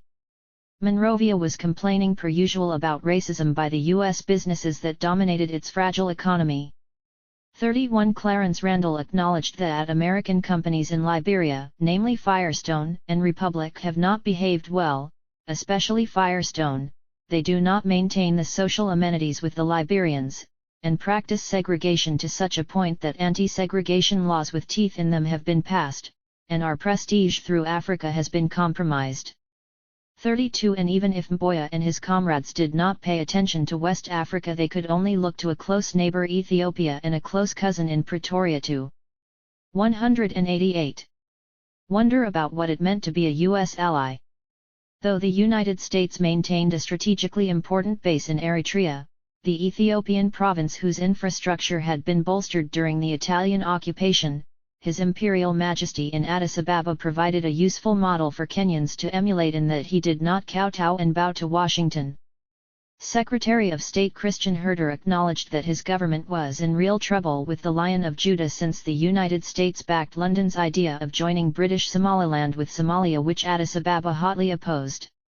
Eisenhower was worried about the strategic Red Sea, however, and agreed that a divided Somali nation created too many opportunities for mischief. Signaling his ignorance of the continent whose fate he was helping to settle, the president said he was unfamiliar with Somalia and asked what it was like. Did it have jungles, for example? His advisor grasped the nettle unsteadily and responded, the Somali women were said to be the most beautiful in Africa, many of whom could be found in Kenya. 33 Clarence Randall was unsure what to make of the fact that the favorites of the emperor included India, viewed suspiciously in Washington because of its closeness to the Soviet Union and the liberation forces in Kenya, and that at social occasions the emperor converses in French, the language of a prickly ally. Plus, the Yugoslavs were very close to him, which was not assuring given their prominence at Bandung. Yet the pathetic state of the Ethiopian economy suggested that the payoff for a pro-U.S. alignment was paltry. Randall found that the emperor owns nearly every enterprise in the country and much of the land, and in parts of Ethiopia the yield of the land per acre is among the lowest in the world. 34 The sister of the Secretary of State, Eleanor Lansing Dulles, was also appalled by the poverty of Ethiopia. Though she found His Imperial Majesty most friendly and gracious, she was stunned by the contrast between the pomp of the palace and the poverty of the people. She too was disturbed to find a varied, many-sided communist effort of overt and covert nature. They were notably active in the countryside where the bulk of Ethiopians resided, showing films. Amazingly, she thought, the emperor and most of his cabinet really believe the Soviets are currently doing more for Ethiopia than the United States. She ascertained a touch of hostility when this matter was broached. The thought may have occurred in Washington that Africans were not willing to endorse wholly the U.S. stance during the Cold War. Moscow was planting seeds, concentrating on the education of students where the Oromo plurality was centered, quite close to the Kenyan border, and was winning more adherents by bringing religious potentates from Jerusalem to Addis and taking 2 bishops to Moscow. 35 In Somalia, also on the Kenyan border, the Consul General John McGrath found the country to be Western in its orientation but definitely not anti-Soviet, which was worrying. Reportedly, an ecumenical Russian representative encouraged Somalia to take all the aid it can get from the United States. This was less startling than the consul's conclusion, which if followed, would have destabilized the Cold War. It would help in Africa, he said, for the United States to be less violently anti-Russian. 36. 189.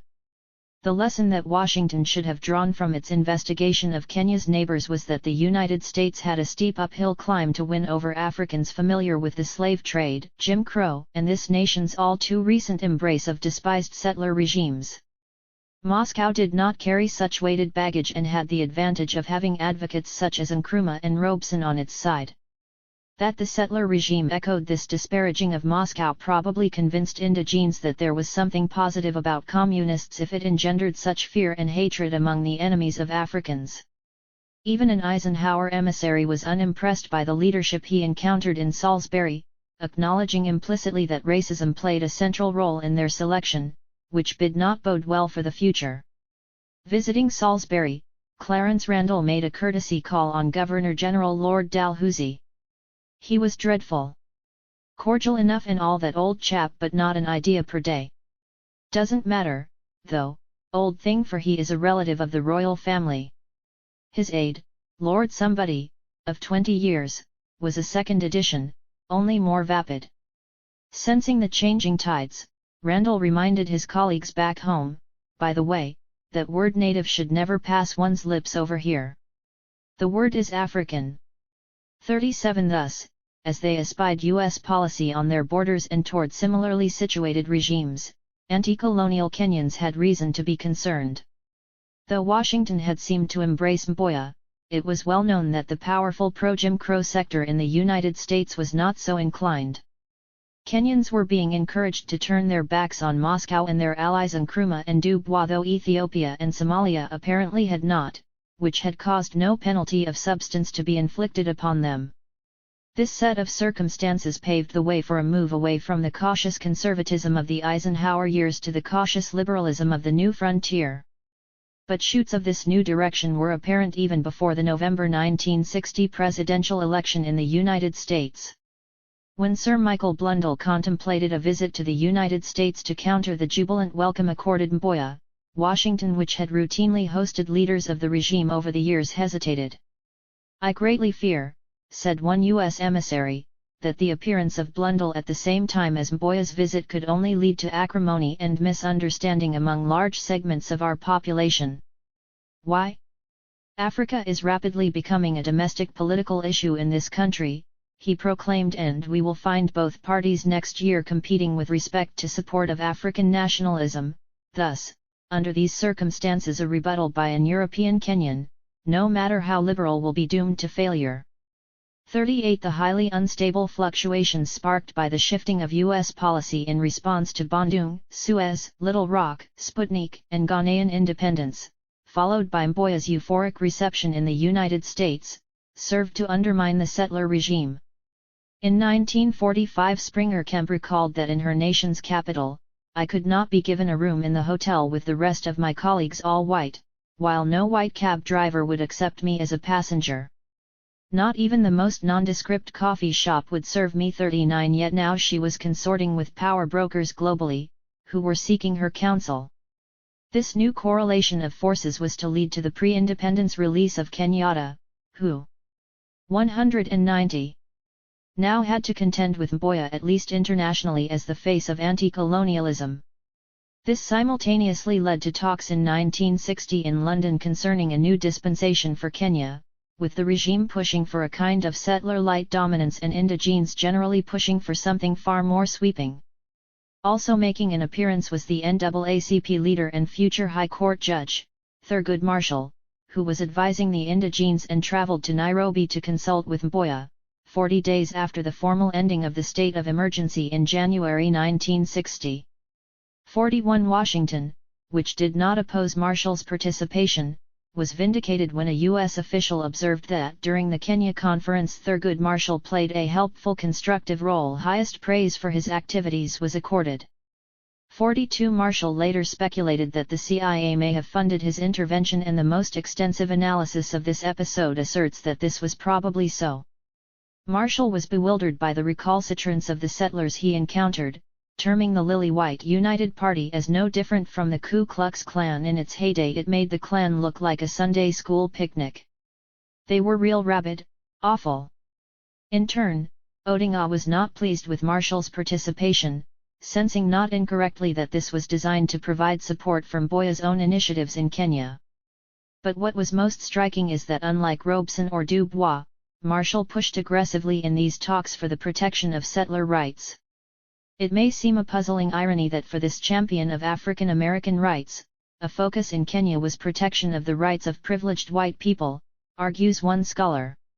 43 Marshall's key contribution to the Kenyan constitution, according to another analyst, was to make it illegal for the government to claim property belonging to white settlers without paying for it. 44 Actually, considering that Dubois and Robeson would certainly have pushed in a different direction than the path pursued by Marshall, which would have led ineluctably to challenging the rights of privileged white people elsewhere, including in North America, the fact that the NAACP leader was the African American presence in London is not so puzzling after all. Despite his service to Washington, Robert Ruark was displeased with Marshall. The novelist hoped that a man of the noted attorney's intelligence might recognize what sort of taka-taka you were mixed up with in what was laughingly called a conference in London. For your information, Takataka in Swahili means trash of rather a low order. 45 An irate marshal fired back, though his aim was unsure, "You charge me with lumping myself with an avowed pro-Mau Mau? Well," he replied, "I trust you realize that you are charging me with voluntarily associating with an avowed criminal, and you say that I urged revolt. This is a deliberate falsehood, for Marshall called for no such thing." 46 Yet ungrateful settlers were not happy with Marshall's handiwork either, seeing it despite its flaws as one more retreat by colonialism. Howard Williams reverted to Lincoln, who, he said, remarked on signing the Emancipation Proclamation that within 20 years we can peacefully colonize the Negro and give him our language, literature, religion, and system of government under conditions in which he can rise to the full measure of manhood. This he can never do here. We can never attain the ideal union our fathers dreamed. Though 191. It was unclear who would serve the canapés and empty the trash if Kenyan indigenes were deported. He plunged on in a futile attempt to unmask Washington. In a world which today reeks of American influence, that at least illuminates often the view of the citizen in the USA. What is of interest is that the policy on which America is working today is just that, internally. It is not widely realized, he said with a smidgen of victory, that America, despite everything, for her 180 million people has not yet allowed a black man, I am told, to enter the Senate, and has as yet put up only 18 blacks in the House of Representatives to represent some 18 million of their fellows, or 1 for a million, most of whom are reserved for the menial tasks. The United States, he stressed, is not a good example of democracy. Further, many of their states are far from democratic in that they seriously restrict the vote only to the white man. Indeed, he added, turning the knife, that is where, say some, South Africa got the idea of partition. Who can deny these facts? He cried. The weak are ever at the mercy of the strong, he said cynically. Are we in Africa to lead the African or not? Seeking to appeal to his fellow reactionaries in Washington, he emphasized their mutuality, noting that Kenya must be treated as a Marshall base for the West, and in trust not only for the African but for humanity. 47 This settler's inured cynicism could not halt the retreat of colonialism. Marshall's very presence in London was further evidence, if any were needed, that a new frontier in Kenya now had been breached, and, the same could be said for the United States in that, cynicism aside, the United States ultimately had to respond to William's bold assertions. 48 London had been forced to dial back on its dreams of empire, and the logical inheritor of its bounty, Washington, was being forced not least because of its own waning white supremacist ambitions to retreat from the settler regime. Hence, in March 1960 the U.S. Secretary of State was informed about panic among the European settlers that had emerged since the London Conference. There were rumors of a mass exodus and panic inquiries. The consulate in Nairobi was being bombarded concerning immigration into the United States. 49 Thus, as it became clear that settler power would have to recede, Ven Fay, who had received the Military Cross for bravery in fighting Mau Mau, sought to sell his 2,000-acre farm near Mount Kinangop for $42,000, so that he could start a new job as a game warden in the Catskill Mountains of New York. 50 Alternatively, when the regime began to place added pressure on Mboya, Congressman James G. O'Hara objected, as he was prodded by Willie Baxter, vice president of the Trade Union Leadership Council of Detroit. 51 Thus, a new situation was developing, just as the late 18th century struggle in North America rapidly moved from home rule to who shall rule at home. Something similar occurred in Kenya. The sniping that had emerged earlier between Mboya and his deputy, Akwata, re-emerged, except the fire was more intense, since the stakes were now greater. For it was not only power that was at stake, that rare thing, leadership of an independent nation, but the money that went along with it. Early in 1960 William Schnitzler on behalf of the AFL-CIO acknowledged his group's donation of $21,000 to the Kenya Federation of Labor, which supplements the initial 192. $35,000 granted, which Randolph had delivered a few years earlier. This would cover cost of complete construction of their new headquarters building. 52 Strikingly, At the same time the British TUC contributed a measly £750 to Kenyan workers for the purchase of furniture for the building. 53. How could the TUC expect realistically to compete with US labor in Africa for the hearts and minds and pockets of unions? With such sums and resultant power at stake, it seemed that the squabbling between Mboya and Akwada intensified. "You in fact," said Mboya accusingly to his opponent, "stated you would try to destroy me internationally." 54. But what about at home? Internationally was a thinly veiled reference to the acclaim and momentum Mboya had attained due to his association with the rising superpower in Washington. The rise of Mboya also proved to be a boon for those Negro leaders in the United States with whom he had close contact. The AFL-CIO had given Randolph, leader of railway porters, the honor of delivering their largest to Mboya, which was a rare privilege for a man in a declining industry in a union that was on the ropes. When the ACOA had asked Randolph for a donation to their efforts, he had to decline because of his union's decline. 55. Now with the increased interest in Africa, Randolph and others, Marshall, for example, were positioned to grab headlines and accept the opportunity for junkets abroad. Thus, a symbiotic relation had developed between these Africans and African Americans. Mboya seemed to be the winning horse, not Akwada, and that is the horse they chose to ride. Hence, Akwada felt compelled to complain about the manner in which Randolph's Union comrade, Milton Webster, treated him, which was offending. Akwada was disgusted, telling Randolph directly, "I have been much more mistreated by my own colored brothers and sisters than any other people."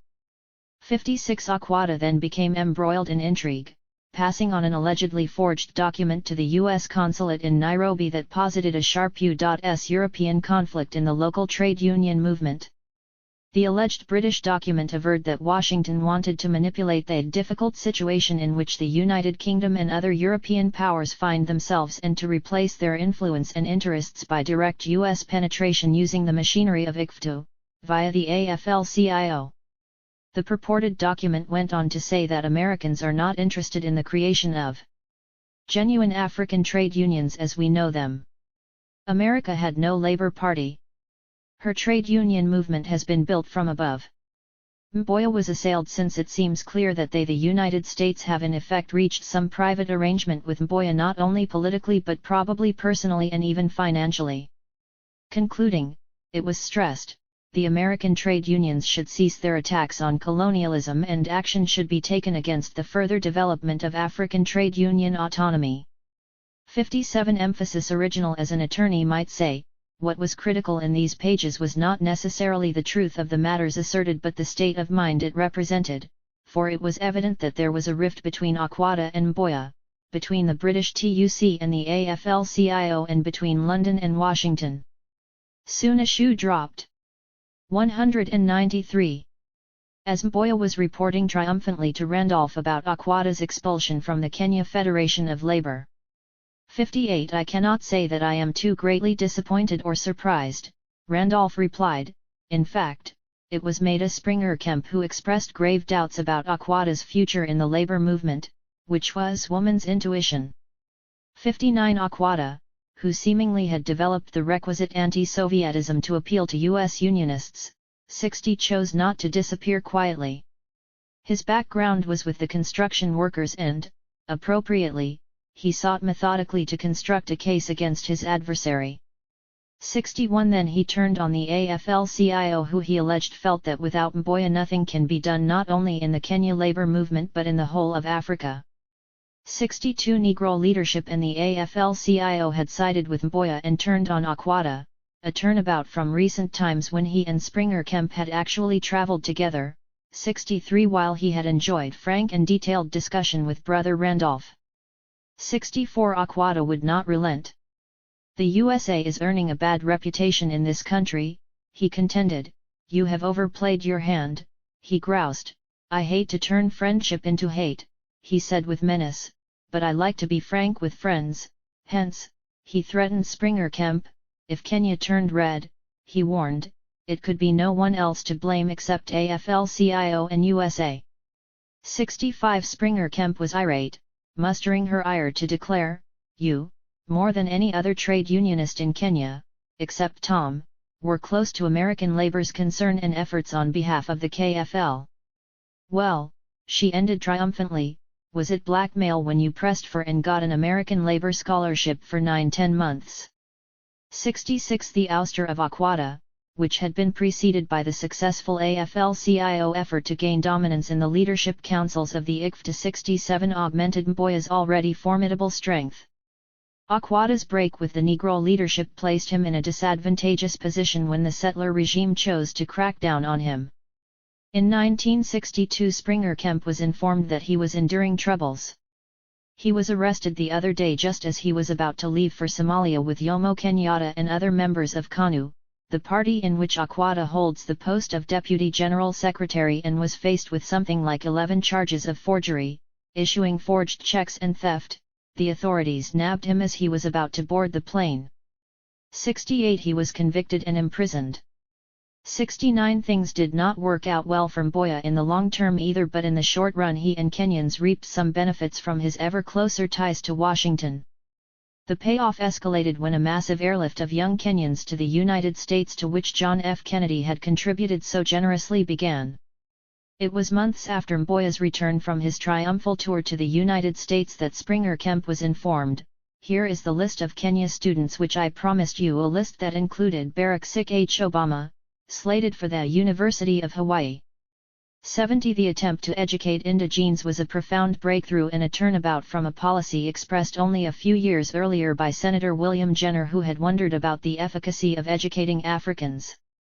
Times had changed. A new frontier had been reached. 194.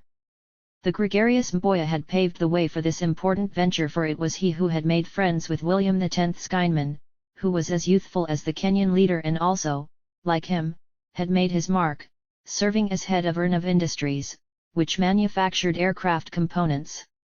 Mboya got on supremely well with U.S. nationals, who he generally found to be less hidebound and stuffy than their feudally bound British counterparts. Certainly his relationships with figures like Kennedy and Skynman, not to mention the UAW and AFL-CIO, showed his outsized ability to tap the wealth of individuals and organizations in the United States. 71 Mboya was building upon the past, since despite the vigorous opposition of many settlers, U.S. nationals were able over the years to contribute to the Jeans School in Kenya.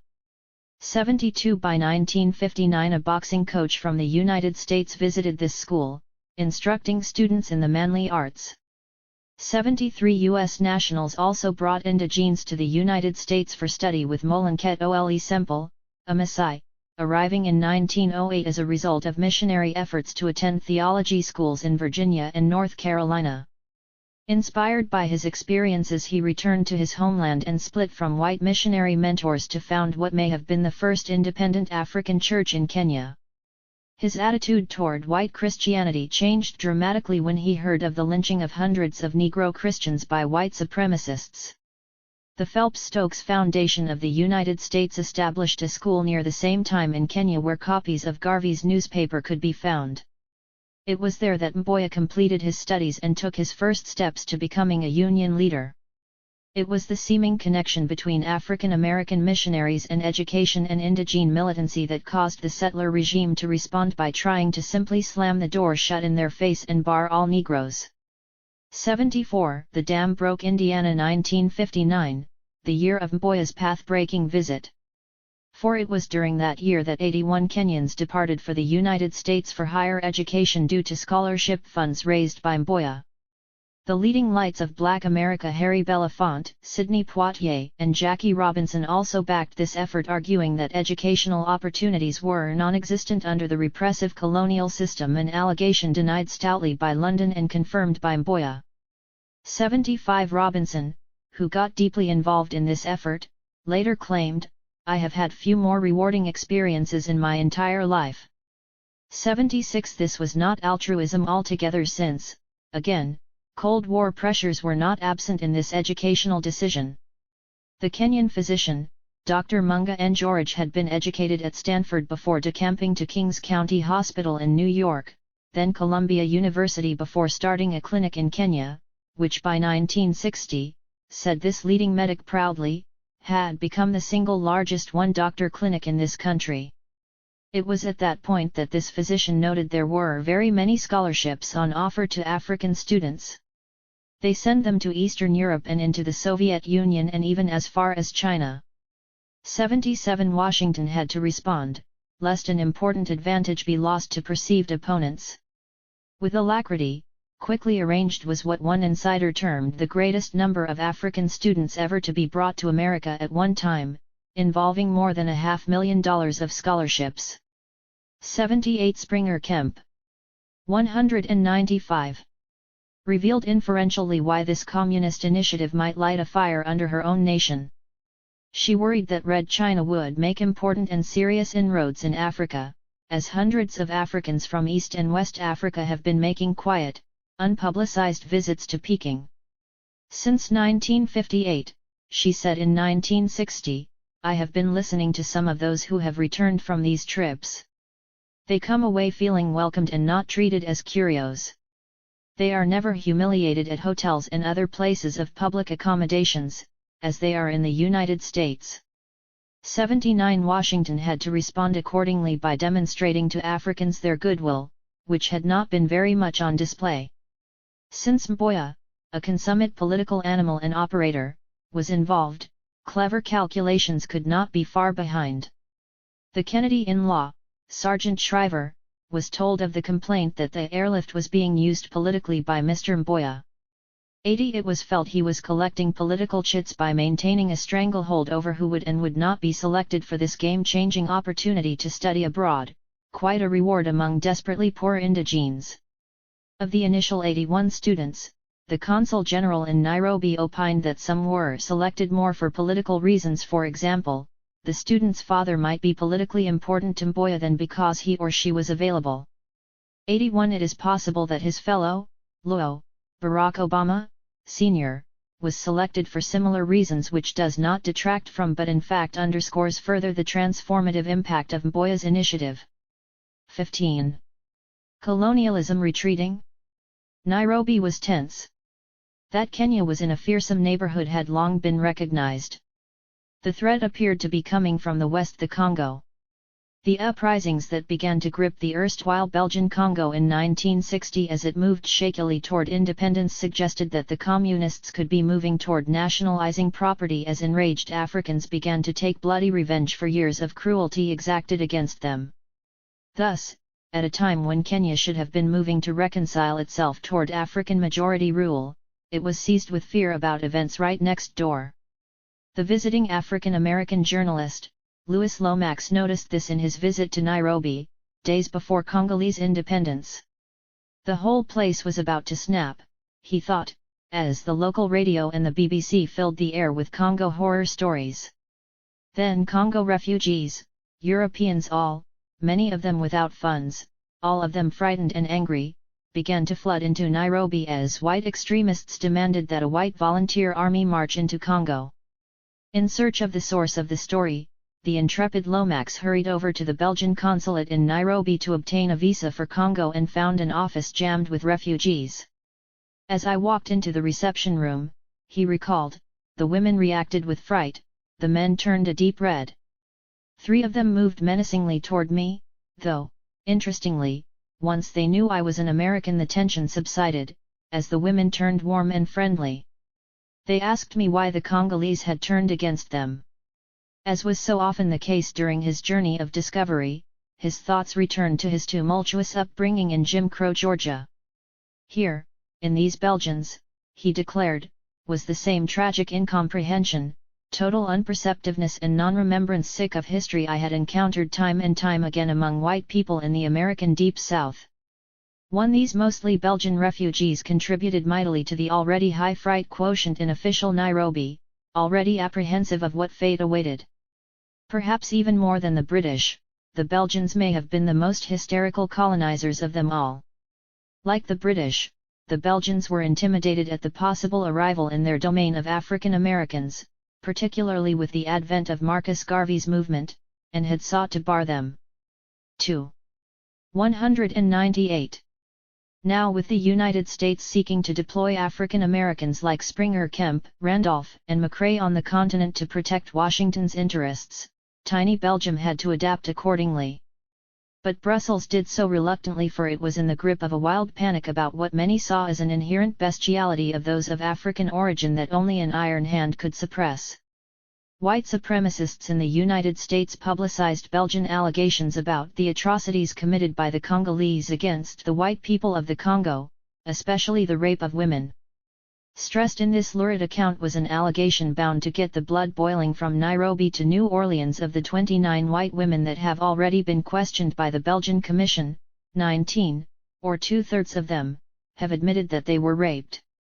In addition, according to the testimony of every white woman, all of them were raped at least 20 times, in the presence of their children. Indicatively, when this report was translated by white supremacists in the United States, the malefactors were identified not as African or Congolese but as Negro, the term traditionally reserved for African Americans, as if they were seeking to suggest that this latter group would do the same if enfranchised in the Deep South. 3. James Burnham, a more respectable right-winger in the United States, also emphasized that in Congo Africans were seeking to rape Western women and eat Western men.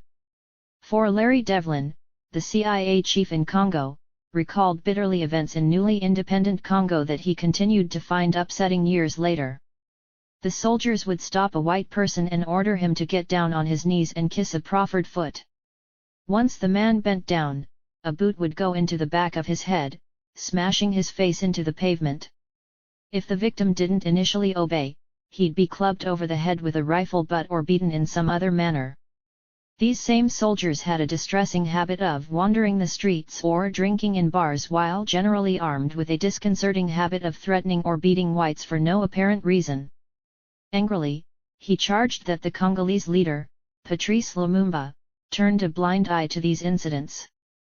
The prospect of Congo becoming a bastion for both communist subversion and revenge-seeking Africans may have contributed to Devlin's agency authorizing him to spend up to $100,000 on his own authority on any operation that appeared feasible, a sharp departure from past administrative practice signifying the gravity of the matter, since at that time, station chiefs were required to ask for authorization for any operational expenditure of more than $50.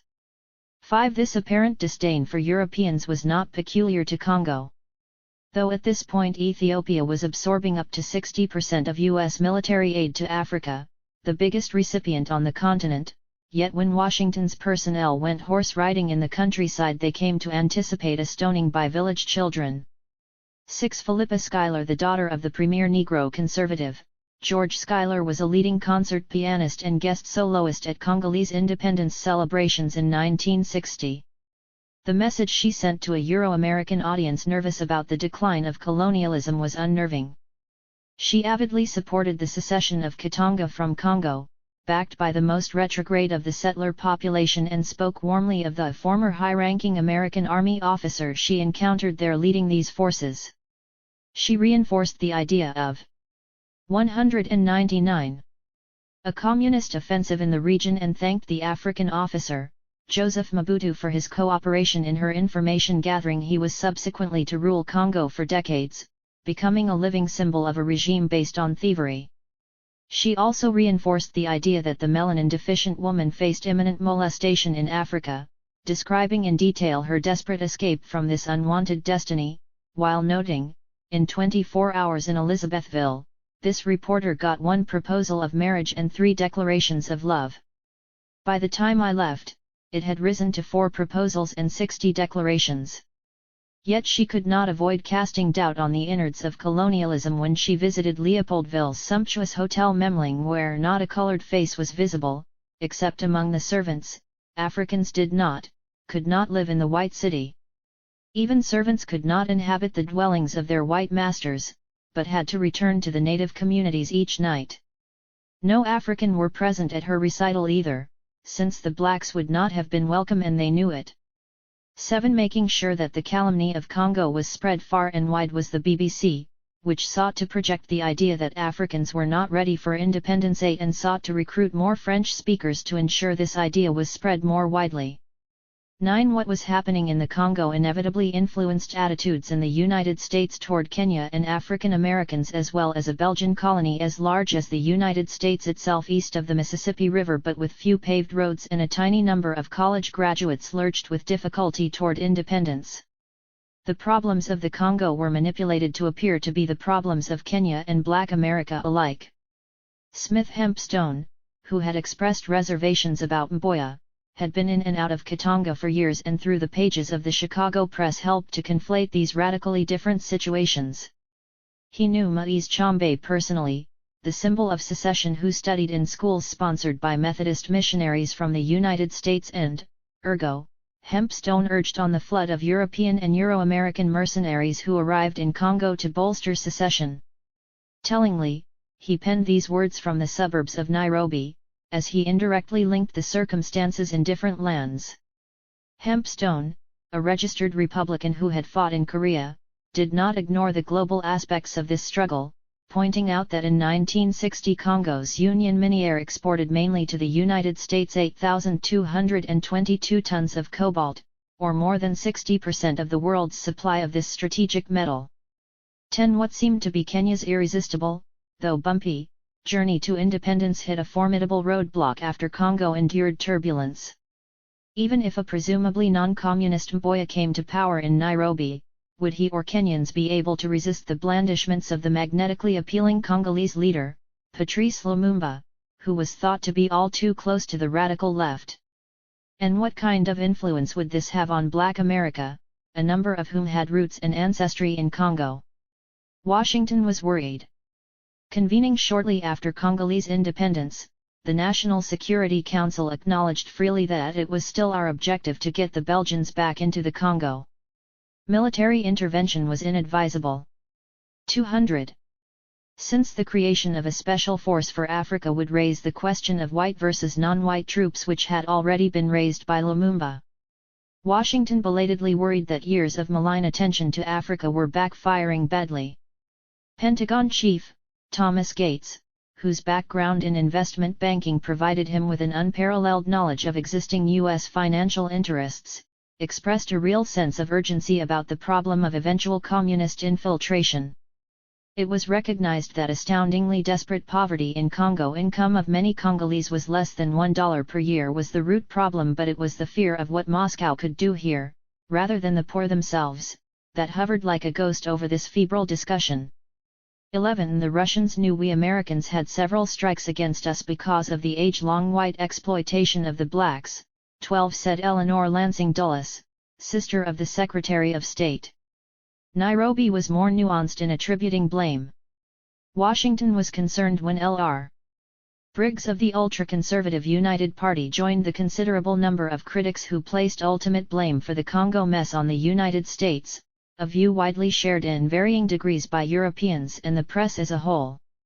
13. That the U.S. mass media, often blissfully unaware of complexity, was conflating Congo and Kenya to the detriment of the latter was suggested when the Nairobi legation reported in the summer of 1960 there were in a number of letters the Consulate General has received during the last 2 weeks from potential American travelers to Kenya asking our advice in view of somewhat alarmist reports in the American press. 14. Devlin agreed that his nation was slow to adapt to the changed circumstances of the continent. It was not until 1957, lamented Devlin, that a separate Bureau of African Affairs was established. In the CIA, our Africa Division was created in mid-1959, just a year before the Congo became independent. 15. Congo, it was thought, would hand Moscow a victory that could then be converted into gains in Kenya, Black America, and elsewhere. This inattention and the casual conflation that equated Kenya and Congo harmed the former. Popular movies such as The African Queen, which engaged the latter, did not necessarily help things. 16. The disturbances in the Congo helped to convince the wavering in the United States that neither Kenya nor Black America were ready for freedom. Edwin S. Munger of the American University's field staff in New York City, no enemy of Africa, spoke passionately about how he was a fascinated witness to the debacle in the Congo, as he wanly defended this beleaguered nation. 17. But his was not an opinion shared universally.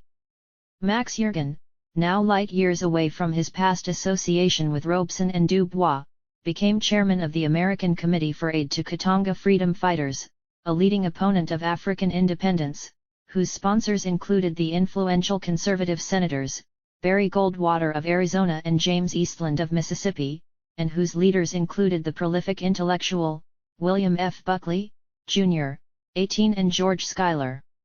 19 Further afield, the signs emitted in Africa for the twinned futures of Kenya and Black America were similarly worrying to Washington. Robert Ruark, the chief 201 U.S. interpreter of African realities, told his many fans that on one day in Angola in 1961 the rapes and tortures and robberies and obscenities and arsons perpetrated by indigenes were worse than the combined atrocities of the Portuguese in 500 years of colonization, worse than the Germans in Tanganyika, worse than the Belgians in the Central Congo. Africans ran amok and hungered for rape and thirsted for blood. This was particularly unwarranted, he thought, since the lowliest bush native there was a prince compared to a typical example of Harlem's ghettos. 20 Thus, if Angolans went berserk, what would African Americans and Kenyans do if the bonds of repression were loosened?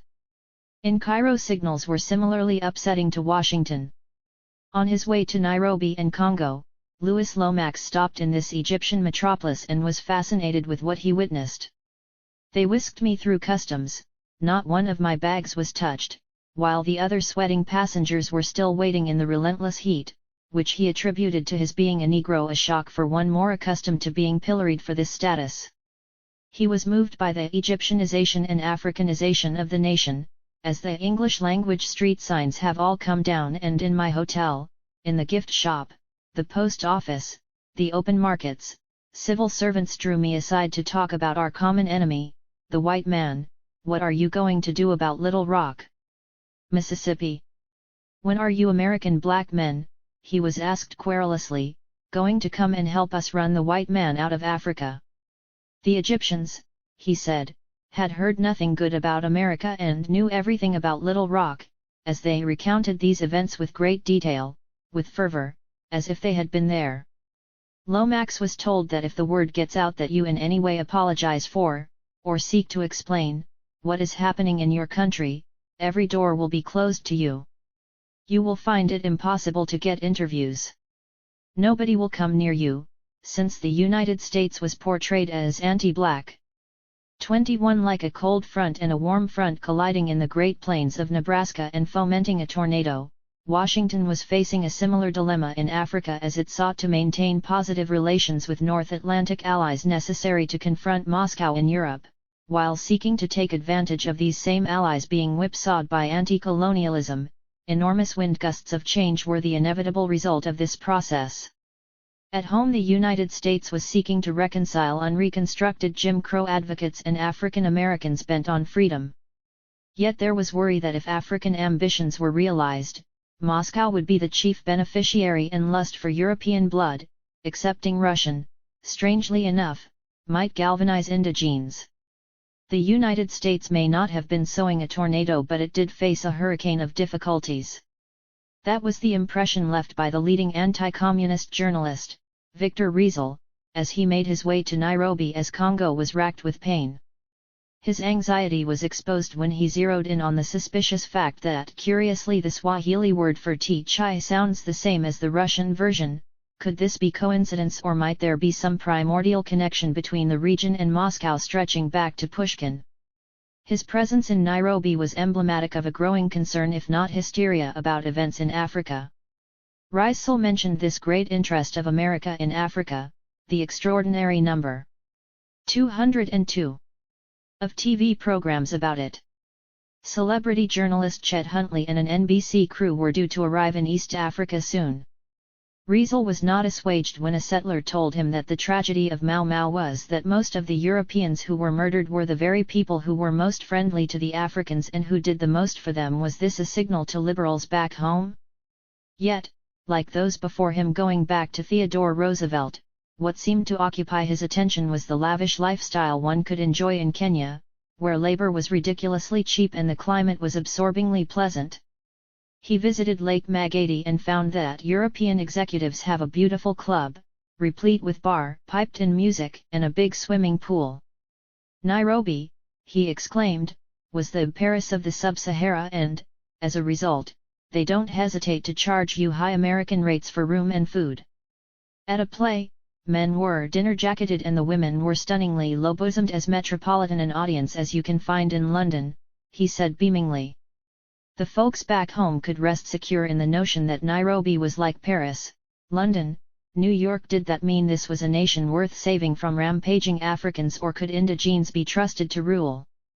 As in Congo, he found angst among settlers, embodied by latches on each of the 2 doors that lead into the bedrooms of the New Stanley Hotel, and people do not walk after dark.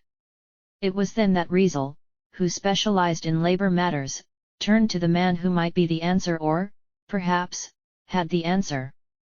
He found Mboya handsome and boyishly energetic, with a relaxed Harry Belafonte air, whose small office in the Kenya Federation of Labor had a grime and congestion reminiscent of the union offices in Manhattan lofts during the 1920s and 1930s. Mboya's secretary, a very attractive girl, one of the few African girls we saw wearing lipstick, sat in a small office behind a typewriter that carried a plaque indicating it had been presented to the KFL by the Amalgamated Meat Cutters of America. In Mboya's bookcase he noticed a biography of U.S. labor leader Sidney Hillman and a short history of Springer Kemp's Union, the International Ladies' Garment Workers Union, probably gifts from her. This all seemed rather calming to those who were anxious about events in the Congo, but then Riesel went to have a talk with Eric Griffith Jones, Chief Secretary of the colony, a post akin to being Prime Minister, and his words were hair-raising. For it was he who warned of a general strike by the Africans, a plan to simply refuse to go out into the coffee fields, and let the beans rot, stay home, and let the garbage of European civilization stifle the whites of the city. He talked of a secret civilian group who have unofficially worked out a program for keeping essential services running in that event: the railroads, hospitals, mail, food and water supply, communications.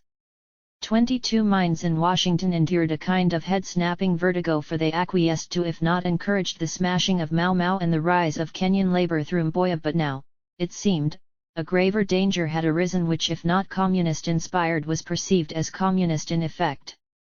For with the end of the state of emergency the raison d'etre for Kenyatta's jailing no longer held, so he had to be freed.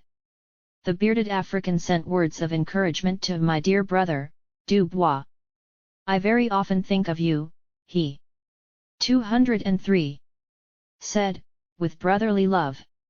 23 Dubois told the jailed Kikuyu leader, "I have been following your career since our meeting in 1945 in Manchester during the historic Pan-African gathering."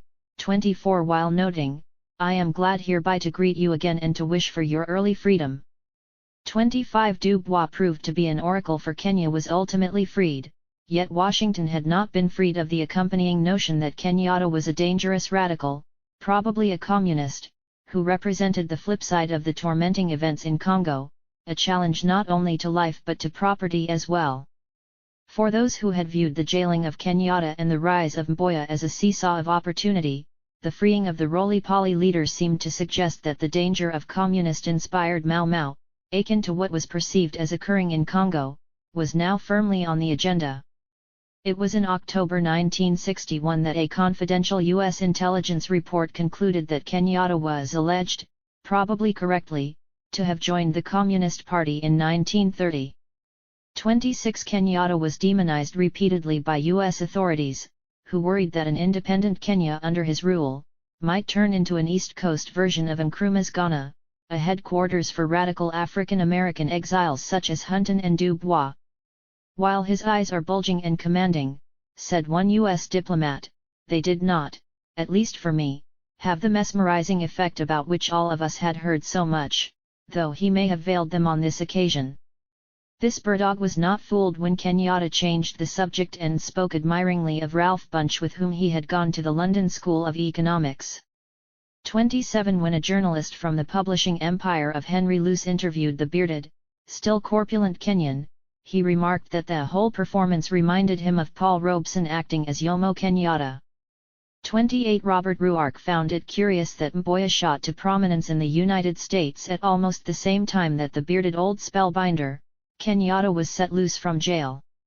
He wondered why Nairobi did not parcel him off to Moscow, where he learned most of the preachments which made Moscow synonymous with Mau Mau, or, he added sardonically, they could send him back to England and hope for a reconciliation with the white wife and child he deserted. Ruark, a reliable barometer of conservative sentiment in both Washington and Nairobi, declared that if Mau Mau is underground anywhere, it can be found in Mboya's Kenya Federation of Labor. He failed to understand how the American people can leonize the likes of Mboya. 29 George Hauser of the ACOA termed this irresponsible journalism, though events in Africa were giving some in Washington second thoughts. 30 The same held true in London, for when Kenyatta appeared on a television broadcast, much adverse comment erupted. 31 As so often happened in Africa, there seemed to be a spreading contagion, with signs of radicalism of various sorts not simply localized in the figures of Lumumba, Nkrumah, and Kenyatta, but spreading like an oil spot across the continent. Communist influence in labor circles, while not of dangerous proportions, cautioned the Consul General in Nairobi, appeared greatest in Gabon, Togo, Dahomey, and Cameroon. This conclusion was based on a conversation with G.K. Nia Wade, General Secretary of Kenya's Local Government Workers' Union, after an ICFTA tour. This was suggestive of how Mboya's Federation 204 had become a tool of Washington, since the mission also visited Leopoldville and huddled in a secret meeting with leaders that pointedly did not include Lumumba. 32 The British TUC was licking its wounds as all this was occurring. It had been outmaneuvered by the AFL-CIO in Nairobi and Brussels, ICFTA headquarters, and was seemingly paralyzed as Africa marched toward freedom. Yet during the height of these difficulties it tried to regain its footing. Subjected to withering criticism by British Labour were the ICFTA and the Americans alike, who in their constant reiteration of the terms anti-imperialism and anti-colonialism supposedly were misleading and, wrongly, tended to build up African racial confidence and prestige like a voice crying in the wilderness. The TUC wailed, in theory, practice, and experience we know more about the sound development of African trade unions than either the ICFTA or the Americans, but, alas, the rebellion in Algeria and the racialist factors in Pan-African propaganda of Ghana all contribute to a turning away from the white man, which makes the task of development in British territory still more difficult. First Mau Mau, then Congo seemed to spell a doom more forbidding than simple anti-colonialism. 33 As the clock wound down on British colonialism, the TUC worried not only about the supposed threat presented by the communists that Kenyatta was thought to represent, but what they perceived as the racialist influences symbolized by Mau Mau, also ironically symbolized by the double threat that was Kenyatta, and events in Congo, which had become much more powerful. For this they blamed the incursion into African affairs of the American government and of the American trade unions. For by using their Negro trade union leaders, they build up a racial approach at the same time. 34 The Daily Telegraph in London echoed the TUC, and warned of the possible disintegration of the ICFTA because of overbearing and brash AFL-CIO tactics. Because of the U.S. unions, it was reported, the ICFTA had lost both effectiveness and coherence. While the U.S. unions view the problem in terms of the world political struggle against communism, the TUC, along with other European trade union leaders, takes the empirical approach of seeking to adapt unionism to local conditions and building up from the bottom. 35 Consequently, the TUC threatened to quit the ICFTA because domination by the United States was claimed. 36 The TUC, despite their teeth-gnashing and partisanship, had put their finger on problems perceived by the White House, the rising tide of Pan-Africanism, or what they termed racialism, though Washington obviously would not agree with the idea that the United States and its labor unions were also a problem, and probably would not concur with the idea that racialism presented a larger danger than communists. Instead they would have conflated the two. Yet the TUC's self-interest should not obscure the point that the United States had served to build up Mboya, had lavished funds upon him, had outmaneuvered London in the process, and this did place a weighty thumb on the scales of history. Still, London could have blocked the AFL-CIO if it had been less wedded to colonialism and more nimble in maintaining influence in a rapidly changing environment. 37 For example, the Kenyan students who were able to gain 205 higher education in the United States would not have objected to matriculating in Britain. Instead, the Colonial Office worried incessantly about the impact of anti-colonial attitudes in the United States upon these students. 38 Virtually catatonic in its response to the bracing winds of anti-colonialism, London proved to be remarkably ham-handed in handling the complexities of a new situation. For by funding Mboya's University Initiative, Washington managed to educate the emerging leaders of Kenya and forge bonds in a manner that was seemingly beyond London's ken. Mboya's airlift meant 200 Kenyans studying for degrees by 1959 and many hundreds more after that. There were only 50 Kenyan students studying in the United States by 1957. The nation's first PhD, Julius Kuno, attended the University of California, Berkeley and came home with an African-American wife, one of many bonds of singular intimacy that were to cement ties between the United States and Kenya. 39 Thus, Kariuki K. Njeri, member of a prominent African family, wed an African-American, Ruth Stutz, who happened to be secretary of Reverend James Robinson, an influential figure in U.S. Africa relations in his own right. 40 Njeri, who received a degree from Lincoln University in Pennsylvania, Nkrumah's alma mater, also matriculated at the New School in New York. 41 Kenya's Nobel laureate, Wangari Maathai, who studied in Kansas, returned home to find her best friend, Vertistine Mbaya, an African-American who had married a Kenyan and came to live in Nairobi in the early 1960s. 42 Surely it was no simple matter for these Kenyans to pull up roots and travel to North America, though that is no excuse for London not providing more opportunities and breaking with the ancient policy of maintaining ignorance among Africans. By the time London could have turned away from this policy, the events in the Congo had ignited a new wave of hysteria that had deepened the paralysis of colonialism. Sir Michael Blundell, no friend of African independence, still acknowledges that a considerable contribution was made to the future of the country by the crash programs for overseas higher education created largely through the efforts of Tom Mboya. Even Sir Michael, who rightfully could have seen in this initiative the epitaph for the system he defended, was moved by the scene at Nairobi's airport as young Kenyans departed. 43 Tear-inducing scenes aside, London had hard-boiled reasons that explain why it did not bother to educate Africans.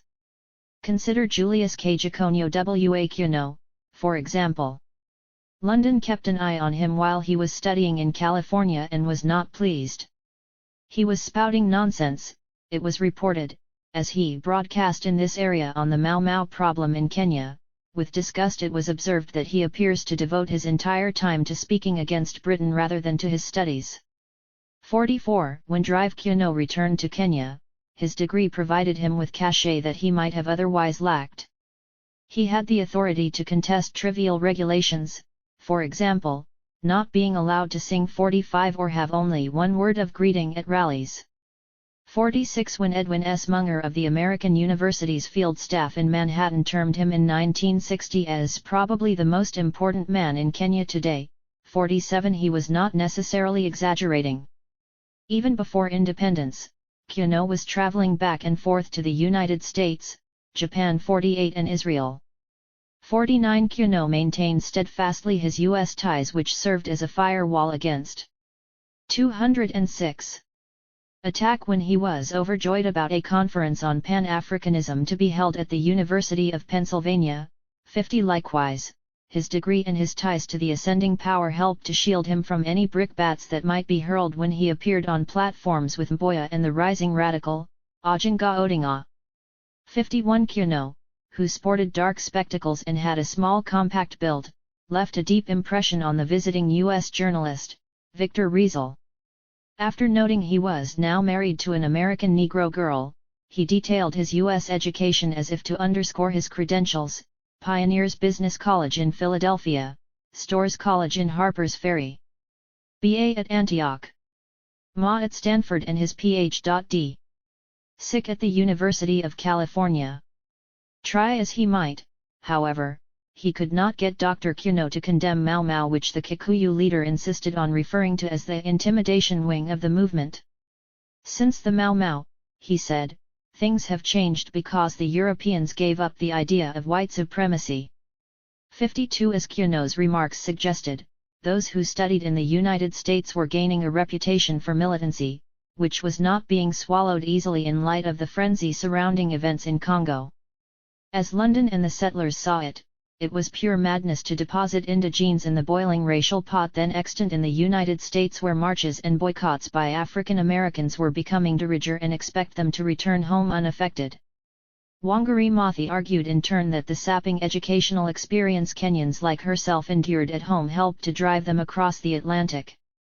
She was shoeless on her first day of school, which was not uncommon, and punished for speaking her mother tongue, also typical. This was undermining our self-confidence, no surprise there either. This continues even today in Kenyan schools, demonstrating the difficulty in halting the vast momentum of colonialism, which contributes to the trivialization of anything African and lays the foundation for a deeper sense of self-doubt and an inferiority complex. Things began to change somewhat in 1959 with Mboya's U.S. journey, the stirrings in the Congo and the decolonization talks in London. It was at that time that she traveled to the United States and received the kind of education to which settlers took exception. Passing through New York City, she was amazed at the number of African Americans she saw, suggestive of how successful the curtain of ignorance had been drawn in Kenya. I often wondered, she mused, why I should come to America to see black people being treated as harshly as I had witnessed in Kenya as the British attempted to crush the Mau Mau movement. She confessed that many of my fellow Kenyan students elsewhere in the United States experienced racism in finding jobs, places to stay and friends. After attending a meeting of the Nation of Islam which had given rise to Malcolm X, she had an epiphany.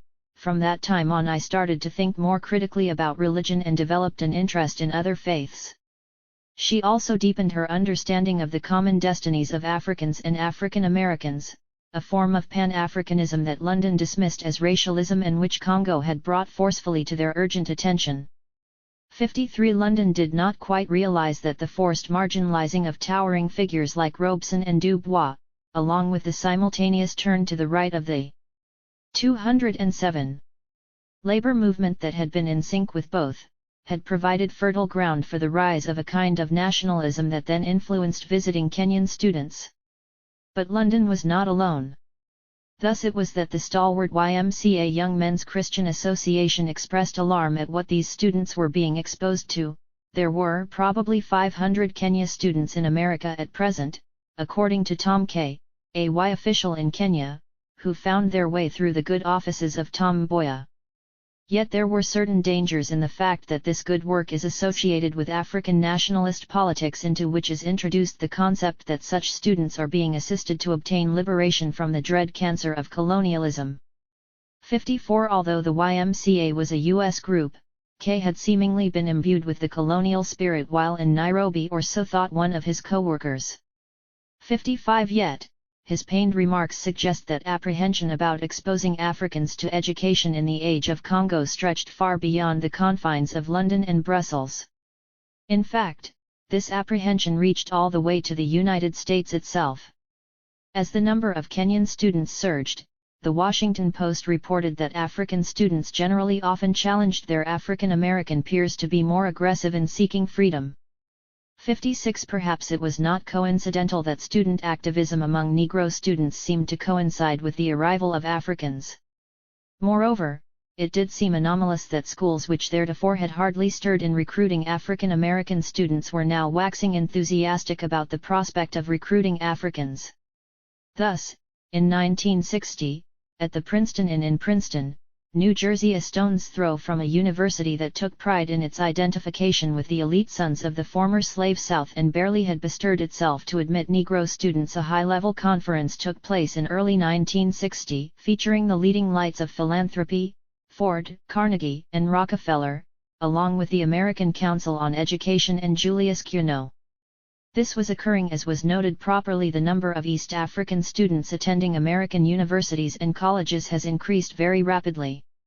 During the 1958-1959 academic year, just before the airlift, there were 73 Kenyan students, including 67 young men, 453 from Egypt, 145 from Ethiopia and 150 from Ghana, 1,735 African students altogether. 57 Assessing this historic phenomenon and moving it forward was high on the conference agenda. Again, this was not just altruism but a response to Cold War pressures and the fear that Moscow could capture fertile hearts and minds by dint of scholarships. 58 The Africans' thirst for education, concluded a colonial report, has become almost proverbial, which was a boon for Moscow. 59 Yet this increase in ties between Africans and African Americans was not without cost to U.S. imperialism. Not only did Africans tend to influence U.S. Negroes toward militancy, but the reverse might have been true as well, or so thought Bruce Mackenzie, Nairobi's then Minister of Agriculture. He told a visiting U.S. delegation that Dr. Quino's spouse, a Negro, tended to be anti-British openly and in protracted private conversation became anti-American and anti-white in general.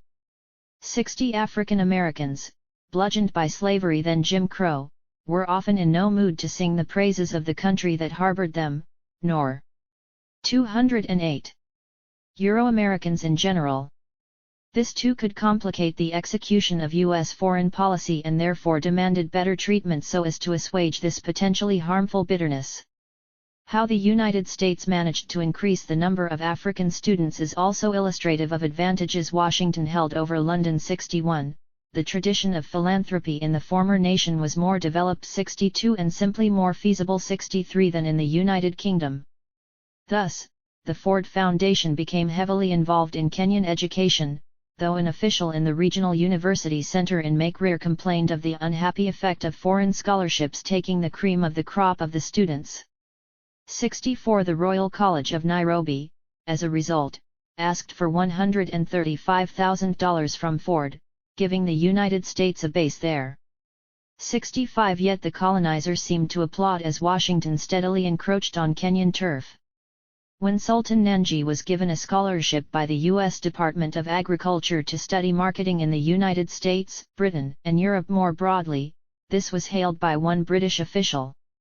Washington was prepared, it was said, to make available resources for the purpose of sending trainees to the United States, which would not cost us a penny. Moreover, thanks to the Voice of America, the BBC was able to conduct a limited survey on audience research in Kenya. Once stalwart London had been reduced to nibbling on Washington's leavings. 66 As the colony moved toward liberation, the influence of the United States grew accordingly. As with higher education, London was also losing the battle of the airwaves, another important front in the battle of ideas. The battle for the defense of democracy is not won by weapons alone, instructed one Solon in a British parliamentary debate on Kenya in 1959. This narrow stress on weapons was a kind of Maginot Line, it was said in an acknowledgement that television can have a unique influence since it was impossible to flood Africa with television propaganda from afar and from an alien source because the thing was not just possible. Unlike radio, a new television service in Kenya would have the stage to itself. 67 or so it was thought. With the state of emergency, the colony provided communal radio sets in villages, plus there were others owned individually, which also meant indigenes could now listen to foreign broadcasts as well, including the dulcet tones of Bing Crosby, the famed U.S. actor, singer, and comedian. 68 By 1962 there were television broadcasts, with a substantial infusion of canned programs from Hollywood. 69 Refuting the maunderings of overly optimistic British parliamentarians. 70 And those with television sets could be seduced by Dr. Kildare, Bonanza, and other symbols of the American way of life. 71 Including Huckleberry Hound. 72 Just as the TUC was nudged aside by the AFL-CIO in Kenya, a similar process occurred in the airwaves with similar dynamics. For when George Middleton Cahan of the United States, who had organized 3 television stations in San Francisco, San Diego, and Los Angeles, moved to Nairobi to do the same, Mboya was given credit. 73 When Kenya Television tried to get the right number of African faces on the screen at the right time, the problem was money and the answer sought rested with the Ford Foundation. 74. 209. This invasion of U.S. programs had been going on for years, but as London got weaker, it increased. During World War II, the radio show by the former British national, the wiseacre comedian, Bob Hope, along with that of the cheapskate comedian, Jack Benny, were broadcast to U.S. servicemen in Britain and became wildly popular among the subjects of that nation. 75 The BBC seemed frozen when in the year of Suez, a U.S. network began exploring the possibility of buying into television stations in Cuba, Jamaica, Spain, and elsewhere. 76 Thus, as the Eisenhower regime was passing into history to be replaced by that of Mboya's new patron, John F. Kennedy, the former U.S. general made one last fateful decision. Uncle Sam was flexing his impressive biceps, a clear sign to the colonizers' now flaccid elite, be it in Whitehall, universities, the TUC, or the BBC.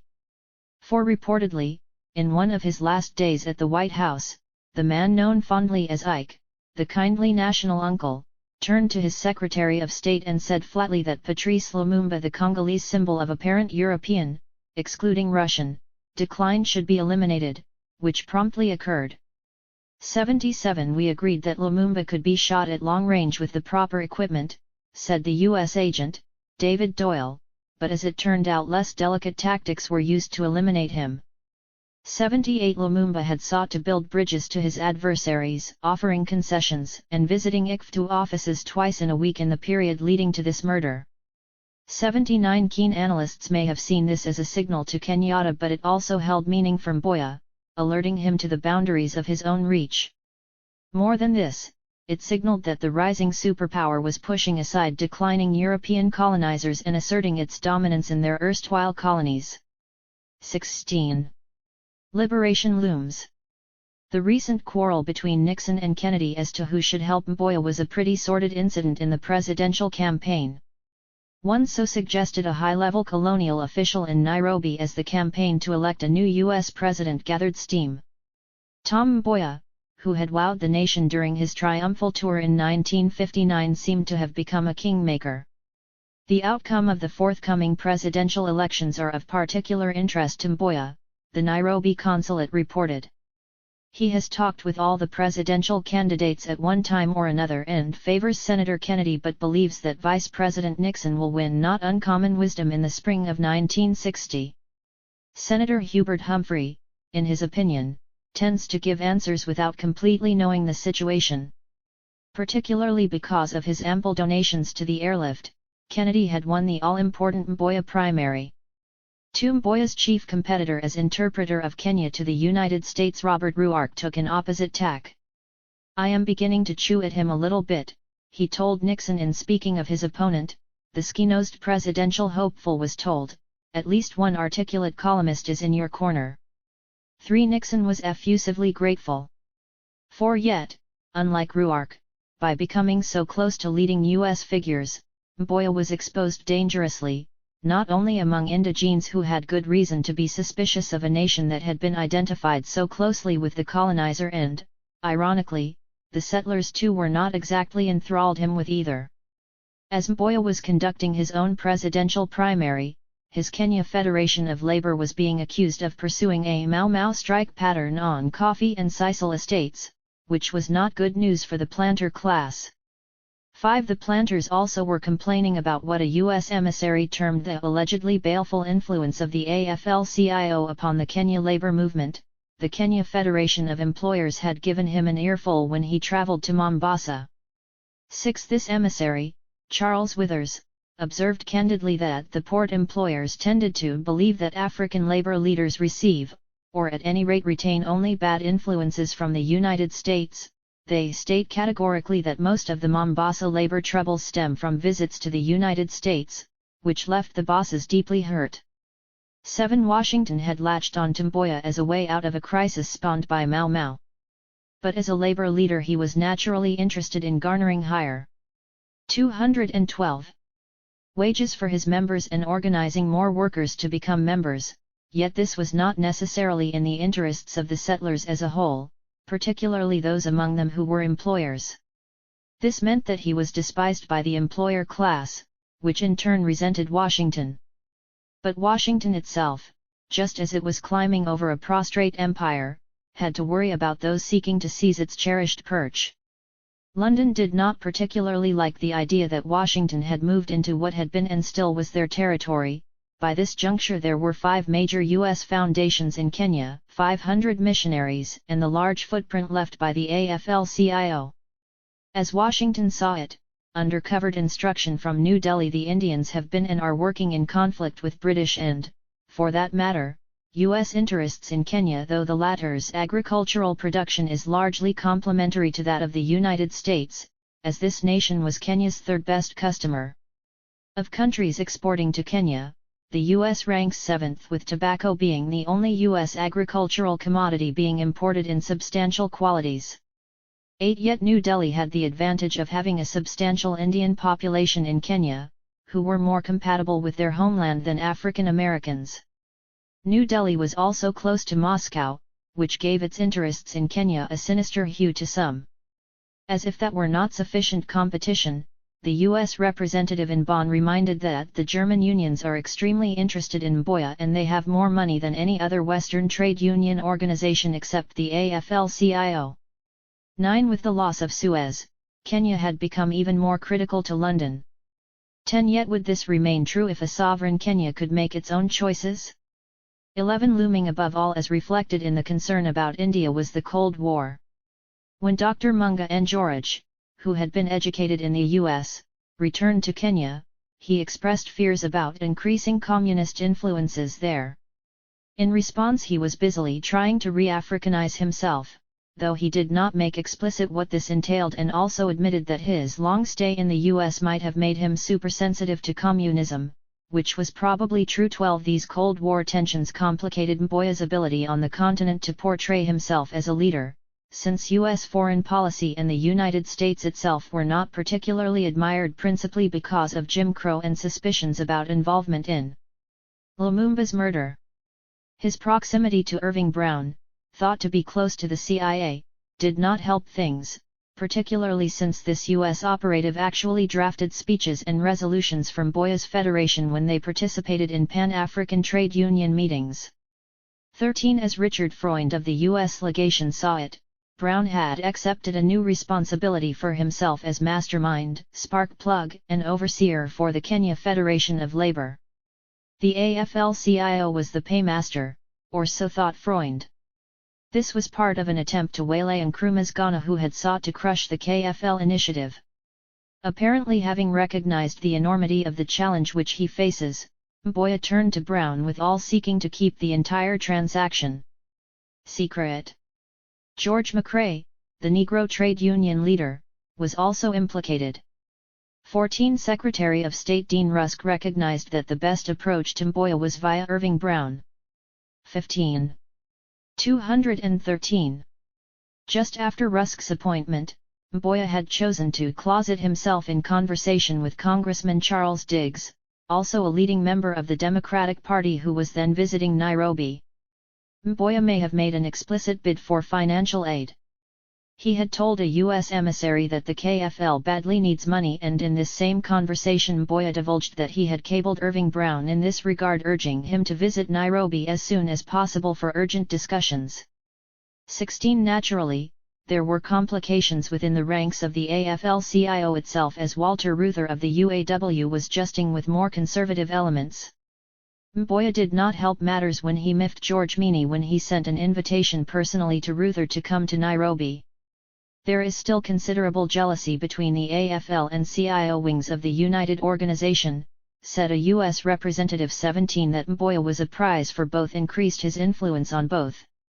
Either out of sincerity or in an attempt to distinguish himself from his right-wing competition, Reuther felt compelled to denounce the settler regime in increasingly hostile terms. He had been expected to arrive in Nairobi to dedicate the KFL building he had helped to fund, then cancelled his journey, and forwarded a blistering message castigating the historic evil of colonial exploitation, which touched to the raw the easily bruised sentiments of the settlers. 18. This had sparked snide comments about alleged racist UAW policies in the former slave South by his union. 19. Of course the TUC and some Indiana the ICFTA continued to harbor intense dislike over AFL-CIO activities, a visiting U.S. diplomat in London and Brussels found not only intrigue as a result but also that displeasure with the AFL-CIO permeated every conversation. 20 These increasingly sharp conflicts involving Kenya, Washington vs. London, Moscow, Bonn, New Delhi, and others, AFL vs. CIO, Ruther vs. Meany, AFL vs. ICF helped to corrupt the emerging nation's politics, as these powerful patrons backed, or sabotaged, allies, or antagonists. It also contributed to tensions, that Mboya was loyal and backed by the United States and Kenyatta was Kikuyu and was not so aided, was not accidental, and helped to fuel ethnic conflict, particularly since the Kenya Federation of Labour, a class-based organization designed to unite across ethnic lines, was not as strong as it could be. Kenya was a fortress colony according to U.S. intelligence, with exacerbating tension between black and white, and he could have added others too. 21 Kenya was hobbling toward independence on feet that were tightly bound. Belatedly after JFK assumed office, the Nairobi mission of the United States urged caution, averring that we should for present at least not become involved in an increasingly complex situation in Kenya. We lack sufficient understanding of violent personal feelings and relationships involved, and intervention, however adroit, would in our experience quickly become widely known.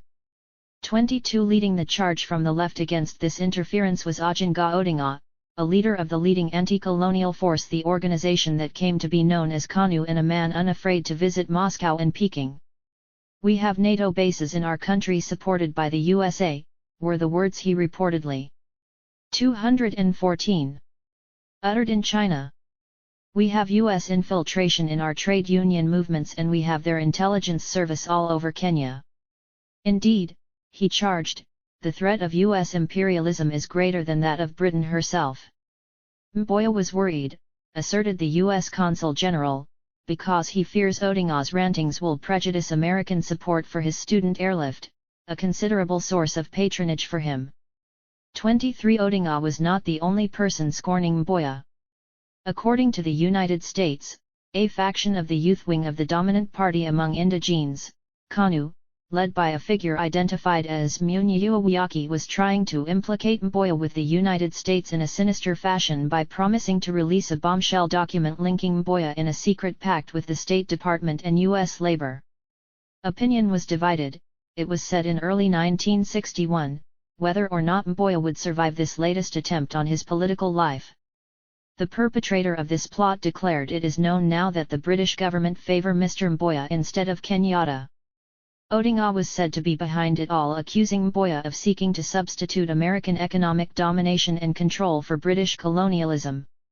Thus, Richard Freund sighed with resignation, Mboya's enemies will continue to play dirty pool. 24 Walter H. Odinayo, Secretary General of the important Kenya Petroleum and Oil Workers Union, was deemed by Washington to be among the enemies of the favoured Mboya. Barely 30 years old in 1960, this Luo was of average height and sturdy build and sported steel-rimmed eyeglasses that were old-fashioned even then.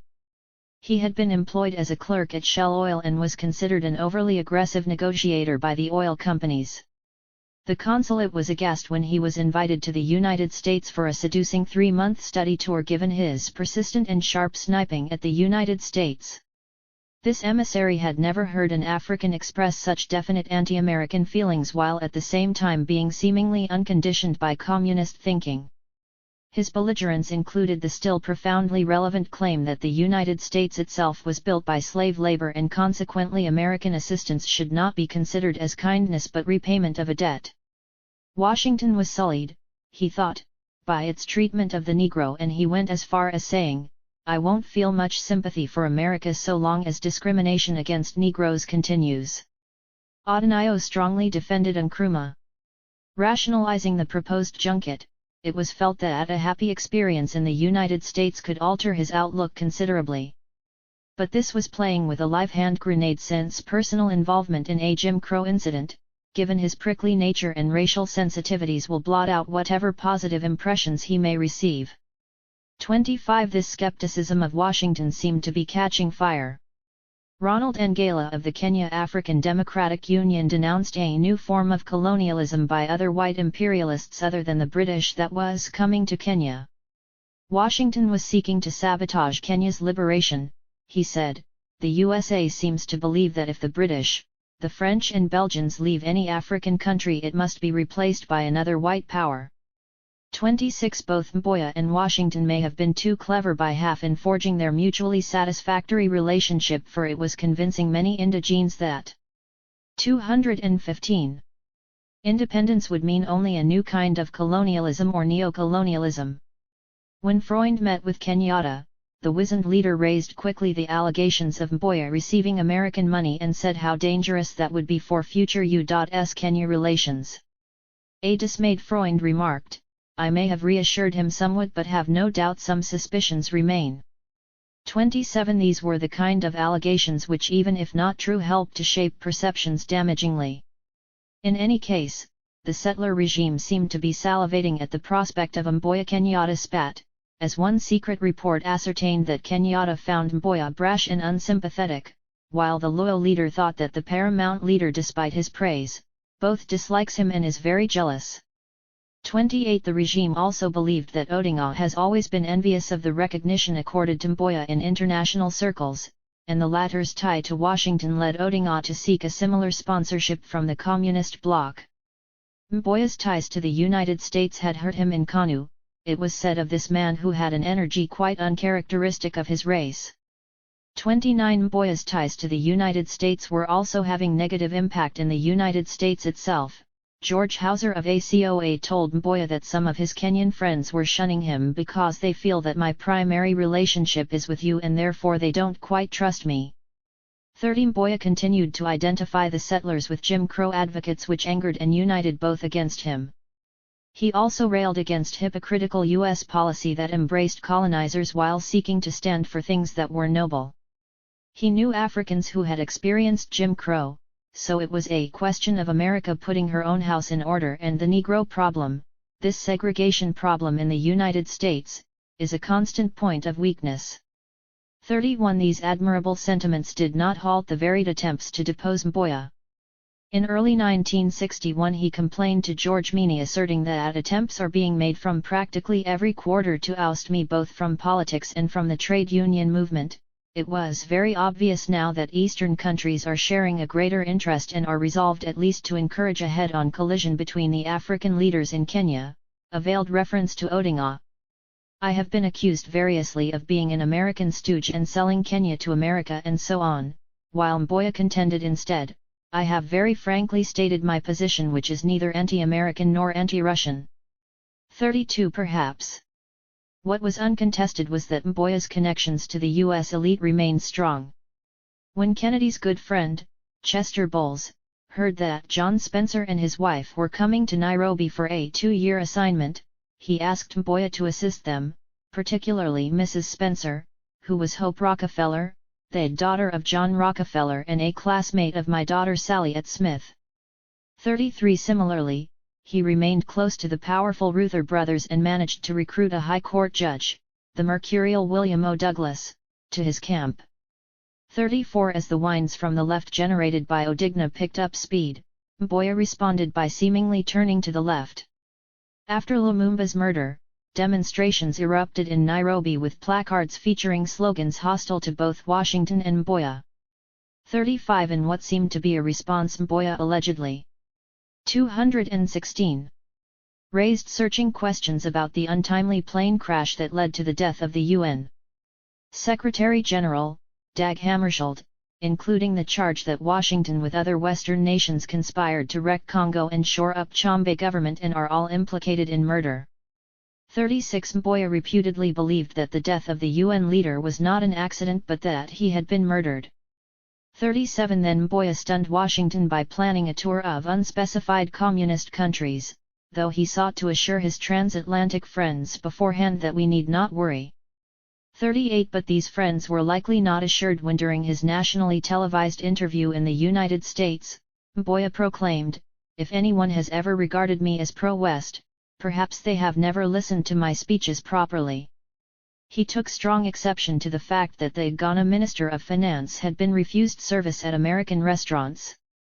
39 Behind his back, Mboya's erstwhile friends in the United States were beginning to have second thoughts about him. Reporting on an important Pan-African Trade Union summit in May 1961, Irving Brown identified 3 blocs: Guinea-Ghana on the left, North African trade unions and the unions grouped primarily around Tom Mboya, who spoke well at the conference and was quite firm in the beginning but tellingly weakened towards the end. He could not seem to be able to ignore the atmosphere generated by the Guinea-Ghana boys sick. Seemingly shaken, Brown asserted, for the first time, our friends even Tom Mboya experienced directly what an organized, pro-Eastern offensive can mean under the guise of Pan-Africanism and positive neutrality. 40 Mboya also seemed to have lost his almost preternatural equanimity, stressing, I am an African nationalist who supports Pan-Africanism. 41 Who just happened to be Washington's favorite African. Yet such brave words could not hide the fact that his opponents were on the offensive. The leader of Kenyan oil workers, Walter Odunayo, had returned from a morale-boosting trip to Conakry, Guinea, breathing fire, the usual slogans and shouting, claimed Mboya, along with a lot of stupid talk. 42 Whether or not Odunayo was doing as claimed, it was apparent that the Kenyan trade union movement, which had been boosted in the vacuum left by the crushing of the heavily Kikuyu resistance, was in a malaise. How could it not be? For if it were to seek aggressively to raise the miserably low wages and horrid working conditions of its members, charges of communist surely would have followed, that its patron in Washington would have had difficulty in failing to parrot. Washington seemed most interested in having Kenyan unions serve as a stumbling block to Ghana-Guinea attempts backed by Moscow to strengthen African trade unions.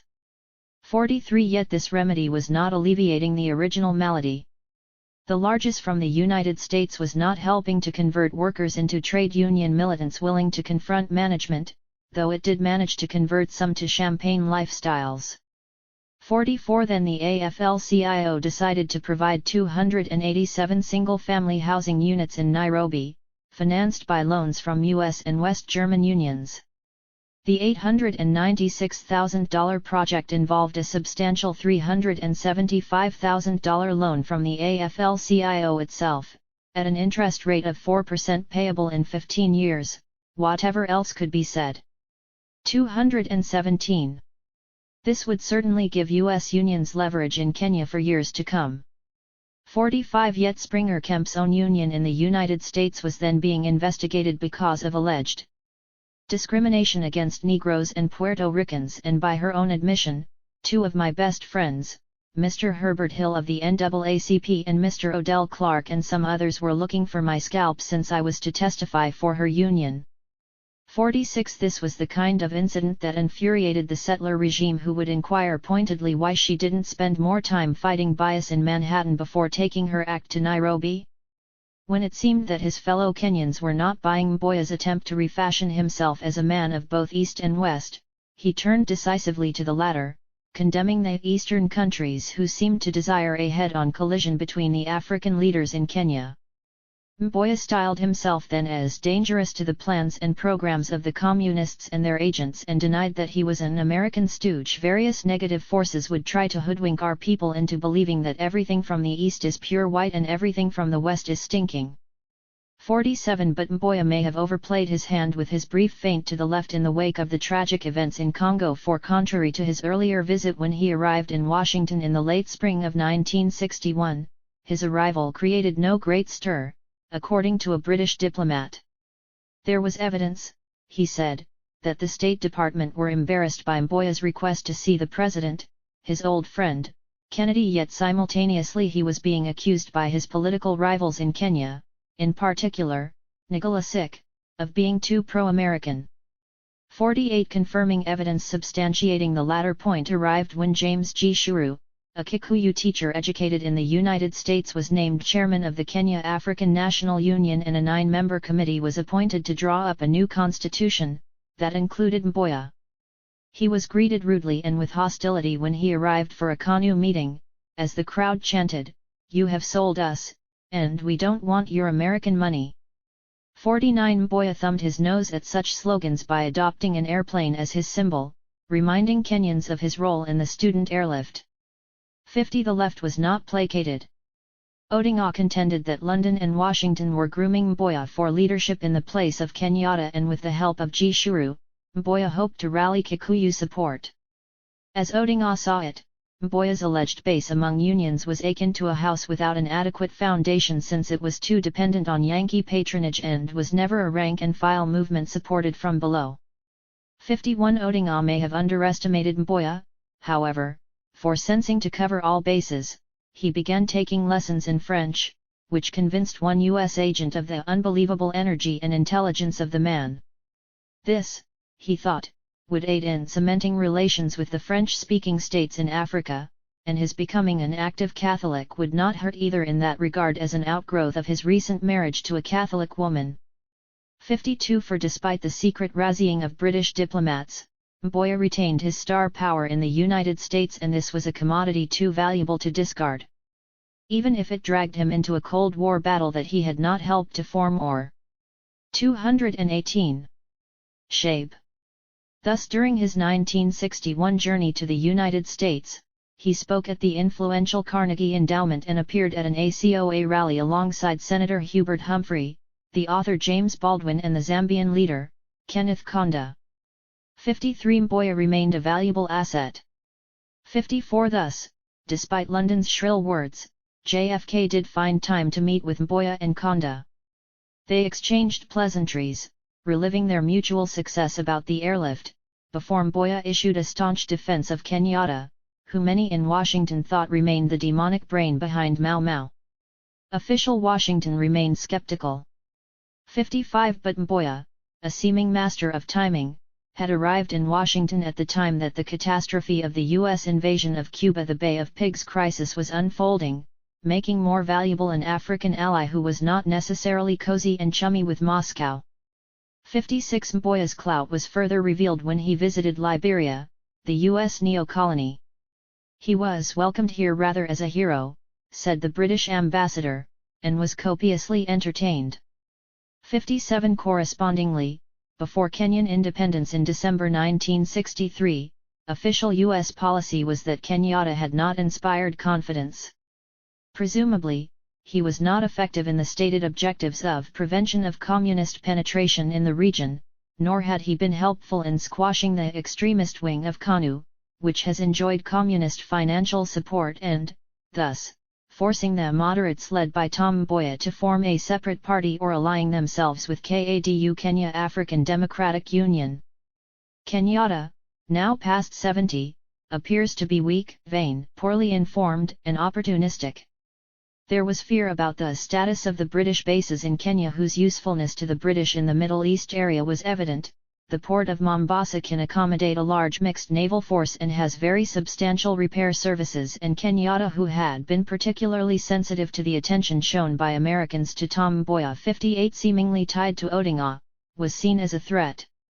Thus when Kenyatta was invited to Washington in 1962 at the behest of G. Menon Williams, the liberal Michigander appointed as the nation's top diplomat in Africa, opponents described him contemptuously as the head of the Mau Mau and termed the journey a terrible idea. The well-respected insider, George Ball, said simply, "We can't do this." 59. Williams insisted, however. 60. JFK sought to add weight to his words with his appointment of Williams, known to be close to the UAW and the NAACP, and, thus, a domestic compliment of Mboya, though his reluctance to shun Kenyatta was suggestive of his ecumenicism. He found an African bureau at the State Department that was derided as Skid Row, with shabby furnishings and cramped offices in an otherwise elegant Foggy Bottom. He also found that African diplomats in Washington suffered daily humiliation as they sought to navigate Jim Crow, which was an ongoing recruiting broadside for Moscow. African diplomats claimed that wives of U.S. officials often slipped on gloves before shaking their hands, which did not please them either. Seeking to square domestic Jim Crow with global realities, one U.S. official finally suggested that African diplomats wear a unique type of pin or button to indicate they were not the despised African Americans, the vector of hostility, since they represented lost fortunes in the former slave South. 219. Other officials derided Williams, noting sourly that when he saw a band of black baboons beating tom-toms he saw George Washington. Under-Secretary of State, George Ball, chimed in by saying that African nations had names that sounded like typographical errors. Kennedy, who had chaired the Senate Subcommittee on Africa, was determined to shake up the African Bureau, which had only been created shortly before his election. Williams had quite a job ahead of him since he realized that U.S. stock in Africa rose and fell depending on the racial situation in America, which was parlous at best. To that end, he traveled tirelessly during his tenure, visiting the continent 11 times and touching down in every nation there except South Africa. He was startled by the poverty he witnessed, noticing children in Uganda who had never eaten meat, eggs, fish, had never drunk milk. 61 I am a liberal, Williams declared, I've been in the vanguard, so he felt himself eminently qualified to shake up U.S. policy toward Africa. He objected to the posting to Africa of personnel on the verge of retirement, placed out to pasture, and often bereft of the energy needed to enact reform. Williams was determined to blaze a new course, or so he declared. When he visited Kenya in early 1961, he recalled that the embassy and I were particularly careful not to embarrass any of the Africans, notably Mboya, by enveloping them or showing too great signs of association. Mboya, however, was sort of incorrigible in his own self-esteem and, well, when CIA people came to town, he went to the airport and, met them. 62 which only inflamed left-wingers like Odinga. Upon arrival in Nairobi, Williams also inflamed the settlers when he reportedly snubbed them and advocated a policy redolent of Marcus Garvey at his zenith: Africa for the Africans. 63 Under Williams' leadership, affirmative action was taken to ensure that African Americans were included on official delegations, including the plane crews, indicating how the need to woo Africa benefited Negroes. 64 The meeting between Kenyatta and Williams began auspiciously when the Kenyan leader's chair collapsed and he fell heavily to the floor.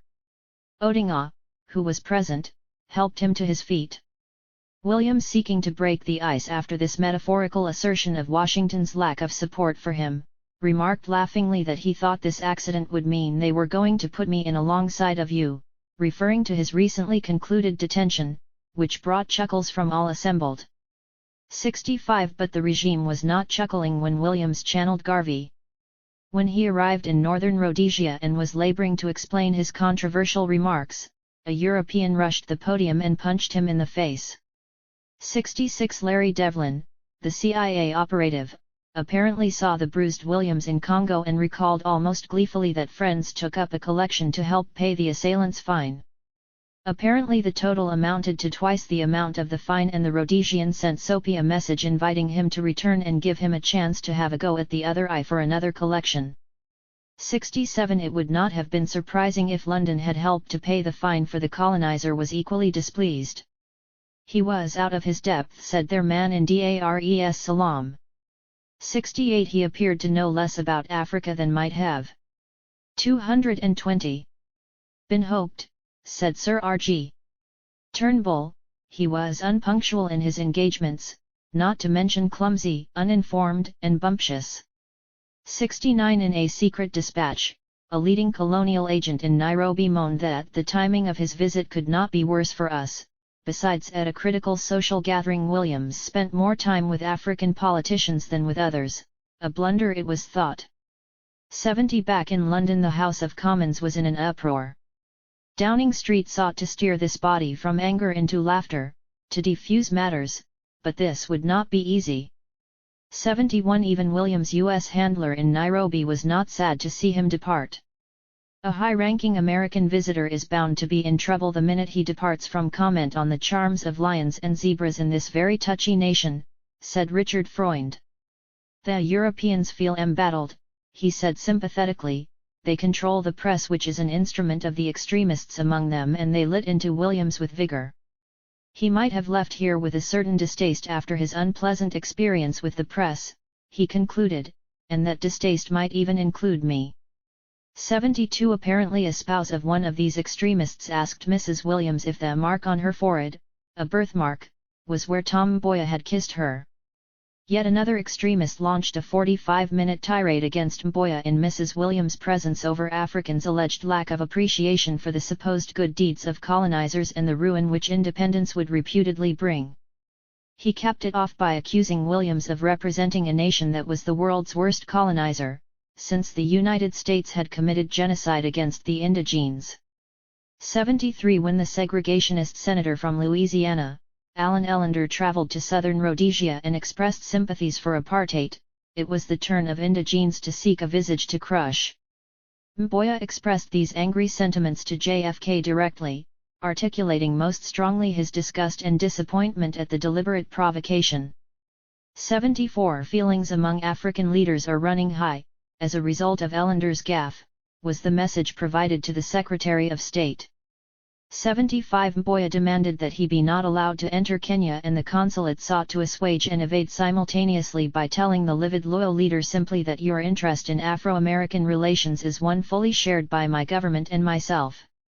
76 Growing into his role as African statesman, Mboya spoke out vigorously on the Berlin crisis of 1961-77, but as a sign of the profound changes underway, the White House engaged him on a matter presumably beyond his portfolio. 78 As Kennedy chose to respond. 79 Once Mboya told an anecdote about the nadir of colonialism in Kenya when a European customer poked her head into the office where he was sitting and working, looked around and said, "Ah, nobody here." With liberation from colonialism now looming, Kenya nor Kenyans, particularly Mboya, were no longer invisible. 80 But this very importance of Kenya and Kenyans was tremendously unsettling to those who valued colonialism, and in the United States this meant Robert Ruark in the first place. Heralded as an authority on African affairs, according to the Miami Herald in the spring of 1961, he adopted an extremely dim view of 221. A rosy future for Africans. Not terribly enlightened, Ruark argued, General Motors doesn't let wives totter through offices. Why should I? So he barred his spouse from his fashionably appointed office in his residence in Spain. Perhaps that is why they divorced. 81 He was also a heavy smoker and heavy drinker, both alcohol and Coca-Cola, a dozen of the latter per day when he was engaged in his two-finger typing, shooting for 20 pages per day. He was subject to gaining 20 pounds during the course of writing a novel. His novel, Something of Value, set a record when he received $300,000 from MGM for cinematic rights that was reputedly the largest single price ever paid for a novel to date. It sold over 120,000 hardcover copies in the United States and an unprecedented 140,000 hardcover copies in Britain, where 15,000 was considered large. It was eventually translated into about a dozen languages. His regularly published journalistic efforts like his novels shaped ineffably the image of the African as violent, primitive, atavistic. He also had migrated into participation in television, where he was a valued talking head. 82 A trend that contributed to his being able to augment his ever-bulging Swiss bank accounts and bags of fan mail. The immodest Ruark admitted, "I don't know what it is about my books that makes them so popular with Americans, though its dovetailing with the predilections of many Euro-Americans may have been a reason." 83 His research often consisted of desultory voyages and recycling weakly sourced material appearing in the popular press. 84 Thus, as Kenya moved ever closer to liberation from decades of colonial misrule, it was inevitable that Ruark would capitalize upon this epical trend by trotting out yet another novel. Ironically, the film studio, MGM, probably made the wisest criticism of his new novel, Uhuru, when it claimed that it was a copy of Something of Value and thus it owned the cinematic rights. 85 The title came from the Swahili word for freedom, and the book itself was pockmarked by the promiscuous use of a particular racial epithet known far and wide in Black America. Ruark's agent, who objected to the predisposition to accept emerging African democracies in terms of the thinking of the NAACP, also argued in a masterpiece of illogic that the novelist does not hate niggers. 86 As Kenya stood on the cusp of independence, this best-selling novel set an all-time record for pre-publication prices paid on a single book written by any writer, apart from purely personal memoirs such as Eisenhower's or Churchill's. 87 As such, it is troubling, nay, frightening to contemplate this novel which, once again, portrays Africans as murderous as it flirts with genocide as the way out. As is said at one point, my mistake was I didn't kill enough of them when it was legal.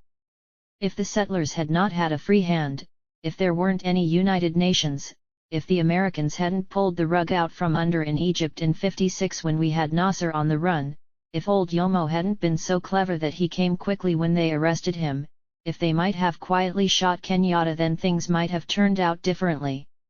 There was repetitive hostility displayed to what one character angrily termed, yes, damn it niggers.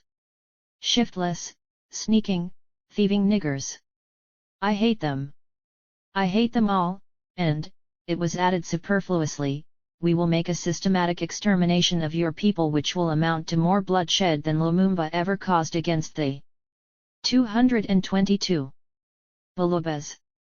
We will retaliate more heavily than we did in the beginning of the Mau Mau emergency. We will kill you as the Portuguese kill in Angola by the village. We will kill you by the thousands and destroy your lands in less than a week. Don't even dream, he suggested, that Europeans were incapable, for as one character proclaimed, a great many of us have had a lot of recent practice killing Kikuyu. There is nothing a Kikuyu can do in the bush that we cannot do better. There is nothing a Kikuyu can do outside the bush that we cannot do better. A few score of us could wipe out the tribe, given enough arms and ammunition. We'll recolonize the bloody place if they leave us alone, since the only way to fight any sort of terrorism is to do it better. We only killed 10,000 sick of them in the recent conflict. We didn't burn villages or fire crops or kill many women or children. That's because we were hampered by the military. We only went after the gangs, and they were mostly male. Given a free hand, I rather imagine I could do for 10,000 all by myself, by the grace of God, luck, and weather, if I didn't have a proper army to tell me what to do and not to do. Ruark also linked his homeland to his bloodlust, noting the bitter hatred of the American Negro for the white American. 20 million transplanted Africans who want nothing of their own Africa, all ready to rise and strike down the white man in America. He sensed that suffrage rights for Negroes would have consequence for Africa, observing, "A dirty dollar to Africa is a block vote in Harlem." But it was Africa that gripped his fevered imagination, and not just Kenya but also Congo. "Africa is now the Congo," he wailed. "The Congo is all Africa." Copious tears were shed in ink on the page as thousands of Belgians fleeing in disheveled, unshaven panic from the uprisings in the Congo sought exile. More than 6,000 of them, homeless and frightened in Nairobi alone. So very dirty and homeless and hungry, their children fretting, wearily, irritably, their money worthless, themselves so helpless that the white schools had to be closed in order to make shelter for them. Food had to be given them or they would starve. Women took it on the chin from Ruark. A woman lived only in her ovaries, and her thoughts were all ovarian if she bothered to form thoughts at all, while Red Russia was the eminence grise behind it all. In those old days there was fanciful talk around the cook fires that someday the Red Strangers, the WA Russias, would come to Kenya to set the black man free. And when the WA Russias came to drive the white Bwanas from the land, every native would share the Bwanas' fine land in the highlands, and then every man would own a wireless and a motor car.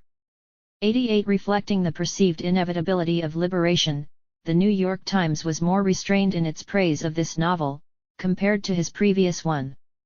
Yes, Ruark knows his way about East Africa as well as any American, but this doorstop of a book was not, however, a book for the squeamish, the generous, or the progressive. The message of this muscular, opinionated novel is clear: Kenya is going to the wogs and Mr. Ruark doesn't approve. The book displays, it was said, a distrust if not a contempt for the overwhelming majority of its people, as the Kenya he wants to preserve is the Kenya in which the races lived in a horse and rider relationship with men like himself firmly in the saddle. No doubt Mr. Ruark regrets the passing of the old Kenya as much as his characters do. 89. 223.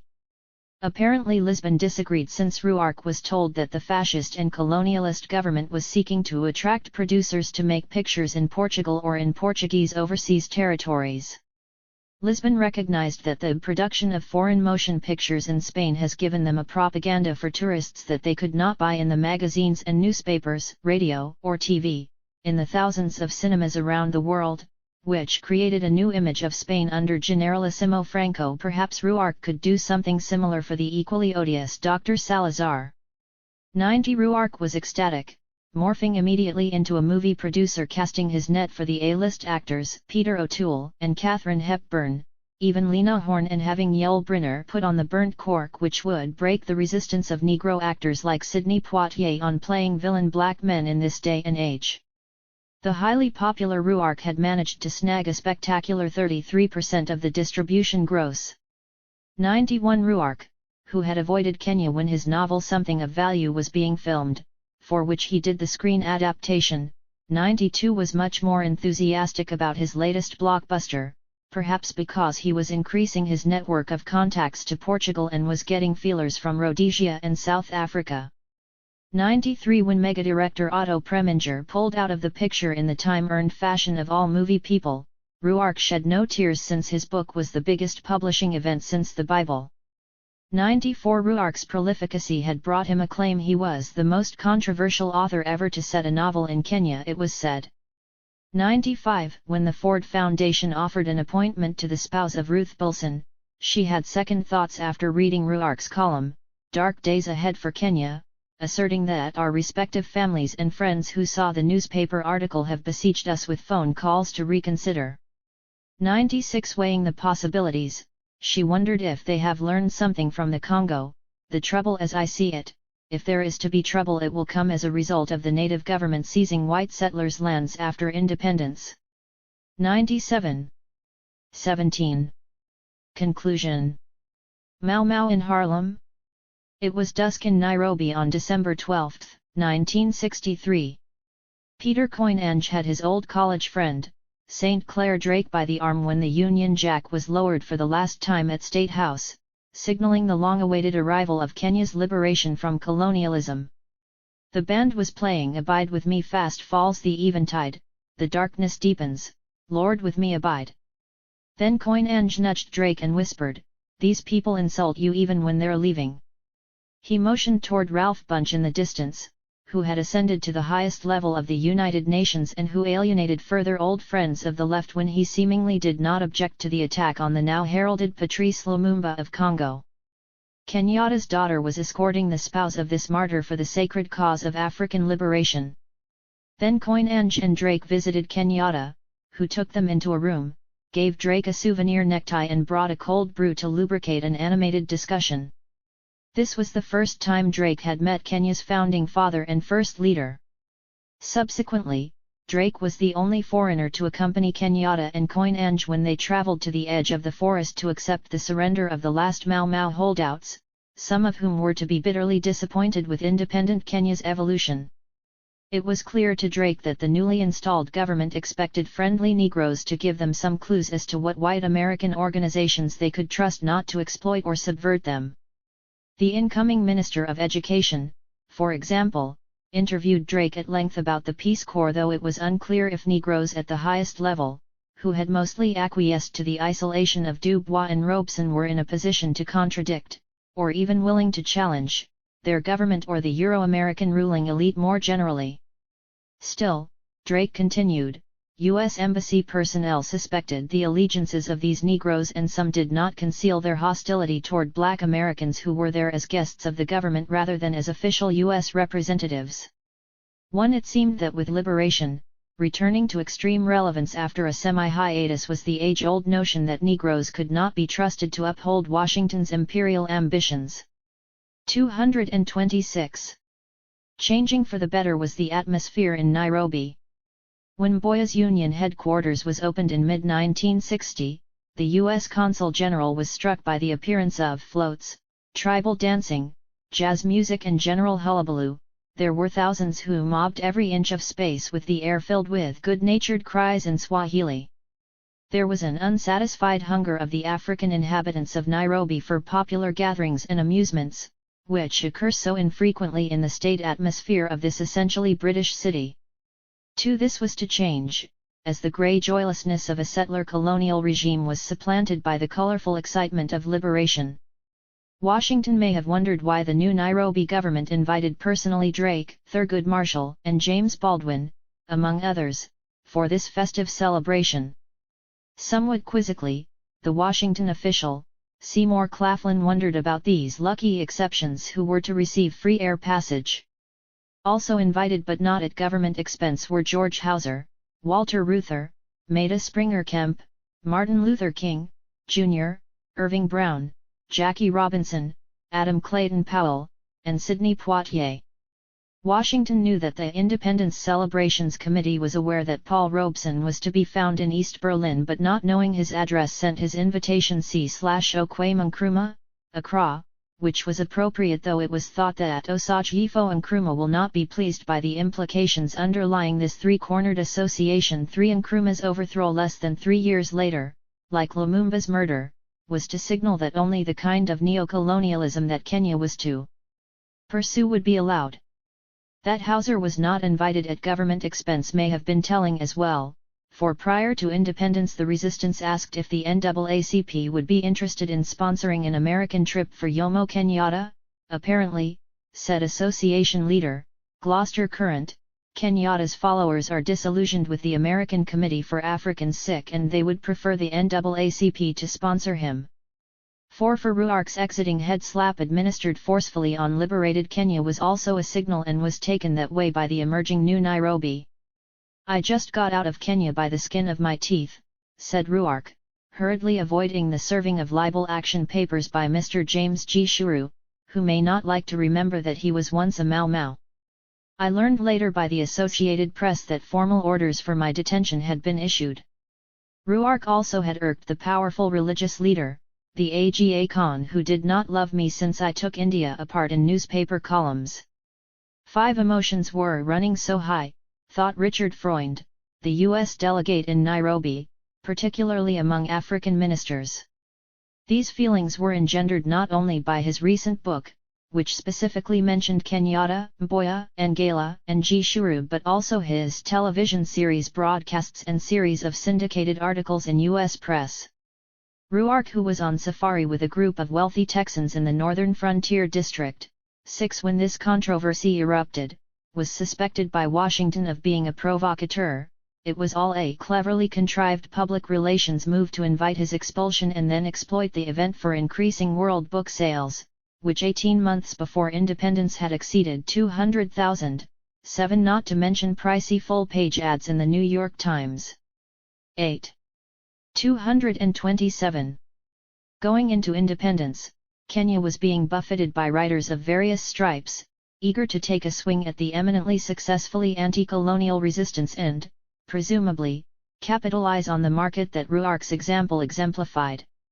The scholar, Richard Leakey, born in 1944 in Kenya to settler parents, recalls being called a nigger lover and bullied, while observing that at the time of independence, few other Europeans shared my non-racial views. Indeed, he noted mournfully the existence of many white Kenyans who've been unable to shake the colonial legacy. "I often wonder why they stay in Kenya." 9. They found a kindred spirit in Martha Gell Horne, better known to some as the spouse of the philandering Ernest Hemingway, who too had profited from portraying Kenya, as he sated his basest lusts.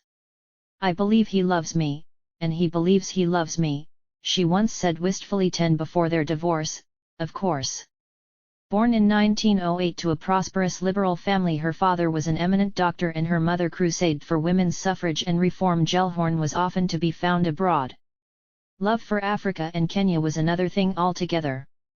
Arriving in Cameroon in 1962, she compared the indigenes favorably to African Americans. Her roots were in St. Louis, since the former were very pleasant, unlike U.S. Negroes, who have plenty of reason to be surly and usually are. Arriving in Chad, she spent a morning with a U.S. official, a very nice man, half Negro, who no doubt was selected for his job to prove to African blacks that all men are equal in the United States. Pursuing the formidable challenge of crossing the continent from west to east by land, she perked up decidedly, as many Europeans did upon reaching Kenya just as independence was dawning. Slowly the earth becomes green, then greener, and the land seemed livable, the first hint that Africa might be more than an endurance contest. No other airport had looked like this. Caught up in the rapture of it all, she mused that the sky performed the way I had longed for it to do, it went up forever. Soft air, warmed by a high clear Sunday. Yes, she said, exuding happiness, Nairobi weather is the best you can get, with stylish shops and gleaming cars. It was a beguiling little city that felt rich and happy, made to order for white residents and high-class tourists. Among her own, she suddenly realized there was no noxious human stench and, thus, she had fallen in love with the land and sky, the fauna and flora, the weather of East Africa. This adoration of the natural world did not extend to mankind in Africa or its differing ways of life. 11 That was for sure, though once she took up residence in Kenya, her opinions soured further. She wondered how Isaac Dinesen had written about Africa so composedly, since she felt greasy, swollen, and infected. She could not overcome her repugnance at the reeking Africans she met. Was it the climate, she was thinking, or the lack of soap? That accounted for an odor that seemed to be a mix of urine and perspiration. Reciprocally, she discovered that Africans thought whites had a revolting smell, something akin to rotting corpses. 12 At one point she groaned. Indiana discussed that she was dead tired of my incompetent slaves. 13 Like Europeans past and present, she seemed more captivated by the wildlife and foliage than the humans in Kenya, entranced as she was by the flights of flamingos, the grazing zebras and antelopes, the forests. 228 of bamboo amidst banks of brilliantly colored flowered creepers, where she could see warthogs which made her laugh, and giraffe, the animals she liked best of all, pale and creamy and lightly marked, invisible against the thorn trees. She visited Karen Blixen's house and suggested to Adlai Stevenson that Washington should buy it from its current owners and turn it into the residence for the nation's first ambassador in independent Kenya. For herself, she moved near Lake Nava-Isha, where she resided, though finding Africans unbearably stupid, as she feared they would make a sewer out of the continent that she had come to love. 14 Unavoidably, the mutual olfactory invasion experienced by Horne and her African interlocutors contributed to more than a scent of hostility that landed on the shores of the United States itself. Increasingly, Africans had come to couple their demand for independence with what Dr. Kuno of Kenya, who was educated in the United States, called for: eradication of remaining racism in the United States. 15 Washington, trapped in a competitive Cold War vortex with Moscow, had to respond somehow by passing civil rights legislation, eyeballing maliciously figures such as Orville Faubus and, generally, trying to at least paint the lipstick of equality on the beast that was Jim Crow. This trend reached a crescendo during the presidential term of John F. Kennedy, who was murdered in Jim Crow Texas days before Kenyan independence, which helps to explain his eagerness as well as that of his successor in pushing for democratizing measures at home. Kenyatta's spring 1963 message questioning the severe maltreatment of demonstrating Negroes in Birmingham was accorded heavy play in all newspapers, said the Nairobi consulate. The U.S. image was suffering greatly as a result. There were inflammatory headlines, for example, riots flare in U.S. South and infants sent to jail. Kenyan television was accused of broadcasting a vile clip from British Commonwealth International News Agency, PSINA, London's Revenge, no doubt emphasizing police dogs and fire hoses. There were countless pictures of fire hoses, dogs, arrests that appeared regularly. The question hanging was how to counter damage to our image. 16 Africans were also unwilling to look in the opposite direction as Washington and Pretoria embraced. Just after this major flap about Birmingham, Julius Nyerere came to Washington, and according to Mboya his visit was primarily intended to sound out just how far the administration was prepared to back their actions targeting apartheid. 17 Not far, he came to find. Yet a dynamic had been created where, perhaps, Washington could gain breathing space or valuable chits by making concessions to Negroes while buying time to stave off action against apartheid. JFK was told bluntly months before his assassination that Africa and, to a lesser degree, Asian feelings about South Africa's apartheid policy are becoming steadily stronger. 18 that they were. One reason was demonstrated in the spring of 1963 when Kenyan students attending Nkrumah's alma mater Lincoln University in Pennsylvania were joined by classmates hailing from Ethiopia, Tanganyika, and Nigeria in a protest at a segregated theater in neighboring Wilmington. 229. Delaware. 19 Africans could not ignore Jim Crow when their finest sons and daughters were being battered by this kissing cousin of apartheid. Thus, Uganda's leader, Milton Obote, sent an open letter to JFK deploring Jim Crow, a protest which may have been driven by his own unfortunate encounter with U.S. apartheid. 20 A competitive dynamic had influenced African leaders' response to Jim Crow, as they sought to outdo one another in denouncing racism, as Obote undoubtedly wished to build up his personal stature as a liberal and fighter for civil rights, said the legation in Kampala. He was probably influenced by the fact that Kenyatta had already sent an open letter to President regarding Birmingham. The tone of Obote's message was most harsh, it was added balefully. 21 Dirty tricks were now being played on Washington, presumably by France, as the U.S. Embassy in Monrovia received a phony issue of Newsweek, entirely devoted to news photos of racial violence in the United States. Prevent any unnecessary attention to this publication was the firm instruction dispatched. 22 U.S. intelligence fretted about the impact of U.S. racial tensions on Africa in a report sent to all the African posts. The elite, even in rural areas, are aware of the problem and follow it closely, it was observed with sobriety. Thus, our posts in Sierra Leone and even Central African Republic report a high degree of identification with African Americans. Both Bangui and Ibadan, however, report that identification is less where there has been a significant contact with American Negroes. Thus, all agreed that stepped-up recruitment of this latter group into the ranks of the State Department was a necessity. Thus, just as the imperative to extend scholarships to Africans led directly to openings created in universities for African Americans as motivated administrators moved to recruit those that theretofore they had hardly given a thought to, something similar occurred when Foggy Bottom encountered an Africa skeptical of Jim Crow. 23 And with their increasing education driven by independence imperatives, African intellectuals were gaining a less than rosy view of the United States, which too created pressure for ditching Jim Crow. The preeminent Kenyan writer, Ngugi wa Thiong'o, in his dramatization of the life of national hero, Dedan Kimathi, invokes the United States negatively, particularly in the guise of a villainous banker. The playwright was struck by the huge highways and skyscrapers in the United States, as well as the tremendous leaps in science and technology, but in the midst of these achievements was the appalling poverty of workers, especially those in the Black and Puerto Rican ghettos, along with the Indian reservations. Ruark is listed as one of several colonial writers who have done ill to Kenya's reality. 24 According to this leading intellectual, by and large the Afro-American masses have been the greatest victim of 200 years of the growth of American capitalism. He criticized Booker T. Washington's autobiography as a fawning song in praise of social and mental subjugation, self-humiliation and self-abjection.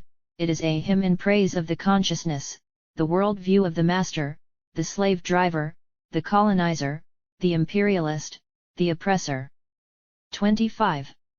230. The same could not be said for African Americans who had had their fill of Jim Crow and often looked to Kenya for inspiration. Such was the case in Cleveland in the 1960s, when the air was filled with talk of armed resistance and discussion of formation of Rifle Club S, much of which emerged from the Jomo Kenyatta Freedom House. 26 Such talk spread far beyond the confines of this Ohio metropolis, however, as the activist then known as Stokely Carmichael announced boldly that we are moving into open guerrilla warfare in the United States.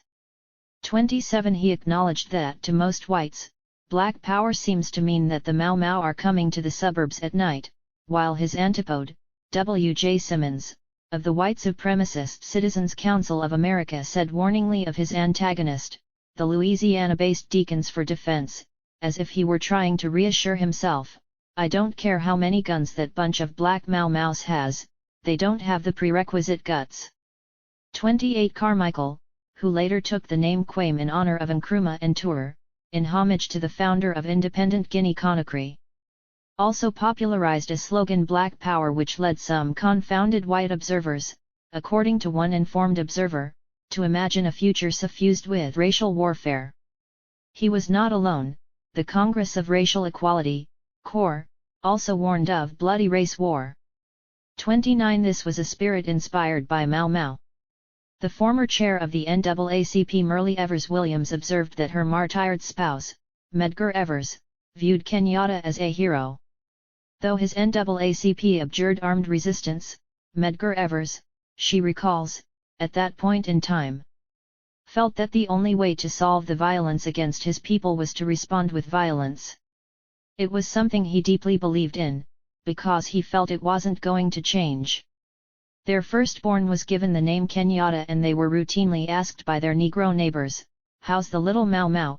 which was not inappropriate since the Tyke's father began to encourage people to buy arms.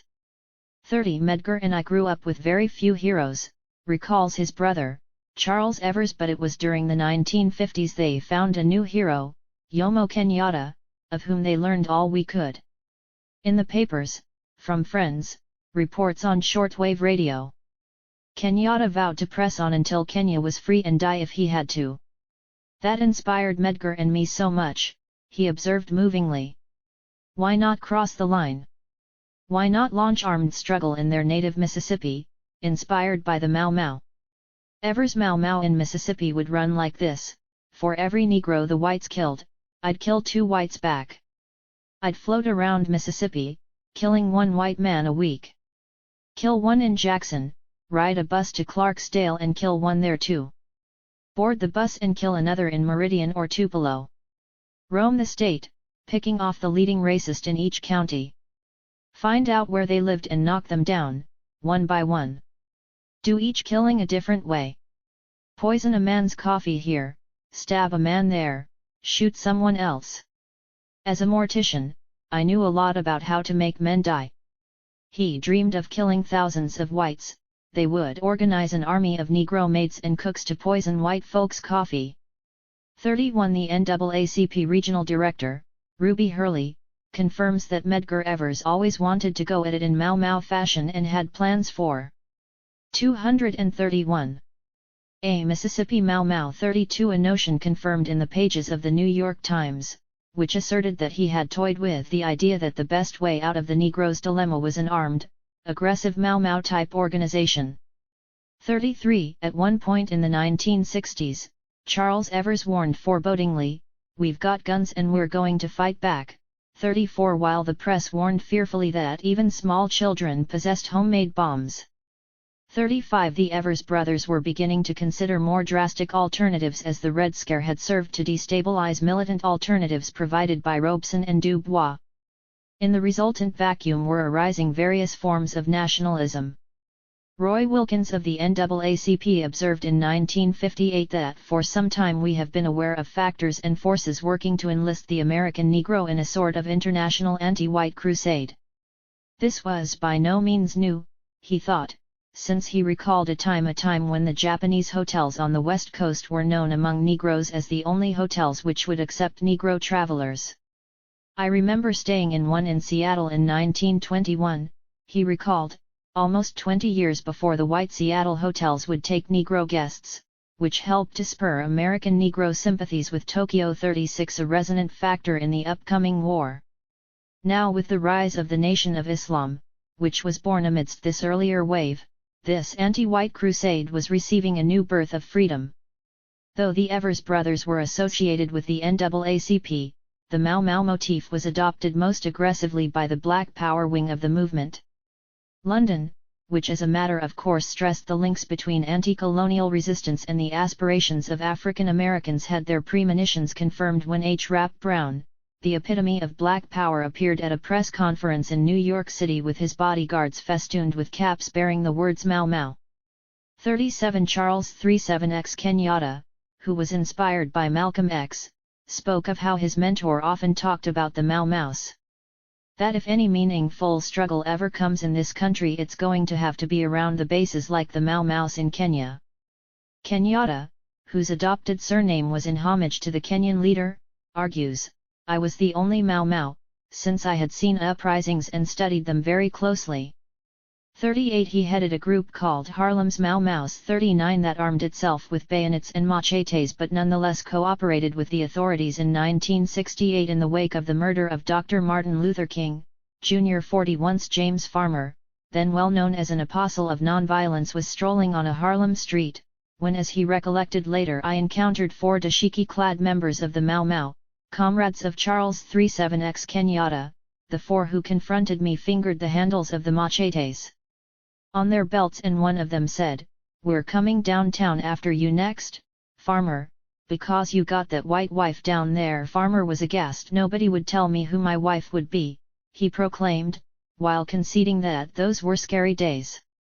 41 Perhaps more frightening and shedding light on Farmer's unfortunate confrontation was the fact that Senator Richard B. Russell of Jim Crow, Georgia, one of President Lyndon Johnson's closest allies in Washington, viewed integration as an evil comparable to communism, according to his otherwise admiring 232 biographer. 42 With such alarming attitudes at the highest level, younger African Americans often saw little alternative to abrasive challenges to the status quo. The historian James Merriweather affirms that Mau Mau became embroiled in African American consciousness as a powerful symbol of resistance, both to white resistance and to the traditional civil rights leadership, though the comrade of A. Philip Randolph, Bayard Rustin, depicted the Mau Mau as combining voodoo with modern political strategy. 43 The scholar, Robert Weisbord, concurs, adding that in their revolutionary rhetoric time and time again Afro-Americans have admiringly referred to Mau Mau, sometimes by design to instill fear in Mr. Charlie. 44 One white supremacist worried evocatively about this dark and menacing thing that is pressing upon us, meaning the non-white savages who are after our blood. As he saw it, after the white breeding grounds in Africa have been obliterated, and the resistance of whites in the U.S. South and North has been overcome, so that the possibility of the rise of another regenerated USA in the USA itself has been nipped in the bud, it will then be the turn of Australia and New Zealand, he warned ominously.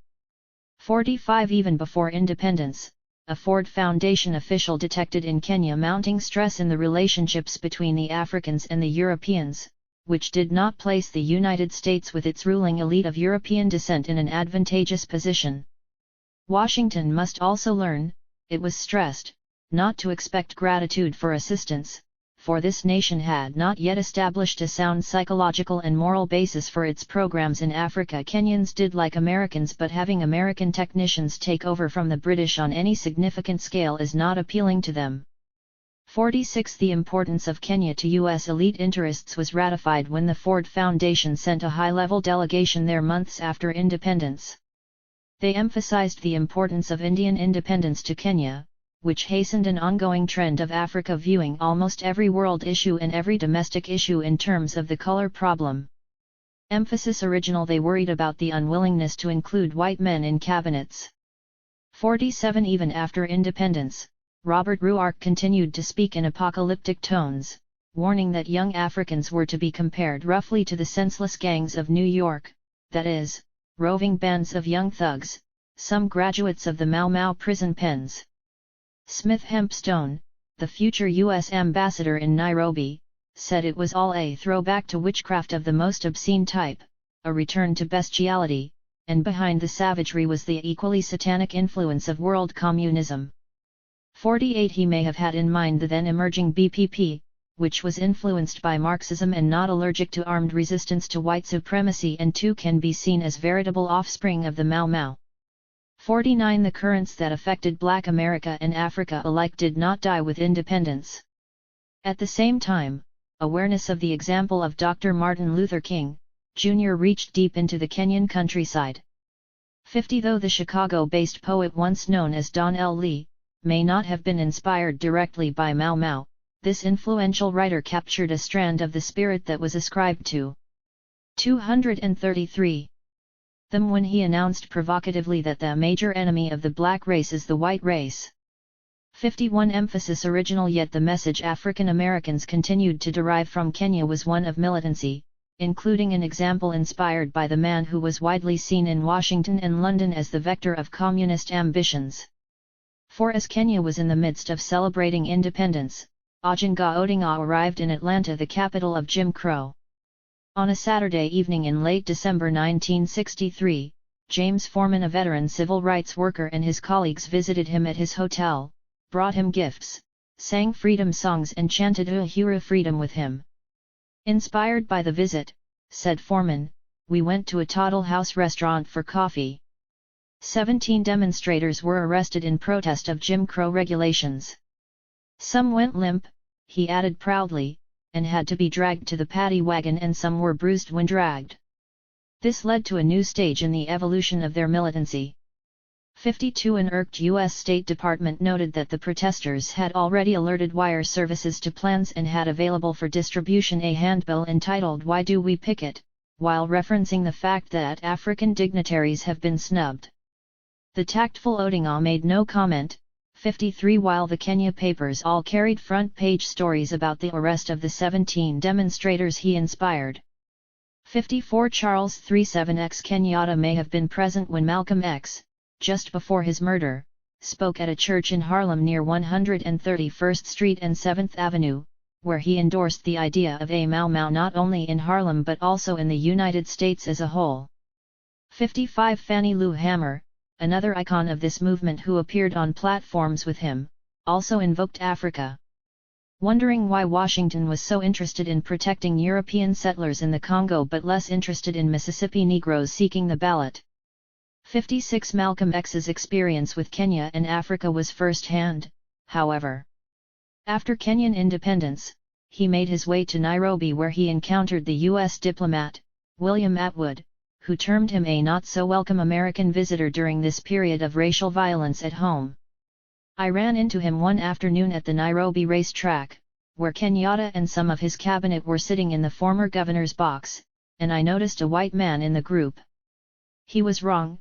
Moving closer, I saw it was Malcolm X, and that night on Kenya television, he identified himself as the leader of 22 million American Negroes. Atwood was no fan of Malcolm X, yet he was forced to realize that what the Southern whites were doing was a propaganda windfall, not just for this visitor from New York but even more for the Czech and Russian advisors then present in Nairobi. 57 Another disciple of Malcolm X, Robert F. Williams, was also taken with the notion of Mau Mau and was similarly aware of the value of global pressure on Washington. Once he declared that African Americans should prepare to wage an urban guerrilla war of self-defense and have kill-ins and not sit-ins. 58 Unlike many African Americans, he had spent considerable time abroad, having gone into exile in the 1960s after fierce confrontations with the authorities in Jim Crow, North Carolina. I was in Tanzania, he recalled, where they had a 234 demonstration. It brings very much pressure to diplomats when they hear about the race issue, how people are being treated in this country. It's a lot of pressure on the government, more than most people here realize. 59 Williams was close to the mark, as suggested when a Ford Foundation executive remarked that he was uneasy about the trends in the region post-independence. Black power incubated in the United States and influenced by Mau Mau had migrated in a circular path back to Africa, like a kind of high-life music from Ghana, as students in Dar es Salaam destroyed a U.S. flag and shouted Black Power and Down with Imperialism. 60 To that end, Williams was in frequent contact with Kenyans, some of whom tuned into his radio broadcasts from Cuba, where he frequently denounced U.S. imperialism and berated Jim Crow, and may have inspired students in Dar es Salaam. Before independence, Sammy J. Kentz, a Kenyan refugee in Congo, reached him in Havana. The settlers sought to jail him, he said, because of his political activism. It was on radio in Nairobi that he announced to all people that all European farmers must leave farms to Africans, and if they did not like this they had better leave Kenya, otherwise revolution was going to take place and that could make them run away and leave all the farms to Africans. He wanted to travel to Cuba. I know very well that you escaped from North Carolina, he said, and I am sure you are the right man to help me, as he requested a ticket from Leopoldville in Congo to Havana in Cuba. 61 Later, another Nairobi resident reached Williams in his latest residence in Peking and told him that the American war can better be fought from Africa. 62 So inspired, on one of his numerous broadcasts, Williams announced post-independence that African youths and university students in Nairobi handed a protest to the charged affair of the USA in Kenya after holding a protest demonstration in front of the U.S. Embassy. They were protesting the savage bombings of 2 villages in neighboring Uganda by U.S. warplanes and demanded that the Yankees get out of the Congo. 63 For the murder of Lumumba had not extinguished the flames of unrest emerging from the Congo. The U.S. diplomat, Michael Hoyt, asserts that for JFK this neighbor of Kenya was the first battlefield in the struggle for hearts and minds of the Third World, which was a reflection of this president's special interest in Africa, for he announced the selection of his Assistant Secretary of State for African Affairs before he had selected his Secretary of State. By the time students were protesting in Nairobi, U.S. planes were being used in Congo on offensive missions. Hoyt agreed that the anti-American character of the rebellion had become starkly evident. Later he was to appear on television in Chicago with the African-American entertainer Eartha Kitt, and to his surprise found that some American blacks viewed things differently than I did. For example, Kitt broke into a litany of how it was another example of whites killing blacks. Nevertheless, a white reporter asked him apprehensively, were events in Congo a case of revolt against whites or trying to get back at the United States? 64 Yet another example, if any were needed, that African Americans were not necessarily on board in support of. 235. The dominant ethos of U.S. foreign policy, anti-communism, particularly as it related to Africa. This concern was not squelched by the eruption that occurred in Zanzibar, Kenya's past neighbor in British East Africa, weeks after the independence celebration in Nairobi. There was scant doubt, according to Newsweek, that the revolt in tiny Zanzibar represented the first communist takeover in an African country. 65 The man designated as the villain in this drama, Abdullah Qasim Hanga, was, according to a leading U.S. diplomat, a declared Marxist who studied in Moscow and married the daughter of American Marxist expatriates there. Yet he had a scholarship to study at the University of Illinois in 1957 but had been refused a visa by the American Embassy in London. Further confirmation, it was thought, of the value of the airlift engineered by Mboya. The diplomat in question, Don Pedersen, was quite harsh in his evaluation of the British, signaling that this trend had yet to be terminated. London's officials displayed a distinctly Puckasaib attitude. They were less than impressive, for there was a lot of sexual, both heterosexual and homosexual hanky-panky going on, and the predilection of one high official and some of his friends for Zanzibari boys was an open secret that elicited ribald comments but no official censure and little condemnation among the British community. 66 The long-standing grievances borne by Africans was attracting the dedicated attention of communists near and far, for it was in Algeria months after the discord in Zanzibar that Ernesto Che Guevara, the Cuban official by way of Argentina, spoke in acid terms of the brutal aggression in Congo and the ominous attack by American imperialism against this nation.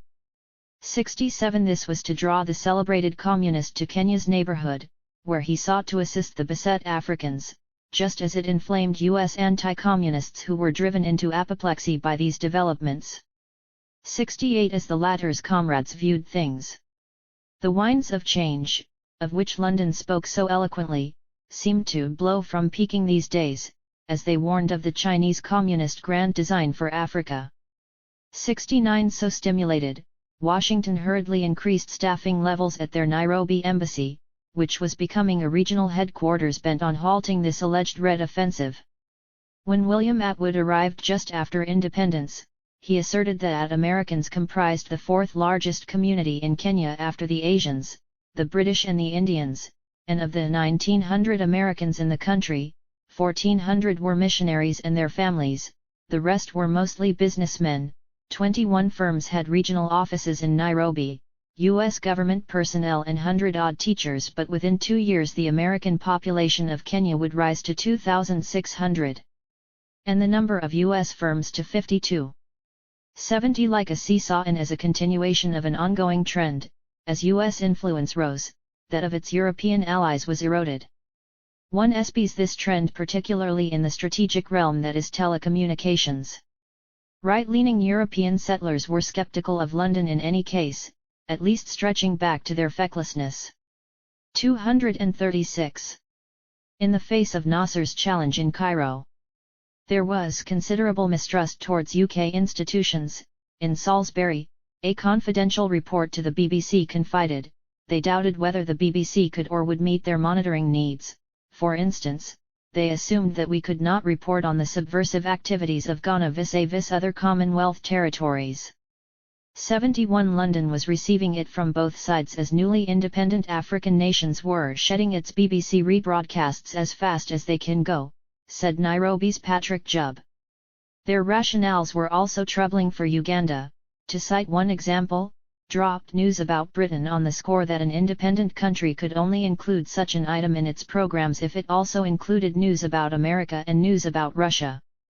Suggested was news about the Commonwealth as a sly way to get London's foot in the door. 72. This was reflective of the sun finally setting on the empire. A scant year before independence in Kenya, a London Trade Commission found that British companies are particularly well entrenched for the supply of many capital goods in Nairobi, though there was a natural tendency in this East African nation to want to break loose from Britain's apron strings as an emblem of true freedom. This trend was being ardently and even rather indiscriminately nourished by some of our competitors' consulates here, not excluding those of our Western allies. Hint: the prime culprits' initials were US. There was a measure of political pressure to buy not British and also a conviction among people of British origin that Britain is going down and out and that our workmen and industries simply cannot make the goods any longer. It always seems to come back to motor cars. 73. This was part of an overall bleak outlook for the once mighty Europeans. Speaking at Chatham House in Britain, Sir Ferdinand Cavendish Bentinck, who had served the settler class so faithfully, conceded 3 years before independence that there was a lack of confidence among Europeans dealing with and living in Kenya. There was no market in land now in Kenya and investors are drying up. 74. This was occurring as yet another transatlantic spat was erupting, this one matching the August BBC against the upstart CBS based in Manhattan. Richard Sallant of the latter entity was sore and angry about the competition between the two. This elf-like, almost Martian figure, with bulging eyes and a restless face, was short-tempered and lacks natural authority. Besides, he was motivated by a persecution complex which was ascribed to his deep sense of inferiority. His boss, Frank Stanton, telephoned 4 times while he was meeting with this unnamed and acidulous BBC official. 75. The colonizers had much to contemplate, beyond their justing with Manhattanites, for as London saw it, the much-feared Odinga had continued if not accelerated his flirtation with the organized left. He first sought financial and other help for himself and his political aspirations from American sources, said the High Commissioner in Nairobi, but the Americans rejected his approaches. He then learned, it was said, that they were backing instead his hated rival for leadership of the Luas, Tom Mboya. And that not any pre-existing conceptions made him become anti-American. He also found 237. The British to be very partial to Mboya, and no doubt because Peking was much more financially generous than Moscow towards him, he gradually became more pro-Chinese than pro-Russian. This official professed to have known quite a selection of astonishing people in high places in Britain, Europe, America, Asia, the Antipodes, and Africa, but never one quite like the clever, charming, endearing and wickedly crazy Odinga Odinga, who he found mentally unbalanced, an alleged factor that may have been driven by the real factor of the assassination of his comrade, Pio Pinto, a stalwart of the Asian community, which may yet prove to have been the decisive blow to their joint efforts. 76. Visiting Ford Foundation officials blasted the machinations of Odinga Odinga, whose purse is filled with Chinese money used to corrupt local politicians. He was the conduit.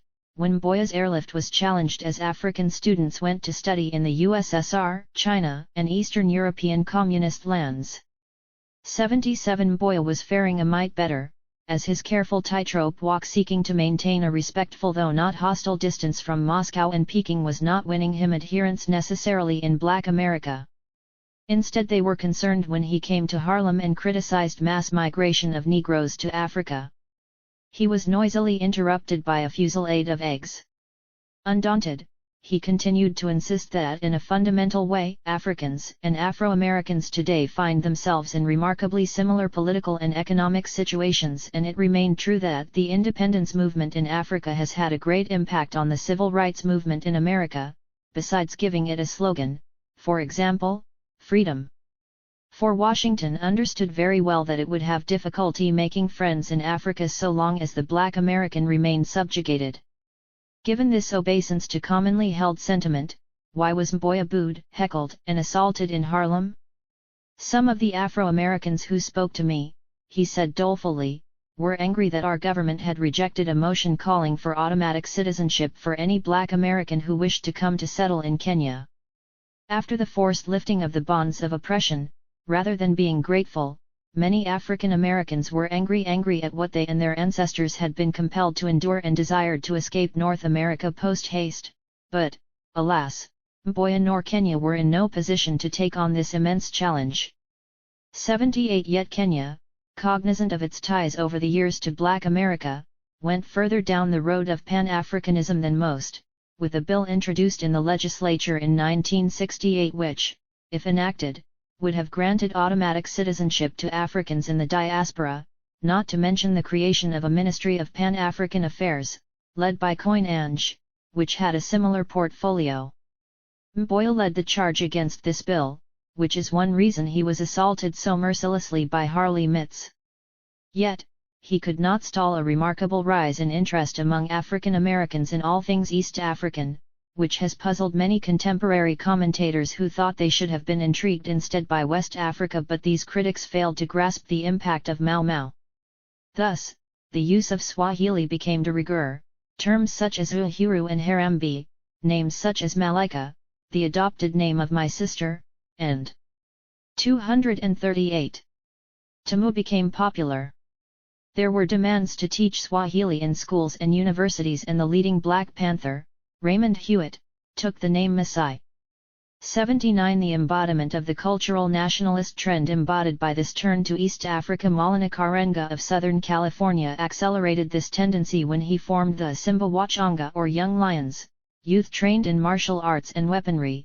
This adherence to Swahili was also reflected in the continuing adoption of the late December holiday known as Kwanzaa. 80 The otherwise sharp-witted Mboya chose not to ride this wave. Kenyatta proved not to be the closet communist he was thought to be and proceeded to preside over the paradigmatic neo-colonial state, in thrall to Washington and London, and a sink of corruption besides. The U.S. labor movement, which had been so keen in assisting the struggle against colonialism, was less concerned with neo-colonialism. Thus, Mboya had reached a political cul-de-sac even before the tragic events of the summer of 1969. For it was then that he was standing in the doorway of a shop, winding up a conversation he had been having with an old friend when he was shot. His fall was broken by his friend reaching out, who pulled him back into the shop and shut the door.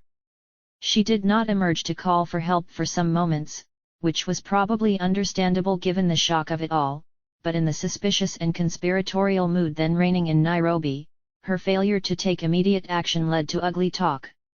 81 Disquiet was stirred when London received word that Pretoria was implicated in the murder of Tom Mboya. 82 Less than a decade later, Kenyatta, a man who U.S. authorities had considered old many years earlier, passed away. Thurgood Marshall, whose service to Washington was rewarded when he ascended to the U.S. Supreme Court, represented his nation at the funeral, along with the son of then-President Jimmy Carter. To the slow beat of a muffled drum, the silver-lined African oak casket was borne through the streets of Nairobi on a gun carriage.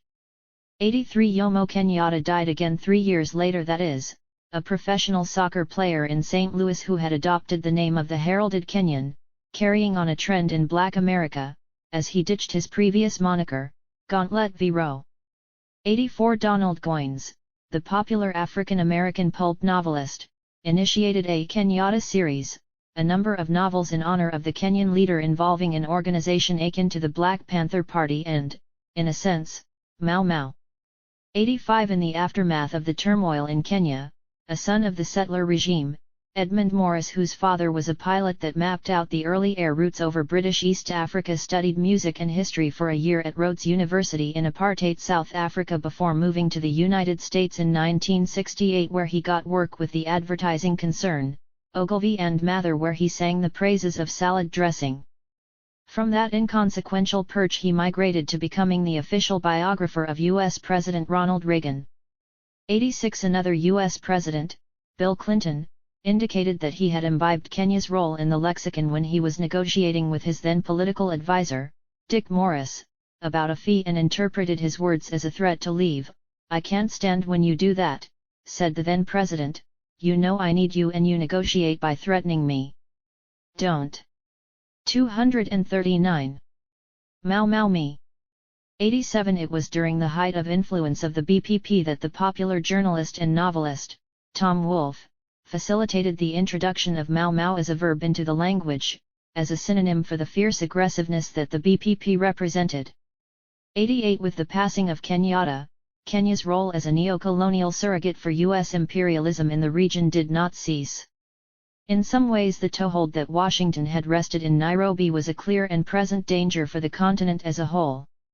In 2007 the U.S. pharmaceutical giant, Pfizer, was accused by Nigeria of taking advantage of a 1996 meningitis epidemic to test an experimental drug without authorization or the full understanding of the families involved, allegedly contributing to the deaths of some children and the worsening conditions of others. 89 What was remarkable about this macabre scenario was that it was not new. For it was precisely a half-century earlier that Pfizer began questionable clinical trials in Kenya, facilitated by the settler regime, allegedly in pursuit of cures for ascaris and other intestinal nematode infections, roundworm disease and other maladies. 90 On the other hand, Nairobi's historic role as a citadel of Anglo-American influence has continued, with the latest wrinkle being call centers or employees hired to respond to telephone inquiries from the United States through the use of high-speed DSL lines. 91 This influence can also be measured by the countless churches that line the nation's many potholed roads. Taking advantage of this has been the fabulously wealthy African-American cleric, T.D. Jakes, who has taken the nation under his wing.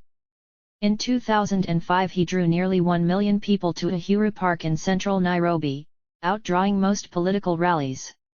Many had come from the neighbouring slum, Kibera, reportedly the largest slum on a continent, replete with them, containing outhouses, garbage-strewn dumps and flimsy shacks. Yearning for hope, many Kenyans have turned Jakes our Joseph and have rallied to his message of self-empowerment. 92 He arrived in Nairobi with a party of 400 and a choir of 140, as the flock to which he administered rivaled that attracted by Pope John Paul II in 1980. 93 His presence was an indication that the relationship between Africans and African Americans had devolved from the heady days of Robeson and Du Bois preaching a different kind of emancipation. The image of Mau Mau's fearsomeness had not dissipated after one of the first Kenyan students airlifted to the United States. Barack Obama, Sr. had fathered a son in Hawaii. The Euro-American grandmother of the future U.S. president remained hysterical about Kenya and was certain that her daughter would have her head chopped off if she were to visit this East African nation. 94 The U.S. president recognized that his very existence was predicated on the sharp clashes, for example, those that embroiled the former slave South, that motivated the United States to offer scholarships to Africans, that brought his father to Hawaii. 95 And led to the like response by many other universities who chose to admit Negroes to their hallowed halls. Yet these monumental changes had their origins in the forests, farms, hills, and streets of Kenya, as what came to be known as Mau Mau sent shockwaves rippling across the oceans. Paul Robeson, the leading African-American actor, singer, and political activist, once shared a London flat with the father of Kenyan independence, Jomo Kenyatta. However, the coming of the Cold War and McCarthyism, which marginalized Robeson, also crippled the U.S. movement in solidarity with anti-colonialism in Kenya.